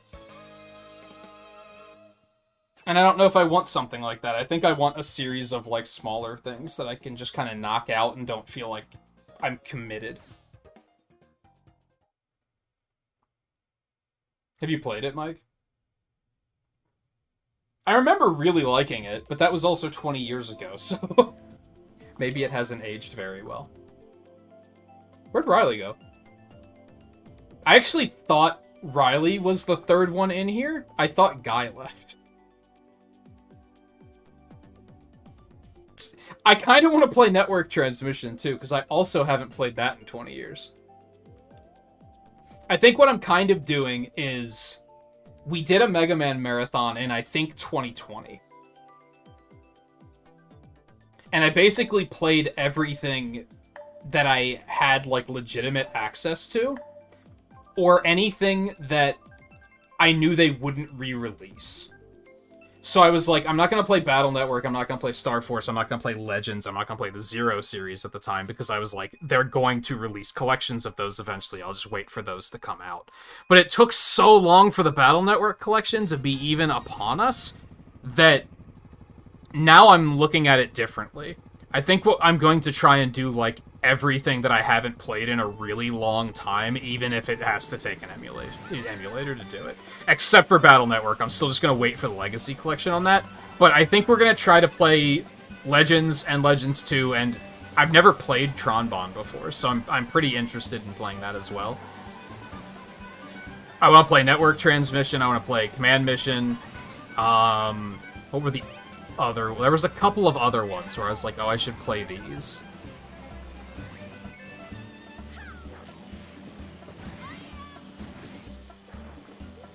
And I just can't remember what they are.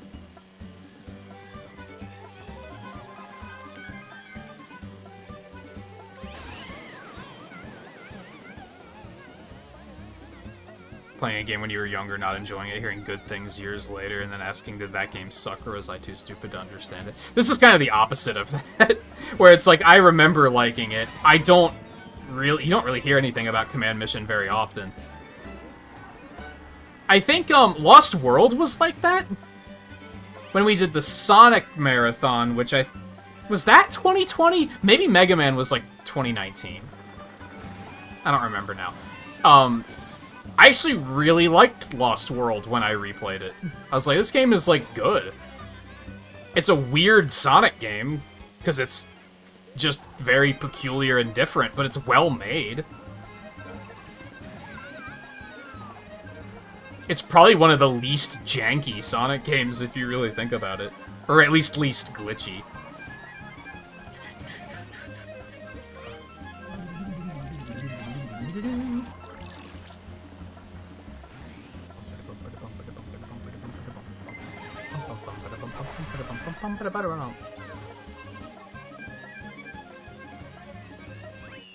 Ever play a game so obscure that years later you wonder if it even existed? Or I just forget it existed entirely. I had that happen, like, actually just, like, a couple minutes ago. Have you ever played The Messenger? I can't even keep a straight face anymore. I mentioned watching that guy on Twitch that was doing he's doing like an on location stream week where he had to like go stay with his parents for something. I don't know if he's house sitting or what. So he's streaming from there. So he doesn't have his like whole setup. It's basically just a capture card. And he just has his N64 EverDrive, is that what they're called? The flash cards? And he's just playing random N64 stuff. And he booted up Buck Bumble, which is a game I had as a kid, and I forgot it existed. For good reason, because it's not a good game. But that was one of those moments where I was like, oh my god.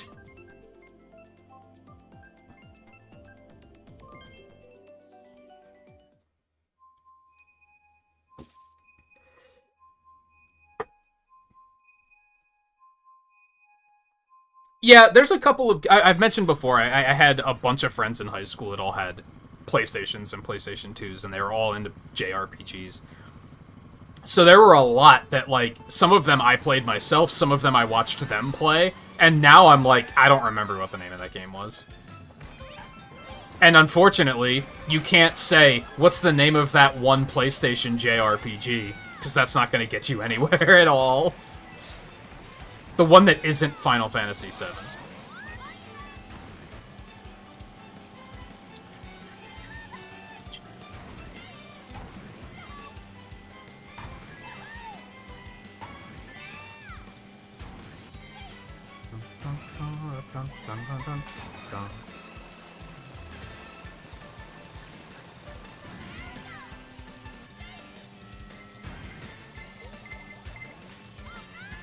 Anyone notice that since Riley left, I'm winning all the time now?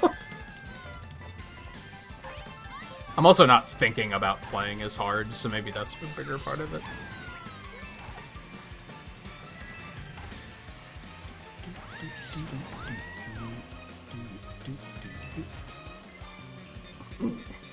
I think there's a couple of games that I wish I had imagined.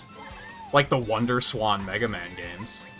I kind of wish those were a thing that was like, no, I dreamt that. Okay, thank God. Aircon Man is not real. I'm so thankful. Fuck you, Morton.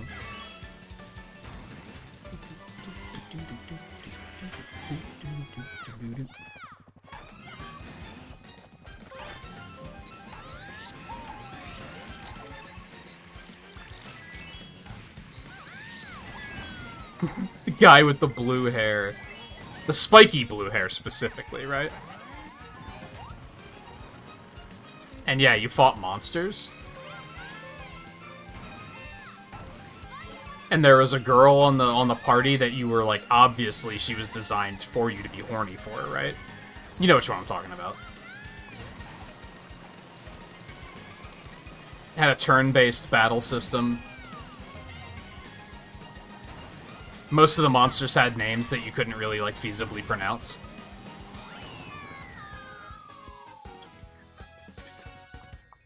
Either because they were in another language or because they were poorly localized.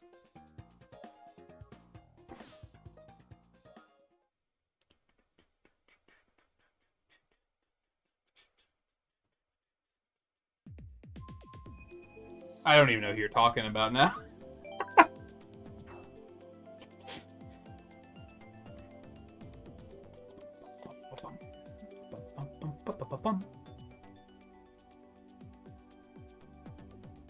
Was Breath of Fire on PlayStation 1?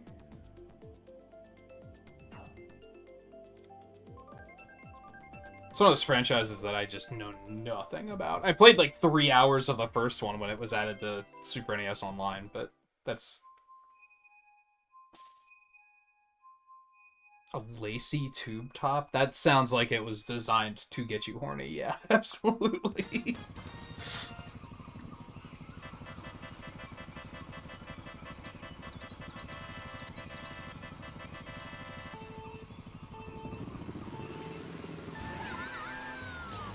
And then there's the weird ones that I'm like, I remember this title, and I think it's a game, but I don't remember anything about it. Was there a PS1 JRPG called Wild Arms?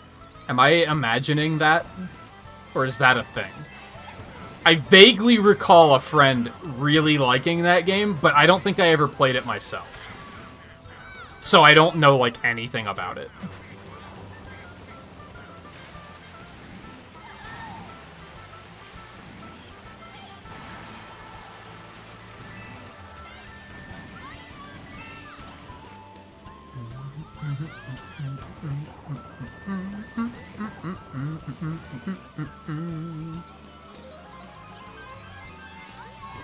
Oh, it got a remake too. I think it was the PlayStation 1 that is the version I'm thinking of. But again, I have a very vague image of, like, this is what the game looked like, but it's very nondescript.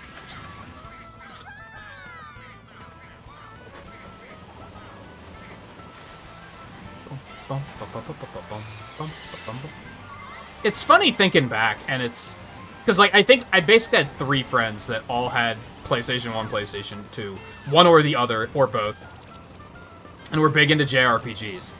2 of them, though, played completely different games from one another. There was, like, no overlap.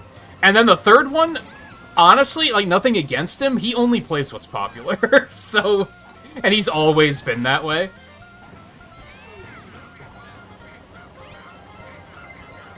So he played Final Fantasy VII, and that was pretty much it. That didn't hit me.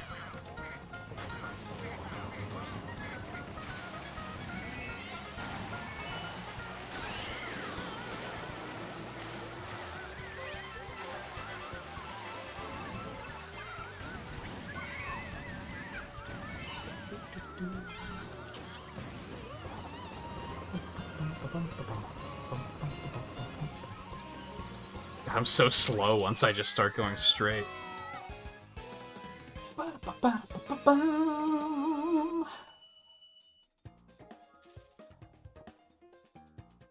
Can't believe August is almost over already. I gotta pay bills. Fuck, that hit me all of a sudden. I was just about to ask, how many races do we have left? I gotta pee.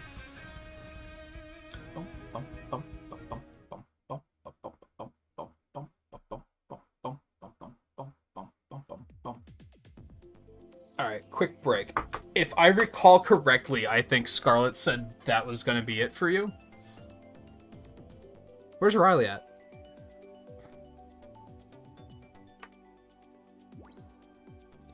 Played Final Fantasy VII, then only owned Xbox consoles and played COD until he gave up video games entirely because he married a woman who doesn't like them. You had that half right. Until the end. I don't think he is married. One of those people that had a girlfriend for like 7 years, and then it was, instead of like evolving, it just had a very violent breakup, sadly.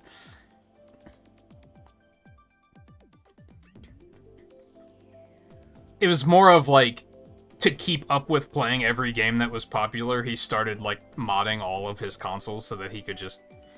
I remember specifically, the only reason I was able to play Sonic Unleashed the first time, which I didn't like it the first time I played it, I didn't finish it, but he brought his modded 360 over, and he brought a binder that had to have been like this thick, that was filled with burned CDs of basically every game that he could find. Like, there was shit in there I had never heard of, and still have not heard of. He just modded everything. But then he never played anything. Except for MMOs. He got pretty into playing MMOs for a while there. Like, playing them as if it was a job. It's kind of funny. Like, he went to all that trouble pirating all that stuff, and I don't even really think of him as a console gamer anymore. Although I haven't talked to him in a long time, so I don't know what he's up to now.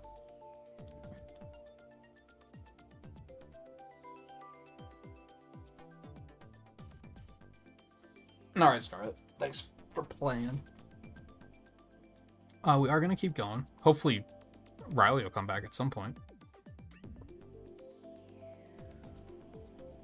And I'm sure it doesn't need to be said, but if you ever feel like breaking out Mario Kart to join Mike, you are more than welcome to do so. I think you've said before that you don't really have an interest in playing it, which is fair.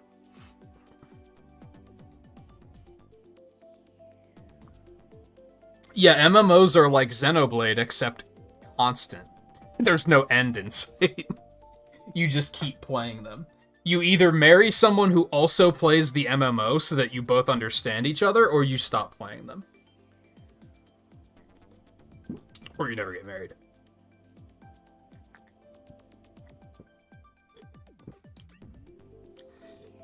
Son's using the Switch to play Xenoblade right now. Good for him. Has he played the other ones? Or did he, like, watch you play 3 and he was like, this looks pog? That chick with the wings on her head is super hot.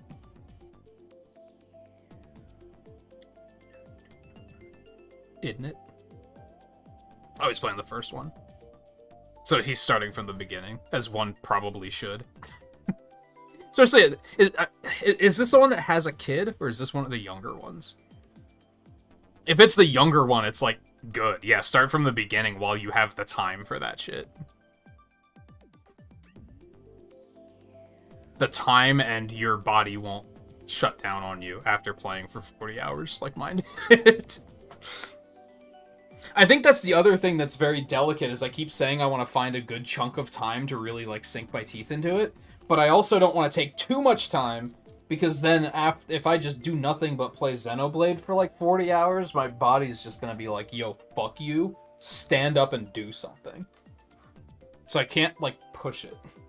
I think I need to get into a groove where, like, every night I don't really have anything planned to do after the stream, so that I can just put in, like, 5 or 6 hours a night or something like that. Maybe, like, 4.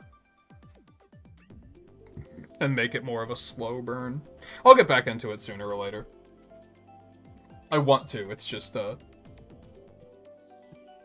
many other things going on. I mean, you get it. You have a real job and a family, so you perhaps get it more than anyone.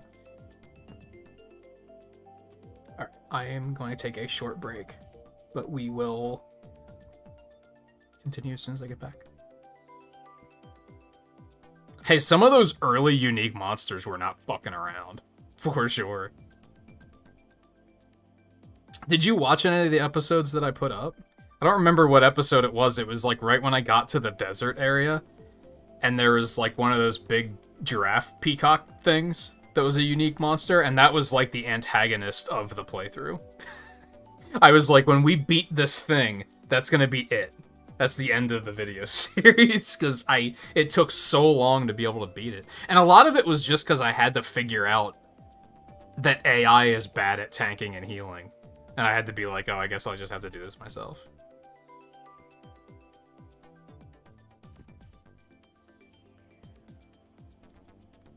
It's kind of sad because I don't remember how much I was liking it when I was recording it. I think it wasn't until after I stopped recording it that I was like, this is my game of the year. I think during those episodes, I was mostly just kind of taking it in and just, like, processing.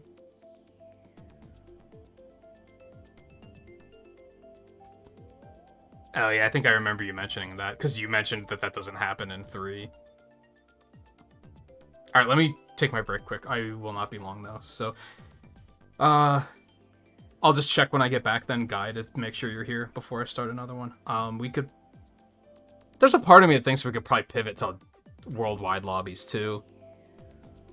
If it's just gonna... Because then Riley can just join it. Do you want... I'm gonna get frustrated, because then we're just gonna start seeing Waluigis everywhere. So I think I'm gonna not do that. I think we'll stick with this, because this is nice and low stress.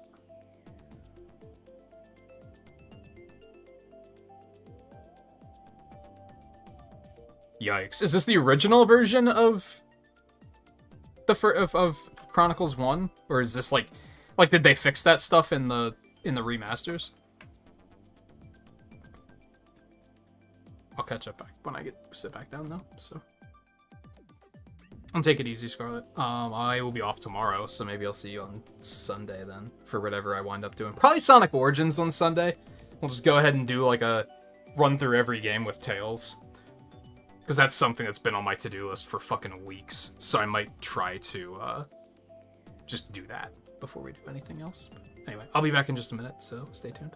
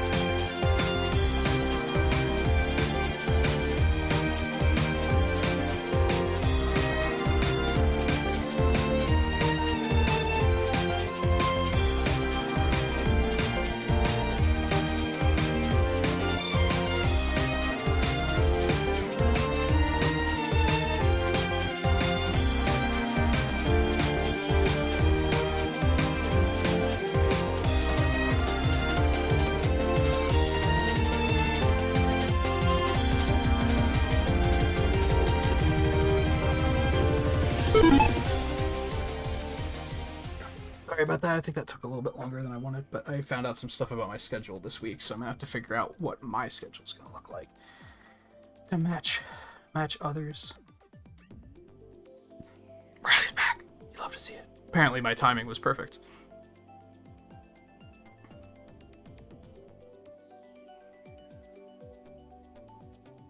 That sounds like their problem, guy. That sucks that they didn't change that, Mike. That does sound like something that needed to be changed. I don't know when Guy posted that, so hopefully he's still there.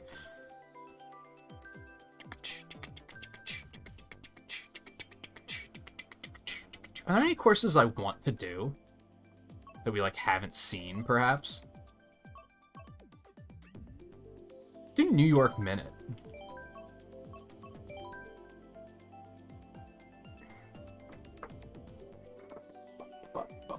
But yeah, that sounds like their problem for not telling you these things.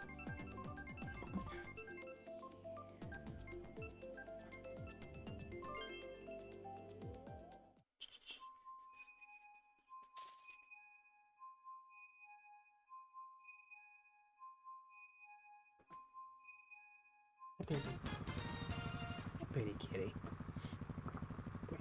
Hey, pretty kitty. You're so good. See, I don't know what the schedule's going to be like next week. We'll do Fall Guys on Friday still. Everything else, I would say, is up in the air right now. More or less found out that, like, I typically take off Wednesdays and Saturdays because of other schedules to match up with theirs. They won't be off Wednesday this week, so I can basically take that night off whenever I want. So I'm just going to wing it. Which, as we said earlier, I'm not the greatest at winging things sometimes, so that might not go super well, but we'll see what happens. I think a lot of it's going to depend on me booting up these emulators and seeing how these games run, so I can decide, okay, what's next. I think a lot of people have already, like, head out since it's getting kind of late, but what are people's preferences between Mega Man and Sonic stuff? Is it, like, both are good, not really interested in either, would much prefer the Mega Man stuff, would much prefer the Sonic stuff?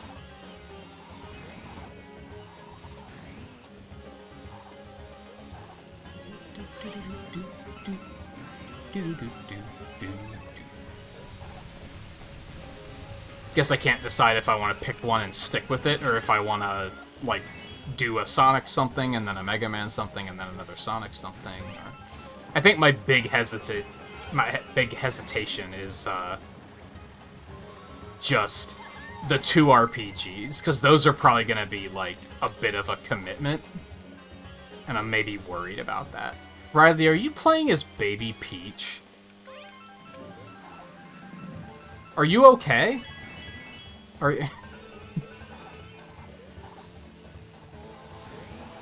Are you injured? Are you...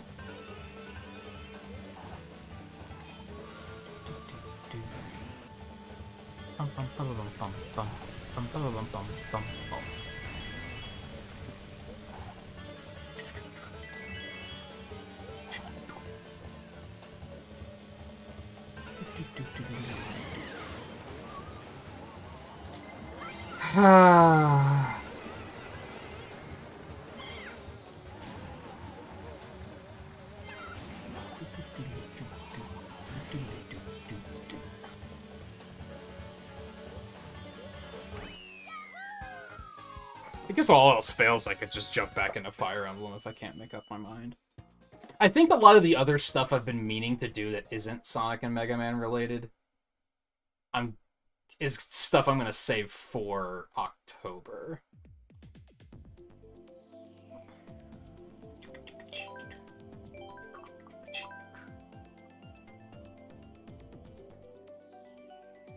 Both is fine. I can just, like, bounce back and forth between them, really.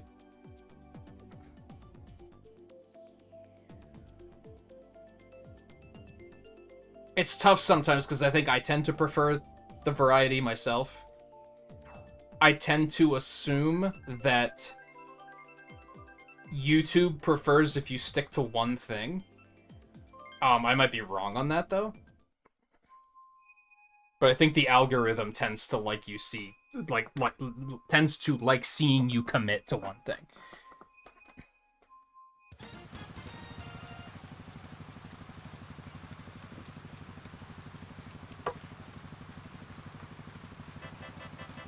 But like I said, I think I want some playthroughs that aren't going to be, like, 5-6 episodes. Something a little bit more short-term.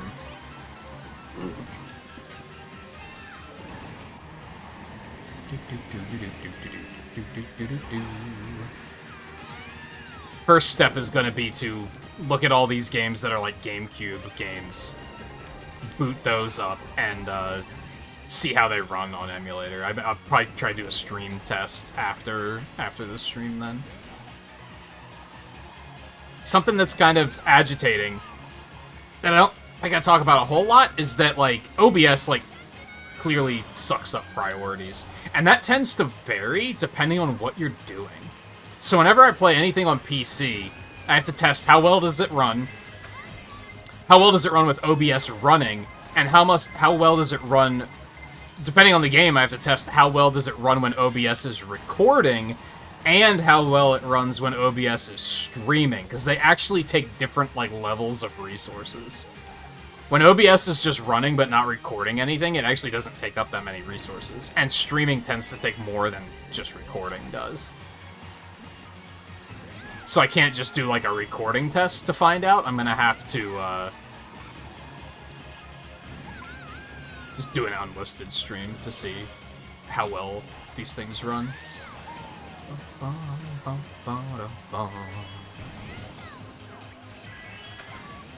Which is, like, kinda tedious, but it's also, like, I guess it's fine. It's actually maybe less tedious than it used to be, because YouTube automatically, when you end a stream, it automatically sets all your stream settings to the same settings, except unlisted.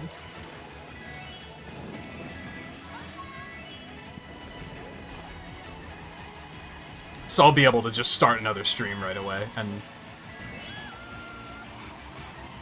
it'll basically be good to go. But still, one of those things is just gotta make time for it.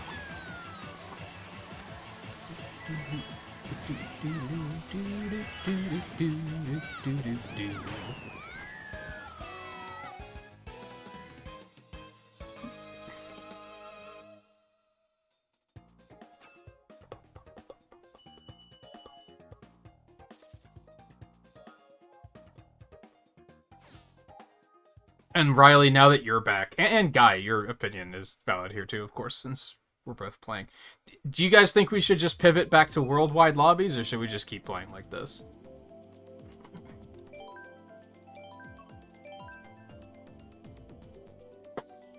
I'm kind of torn.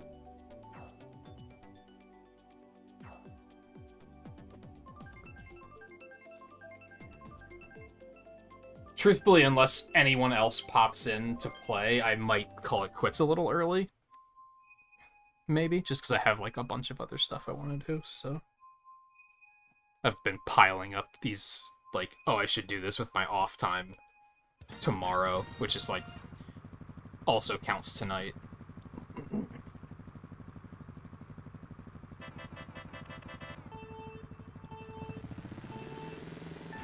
I thought I did that too early again.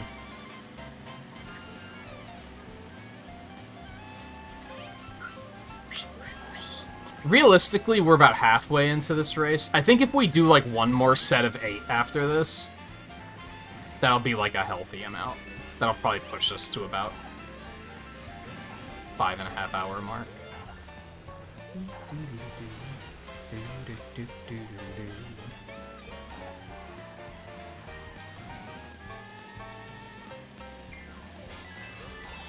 How did that hit both of you?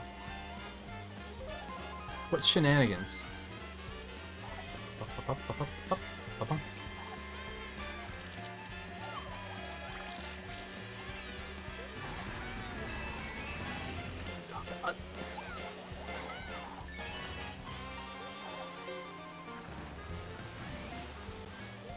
I think overall, though, I definitely had more fun playing tonight than I did, like, say, last week.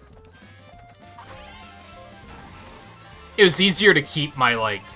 I mean, we still did a fair bit of ranting, but it was, like, all in good fun. Whereas, last week, I was getting pretty worked up over just shit happening in the races. It's very easy to get worked up when there's 5 Waluigis in your lobby. Or when you're just permanently stuck in 8th place for the entire race because the game is only giving you mushrooms.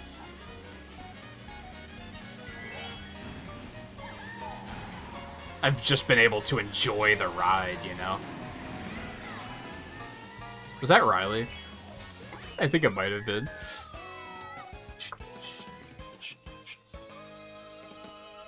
Now I feel bad. Kind of interesting, too, because it seems to not pick AI characters that you are playing as. So you really get a nice variety of characters in there.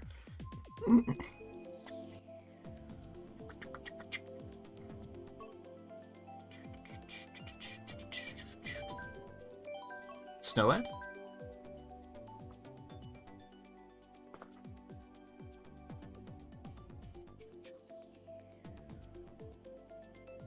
It's tricky because, like, I guess I would feel like we're getting more done if we went to a worldwide lobby, because then we get to start working on our ranking and stuff. Because I don't think your rating goes up at all playing this, does it? Which makes sense. You could probably throw to bloat your rating if that was the case. But I think in general I would probably start getting grumpier.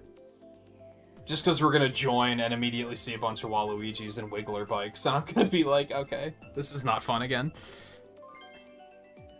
It wasn't even, like, last week, but Monday night when we played, like, I just was not having fun when we were playing that night. And I think it's because, and it's not, like, your fault or my fault, Riley, but since our ratings are so high, we just got a really, really sweaty lobby. And it was just immediately like, man, this is just not comfortable.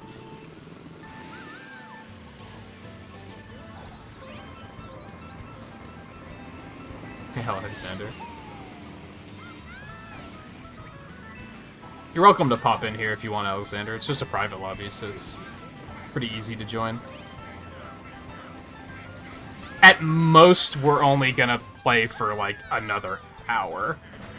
So if you, like, want to get in on some, but you don't want to get carried away, we won't be at it for too much longer anyway, so...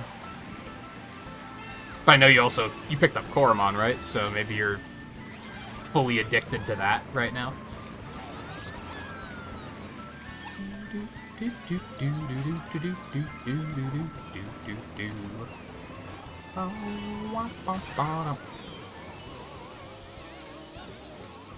Oh, lightning. It's funny, like, you see more lightning and blue shells because the AI has their, like, cheating item algorithm. But it's still, like, less painful than playing against people. See what I mean?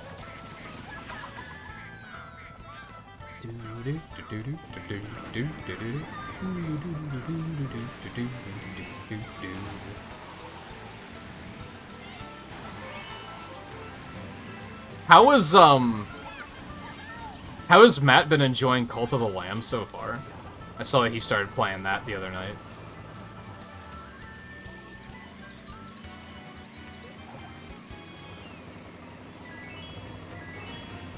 Is that guy ahead? I think it is.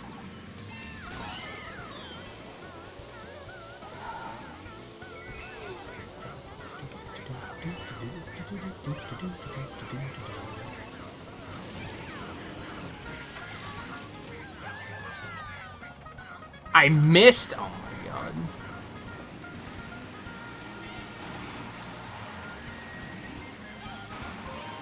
Did my green shell hit him? That's unfortunate. A red shell isn't, like, the greatest outcome I could have asked for. But I'll take it. See, honestly, as far as playmaking items go, I think red shells are actually the best. Because you can be a little bit more surgical with your attacks. Blue shells and lightning bolts are just fucking... They just inject chaos into everything.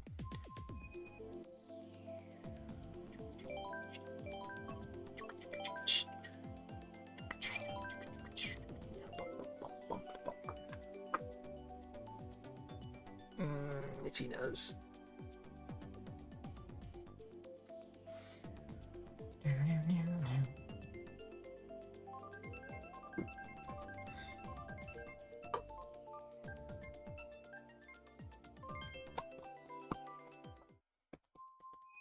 I was thinking about doing a movie night tomorrow, but I'm kind of glad I didn't say anything, because now with all this other stuff I want to do, I don't think that's gonna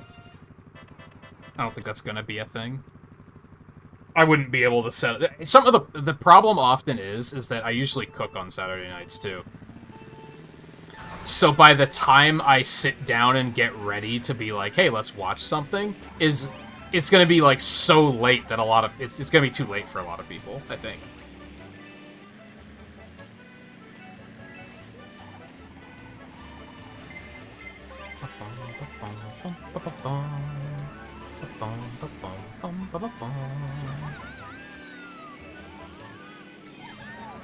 Anybody else think that these rainbow blocks around the boundaries are just eyesores? I kinda wish they just weren't there.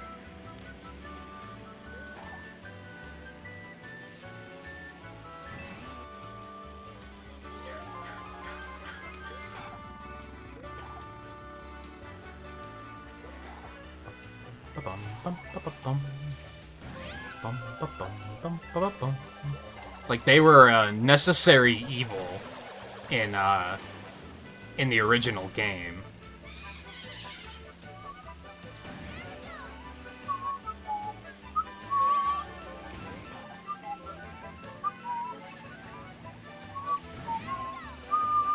Is Volpe still around?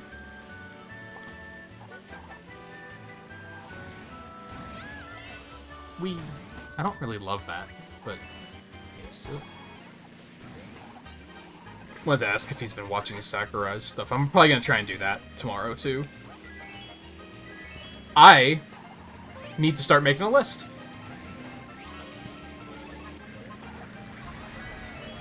I have enough to do today and tonight and tomorrow that I need to start making a list so I can keep track of everything.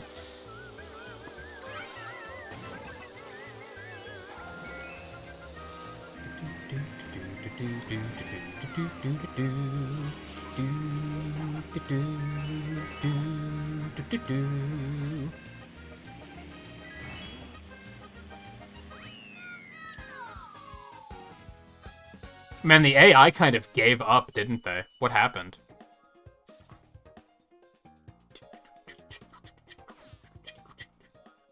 We were all three like a half a lap, maybe not a half a lap, but like a third of a lap ahead of the highest AI player.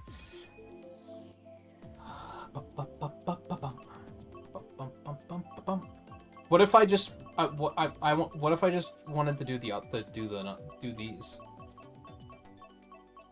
Are we still timed on this?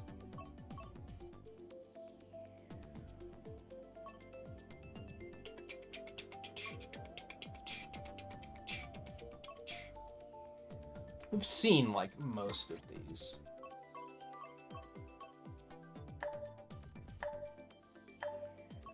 I'm trying to find stuff that we haven't seen yet. How about Yoshi Circuit?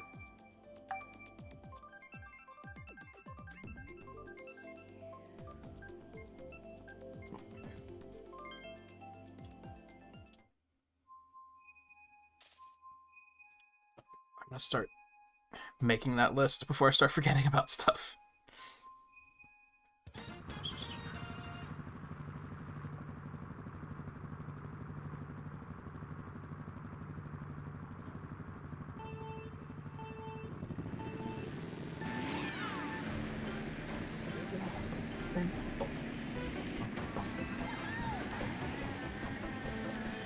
We haven't seen this one yet tonight, too. So this, I don't know, also a good pick.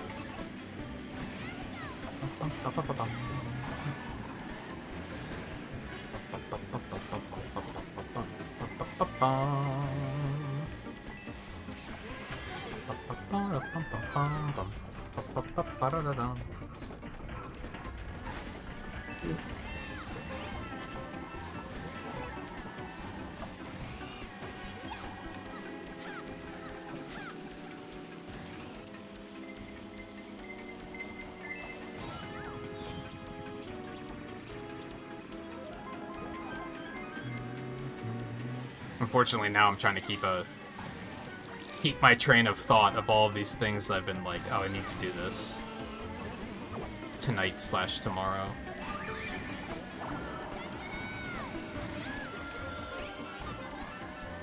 I feel like I've already forgotten some things, so I'm trying really hard to not forget anything else.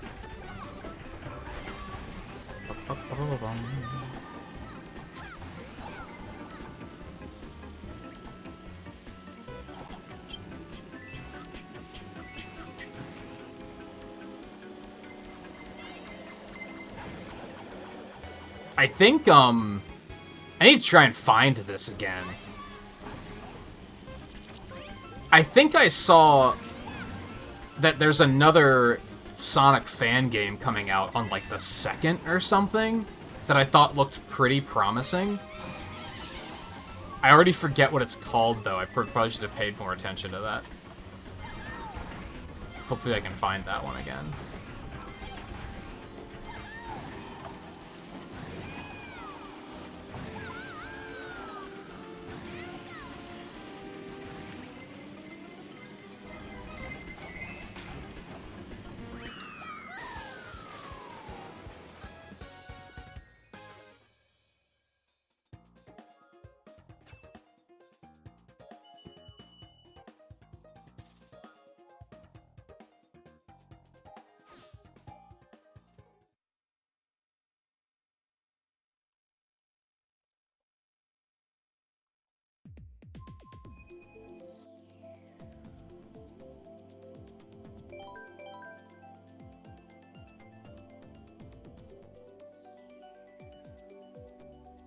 Sorry, I'm just trying to get all this stuff down so I can...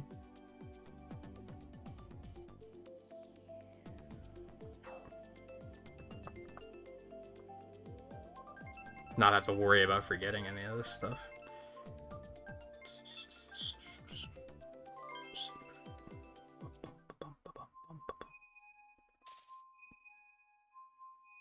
Now that I'm putting it all down on paper, I'm like, well, proverbial paper, digital paper.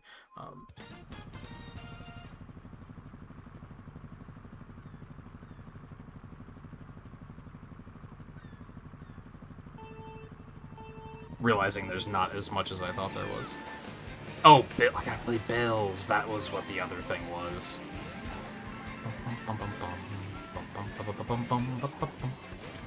What? There's like this 0.001% chance of when I drift that I'm gonna, like, screw it up and start drifting in the wrong direction somehow. And that's, like, on me. That's not the game's problem, for sure. That's a me problem. Oh, God.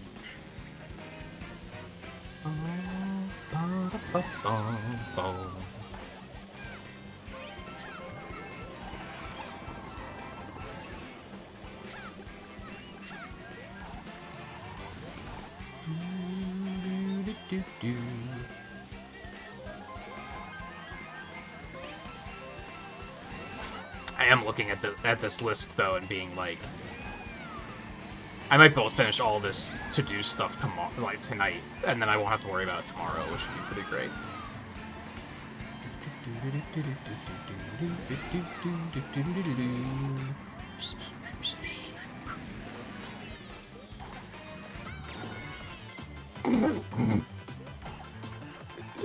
Hurry up, faster. It doesn't last that long. No! I paid the price. Oh, I wronged Riley and I paid the price. That was so perfect. And I screwed it up. Riley's like cry laughing right now. Oh my god. That was almost like the best Mario Kart moment I've ever had.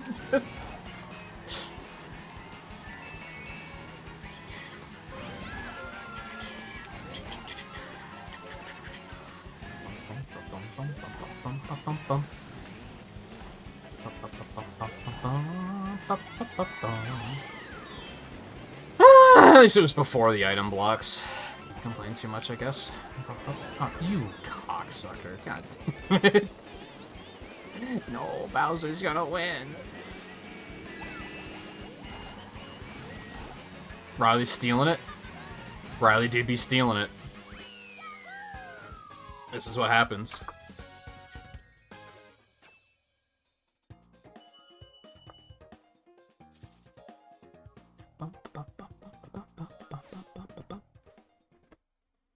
You know what I've really wanted to play lately is Vampire Survivors. I want to get back into that.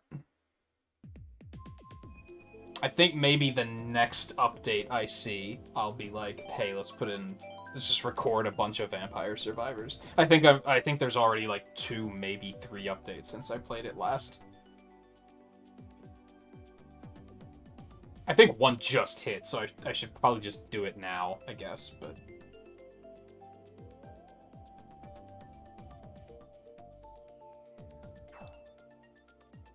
Sherbertland? What the hell? Sherbert? Sherbet? There's only 1 R, isn't there?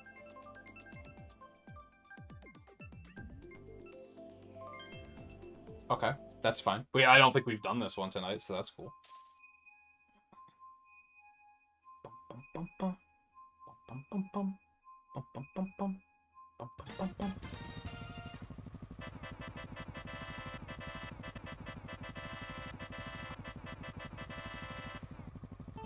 Don't mind me. Do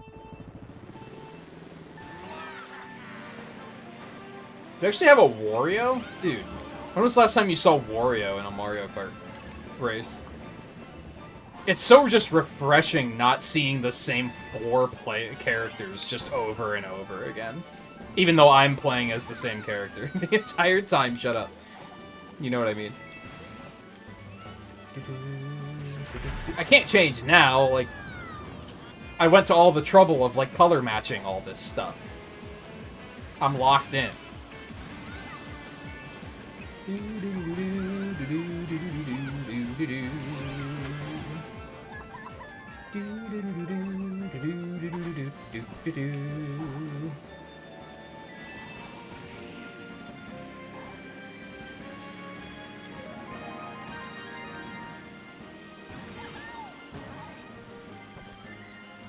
I guess I could try to play some Monster Hunter tomorrow, too. I should try to get back into Xenoblade. I'm just worried that, like, my attention isn't ready to be fully on it, you know?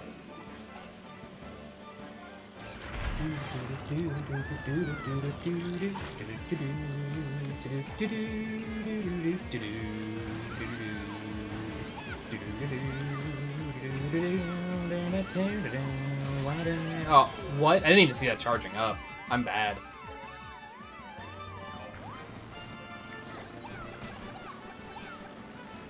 That didn't hit him? Get the fuck out of here.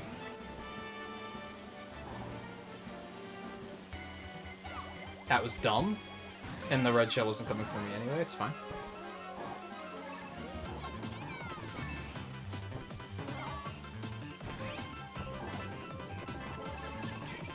What? The stars, though? You'll love to see it.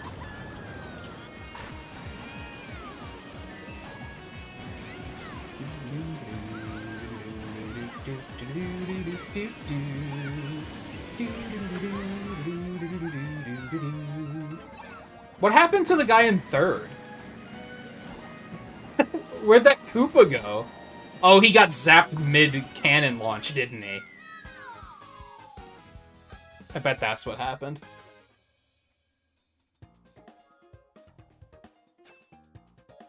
It's so funny that, like...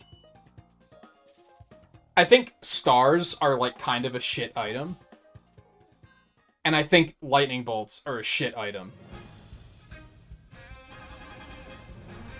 But it is so satisfying having a star when a lightning bolt goes off. That's like a top-tier moment in Mario Kart. It feels so good.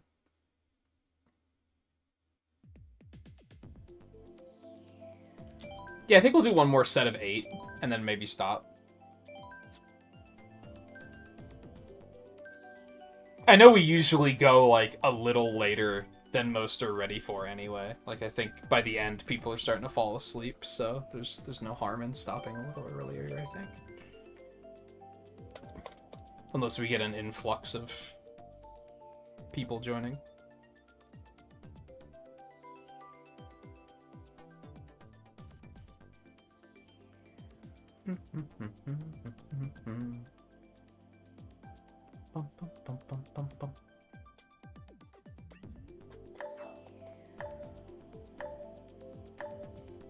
Riley, make up your mind.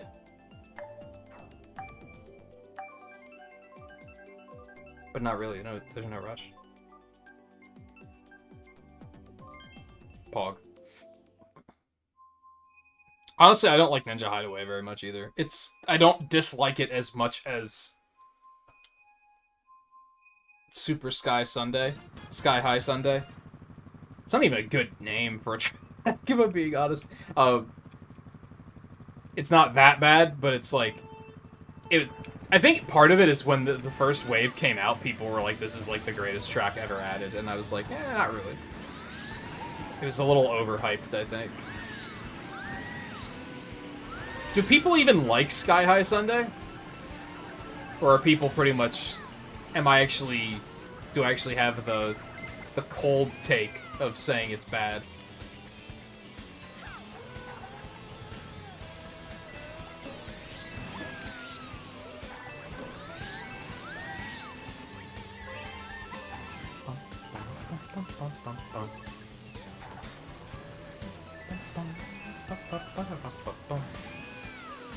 It's kind of nice being able to just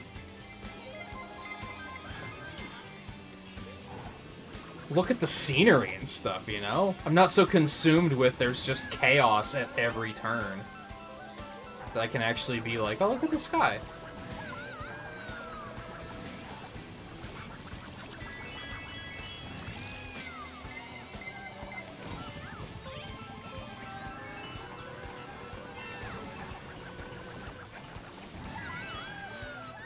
Son of a bitch. I thought I'd be fine. Well, that was a mistake.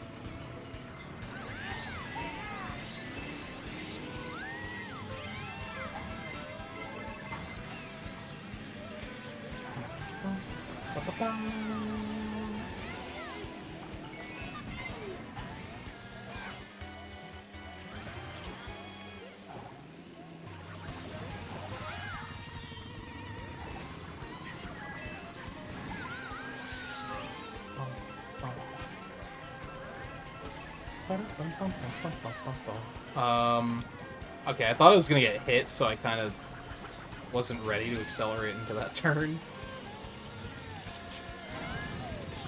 This is bad. Mm-hmm. It's just all butts. Repeated butts.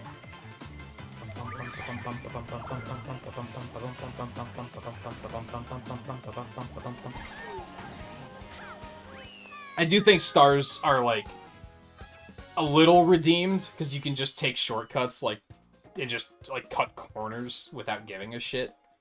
It's just, it's a weird item, because I feel like the actual invincibility isn't necessarily that good. It obviously is, but it's hard to put it to good use, I guess is what I'm getting at.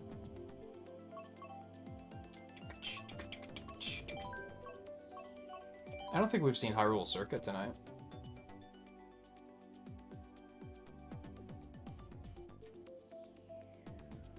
If anything, we just saw Moo Moo Meadows like 50 times. For whatever reason.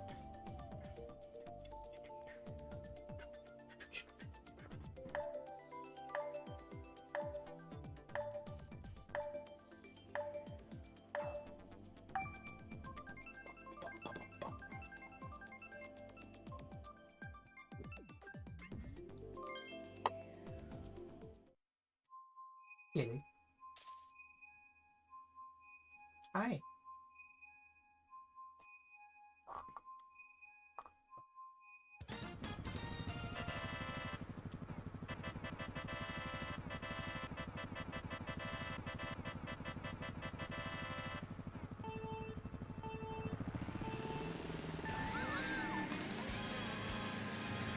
still thinking about what Mike said about Lightyear not feeling like a movie from the 90s. And it's like, that's a valid point, but it would have been really interesting. How would you have done that? How would you make a computer-animated movie in 2022 that feels like it was made... Would you have to, like, deliberately dial the graphics back? Would you have to, like, make it look like the characters are using lower-budget, like, props on set? Like, how would you do... That would have been a very interesting approach, I think.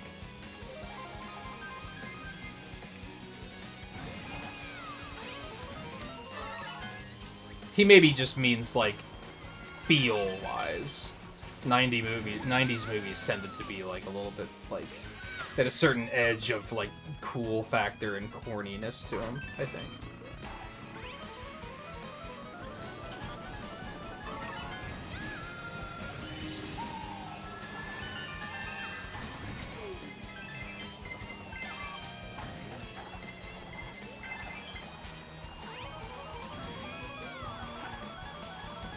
I did enjoy it, though. I thought it was fun and entertaining. It wasn't like... It wasn't turning red. It wasn't like, oh my god, this movie is fantastic. But it was like, that was fun. Solid B tier. I was gonna do a tier list of Pixar movies and never got around to it. I should probably do that at some point.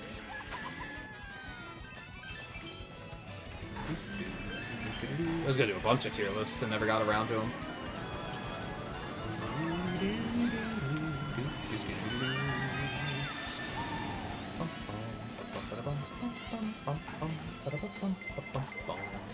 Are you... God. Oh my god, Riley! You're the worst.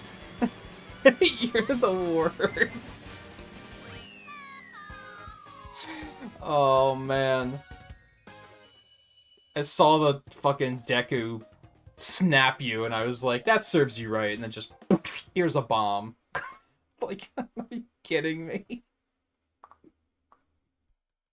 It's like you knew I was gonna start laughing at you. Oh! What a video game. It's so much easier to, like... I don't know, it's strange. When it's random players hitting me with shit, I just immediately am like, you're the biggest asshole in the world and you deserve to pay the price. But when it's, like, just us, I'm like, it's just fucking Mario Kart, man. You know what I mean? Very different tone. And in a much better way.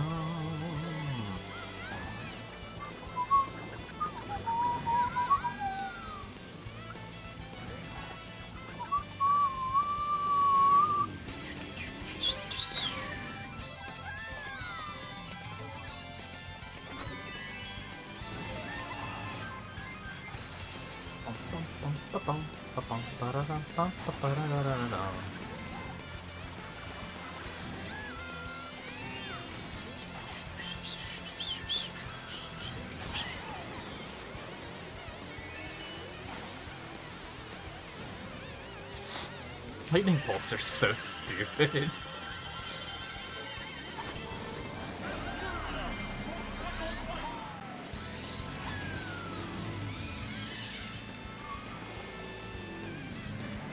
Boos are also stupid, but less so.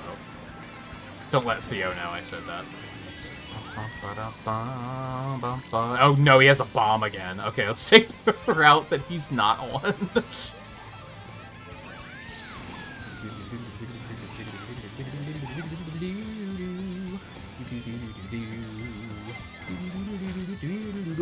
that shot, though! You fucking cock. Oh my god. I'm mostly mad that 3 AI passed me, and that's about it. With a shot like that, you just can't be mad, like, ever.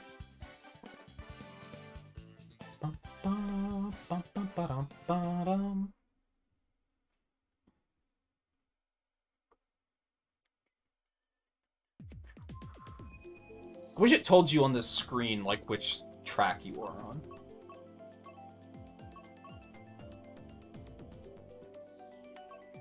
What about Grumble Volcano?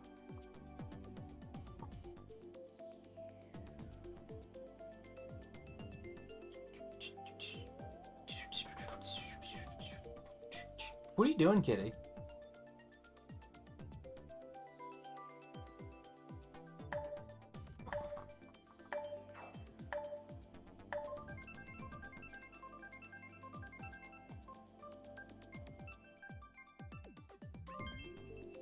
I don't think we saw this tonight either, so that's another good one. I think it says when the race starts, which race you're on. This will probably be our last set, if I had to guess. We're at hour 5.5. And we still have 4 races to go, so yeah. I think by the time we finish these races, we'll be at like 5:45, which if I started on time would have been 6 hours. So that'll be nice and comfortable, I think.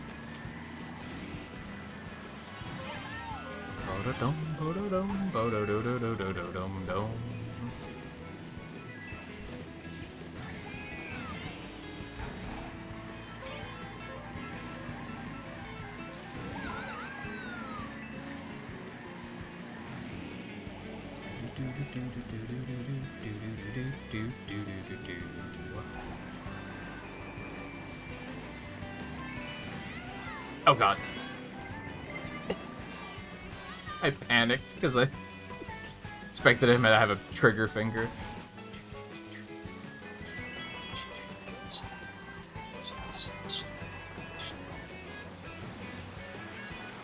What happens if you're in first and you wing red shell forward? Does it just loop all the way around to hit the guy in last? I would assume it doesn't. And it probably is just going to hit some obstacle on the way and never hit anything. I saw it, but there was nothing I could do about it.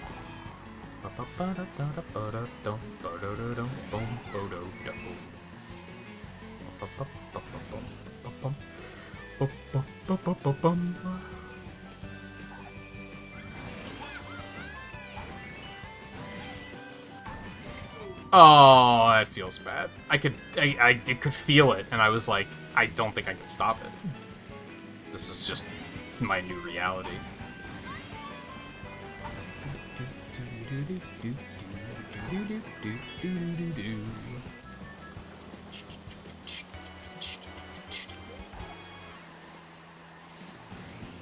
I can already feel what's gonna happen, like, blue shell any moment now. And I'm not gonna want to play like a scumbag and hit the brakes, because I know that Guy and Riley right behind me.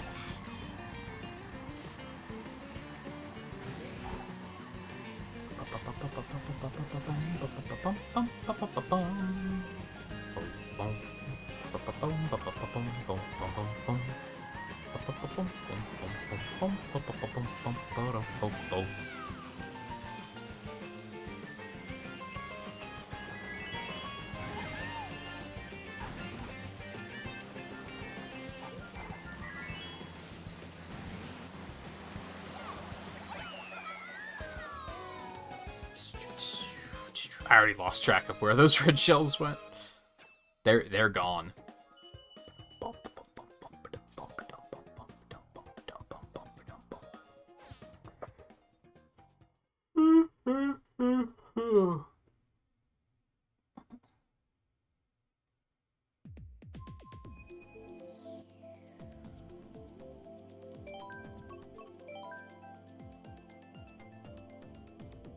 Yeah, I think that's why even when you guys are like, when I'm in second and like one of you guys is in front of me, I'm like, I could get greedy and just take, like they don't have any items, I have 2 red shells, I could just fuck them and just be like, I'm taking first.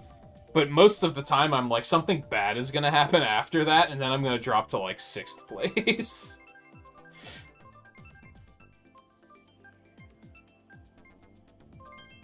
I do very much believe in karma as a concept, so...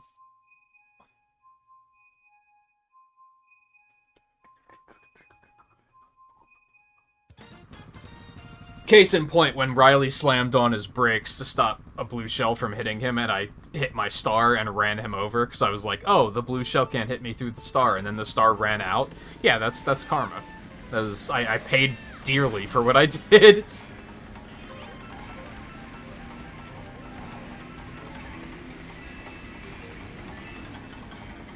More like Mario Kart, Karmart? I don't know, there's something there.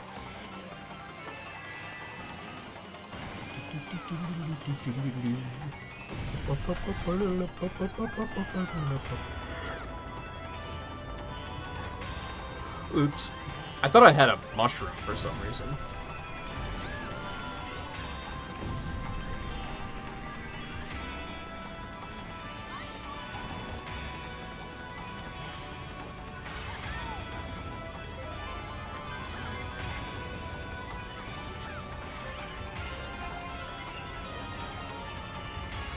Yeah, there's been a couple of times tonight where I'm like, I could just take first, and they can't stop me. But I'm like, yeah, but then that's when the blue shell is gonna hit.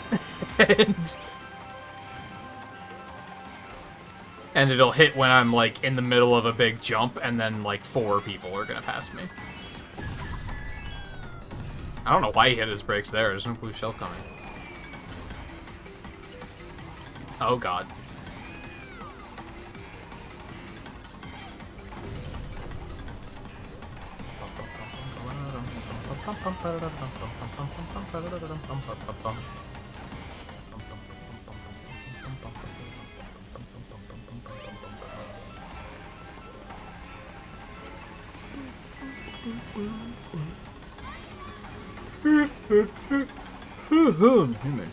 It's starting to hit me now, the lack of sleep.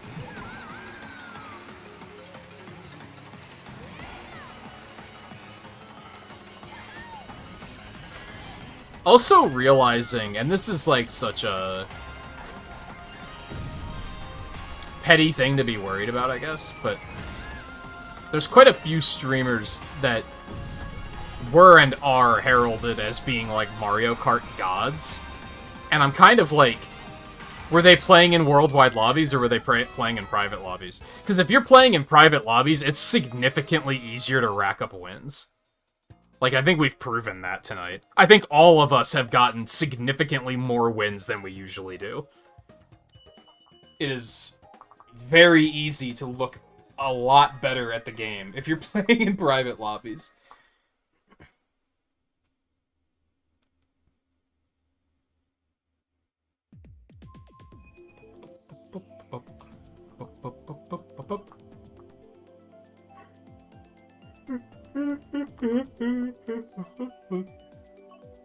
Wario Stadium. Music Park? I think Riley is, like, injured. I think there's something wrong. I think he's trying to send us a distress signal.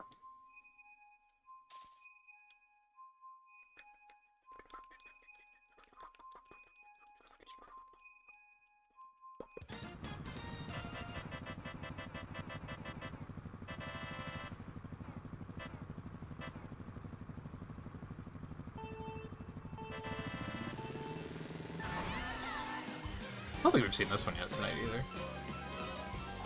It's nice that, like, there's a lot of stages we haven't seen tonight, but it doesn't feel like we saw the same courses over and over again. We still had, like, a variety of courses. I often feel like playing in Worldwide, we just kind of see, like, the same courses again and again and again.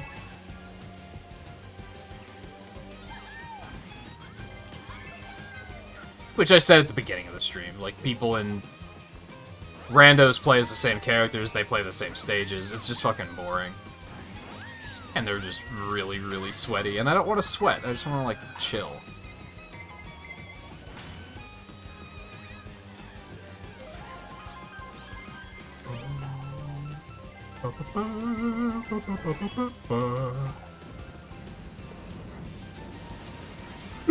lot of people would probably try to say Mario Kart is not a chill game, but I'm here to disagree. It can be. Just stop sweating.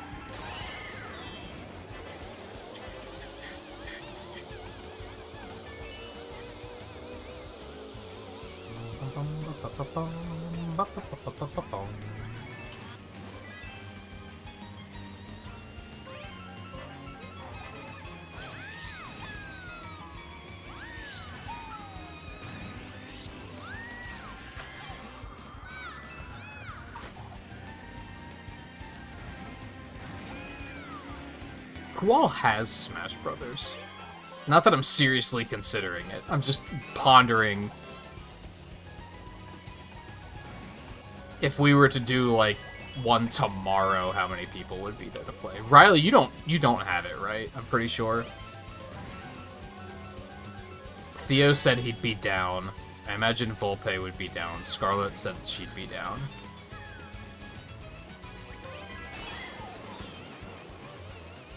I know Guy has it, but I know you were usually the type to be like, my internet's not great, so I don't know if I should. Which is fair. I think 1T Scarlet has it. I think we'd still need a couple of other people to be sure. In a perfect world, I'd want a lobby of like 5 to 6 people, like consistently. Like throughout the night. Because as far as I'm concerned, if it drops to a point where we only have 3 people at any point, it's just, like, crippling. Because then we're just sitting there and going, we need somebody else to play.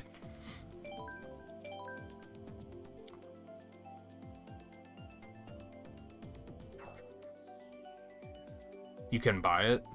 I don't know, I think there's other games I'd recommend that you buy first, like Animal Crossing or something. Sunbreak, etc. Save for the new Pokemon coming out. Unless you're like, dude, I fucking love Smash Brothers, and I just didn't realize.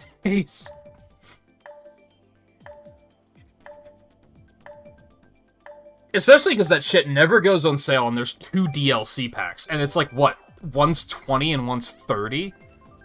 So you'd effectively have to buy the game for $110 at this point, which is fucking bonkers.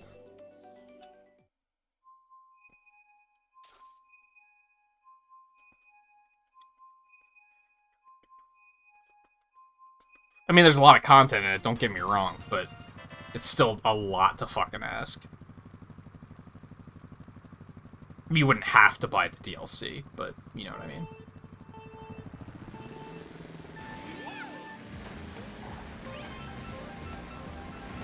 I feel like it could be a good time, it's just, like I said, I gotta be sure that there's gonna be, like... It'll be similar to Mario Golf, except worse, because we can't put in AI players at all. And Mario Golf has that same problem of if it's only, like, 2 of us playing, it's kind of like, well, we might as well just do something else. That's, like, a major... That's, like, a stream ender, is kind of the thing. I think Blue has it. And I don't expect everybody to be there at once, either, but it would have to be, like, in a rotation, you know what I mean?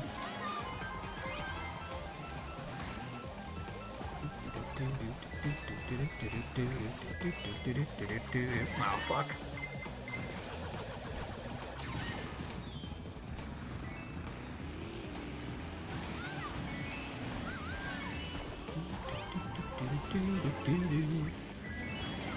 Hell, I'd probably have to buy the other DLC as well. I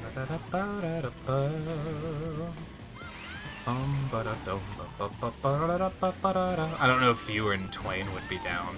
I think... I kind of want to say I think Twain is kind of over that game. But I could be wrong. That might be the sort of thing that would make him say, like, oh yeah, it seems like a good excuse to play it again. But he'll just, you know, leave if anybody plays as Steve, probably, so...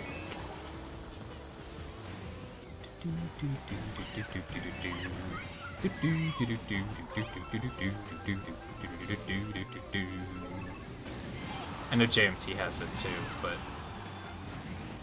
I know that he typically can't stay super late, which is like fine. It's just all pieces to the puzzle, you know what I mean?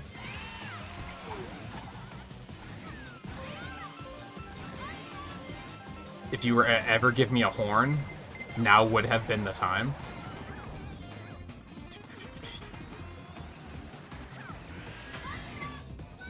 Oh, I hit that peach. You'd love to see it. Inadvertently getting Riley the second place.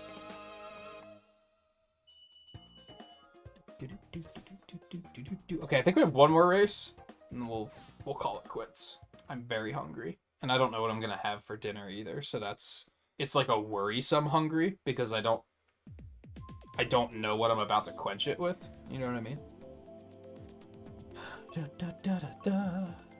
Let's Rainbow Road it.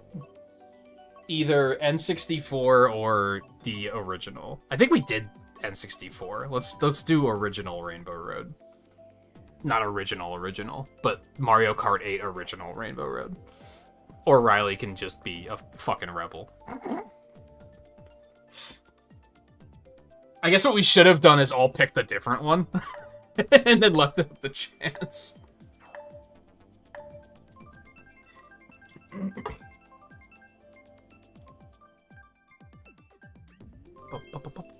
And Riley gets his fucking way. Okay, I see. If we could do just one more, I'd say let's do one more just to do the other one too. But we'd have to do at least 4 races, and I don't really want to. I do, but I don't, you know? Because I'm having a good time, but I'm also hungry. I have all this other stuff, like, on my mind now of, like, I need to go do this when I'm done. I'm sure people are falling asleep, so...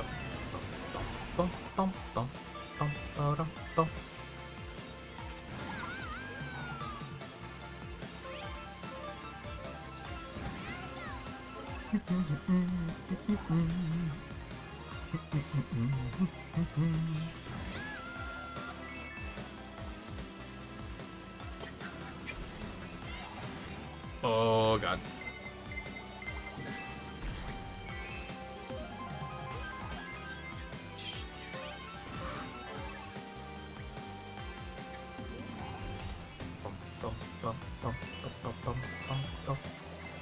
A blue shell already? Fucking what?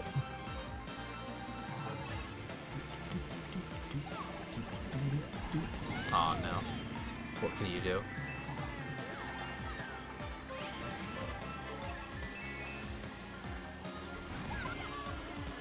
I didn't think I was gonna make that. That looked sketchy. Where the fuck are all these AI coming from all of a sudden? What's happening?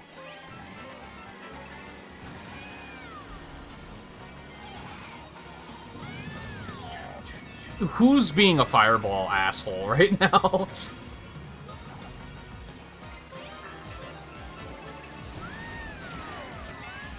No.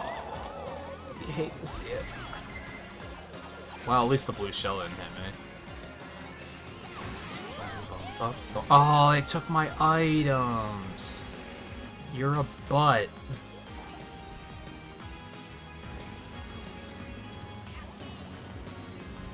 Well, that Waluigi got fucked, so that feels good. But otherwise, that was a shitty race on my part.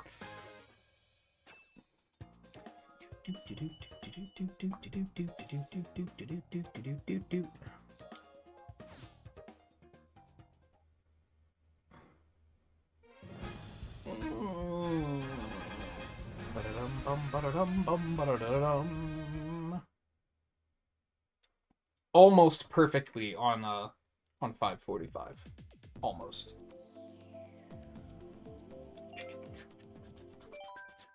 I'd say that was like overall a success.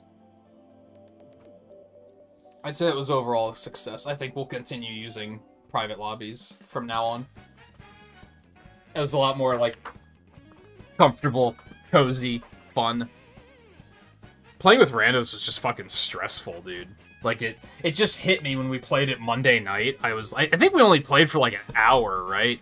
And I would have liked to play for more than that, but even playing an hour on Monday, like, I had to force myself to do that. I was like, this is not fun right now.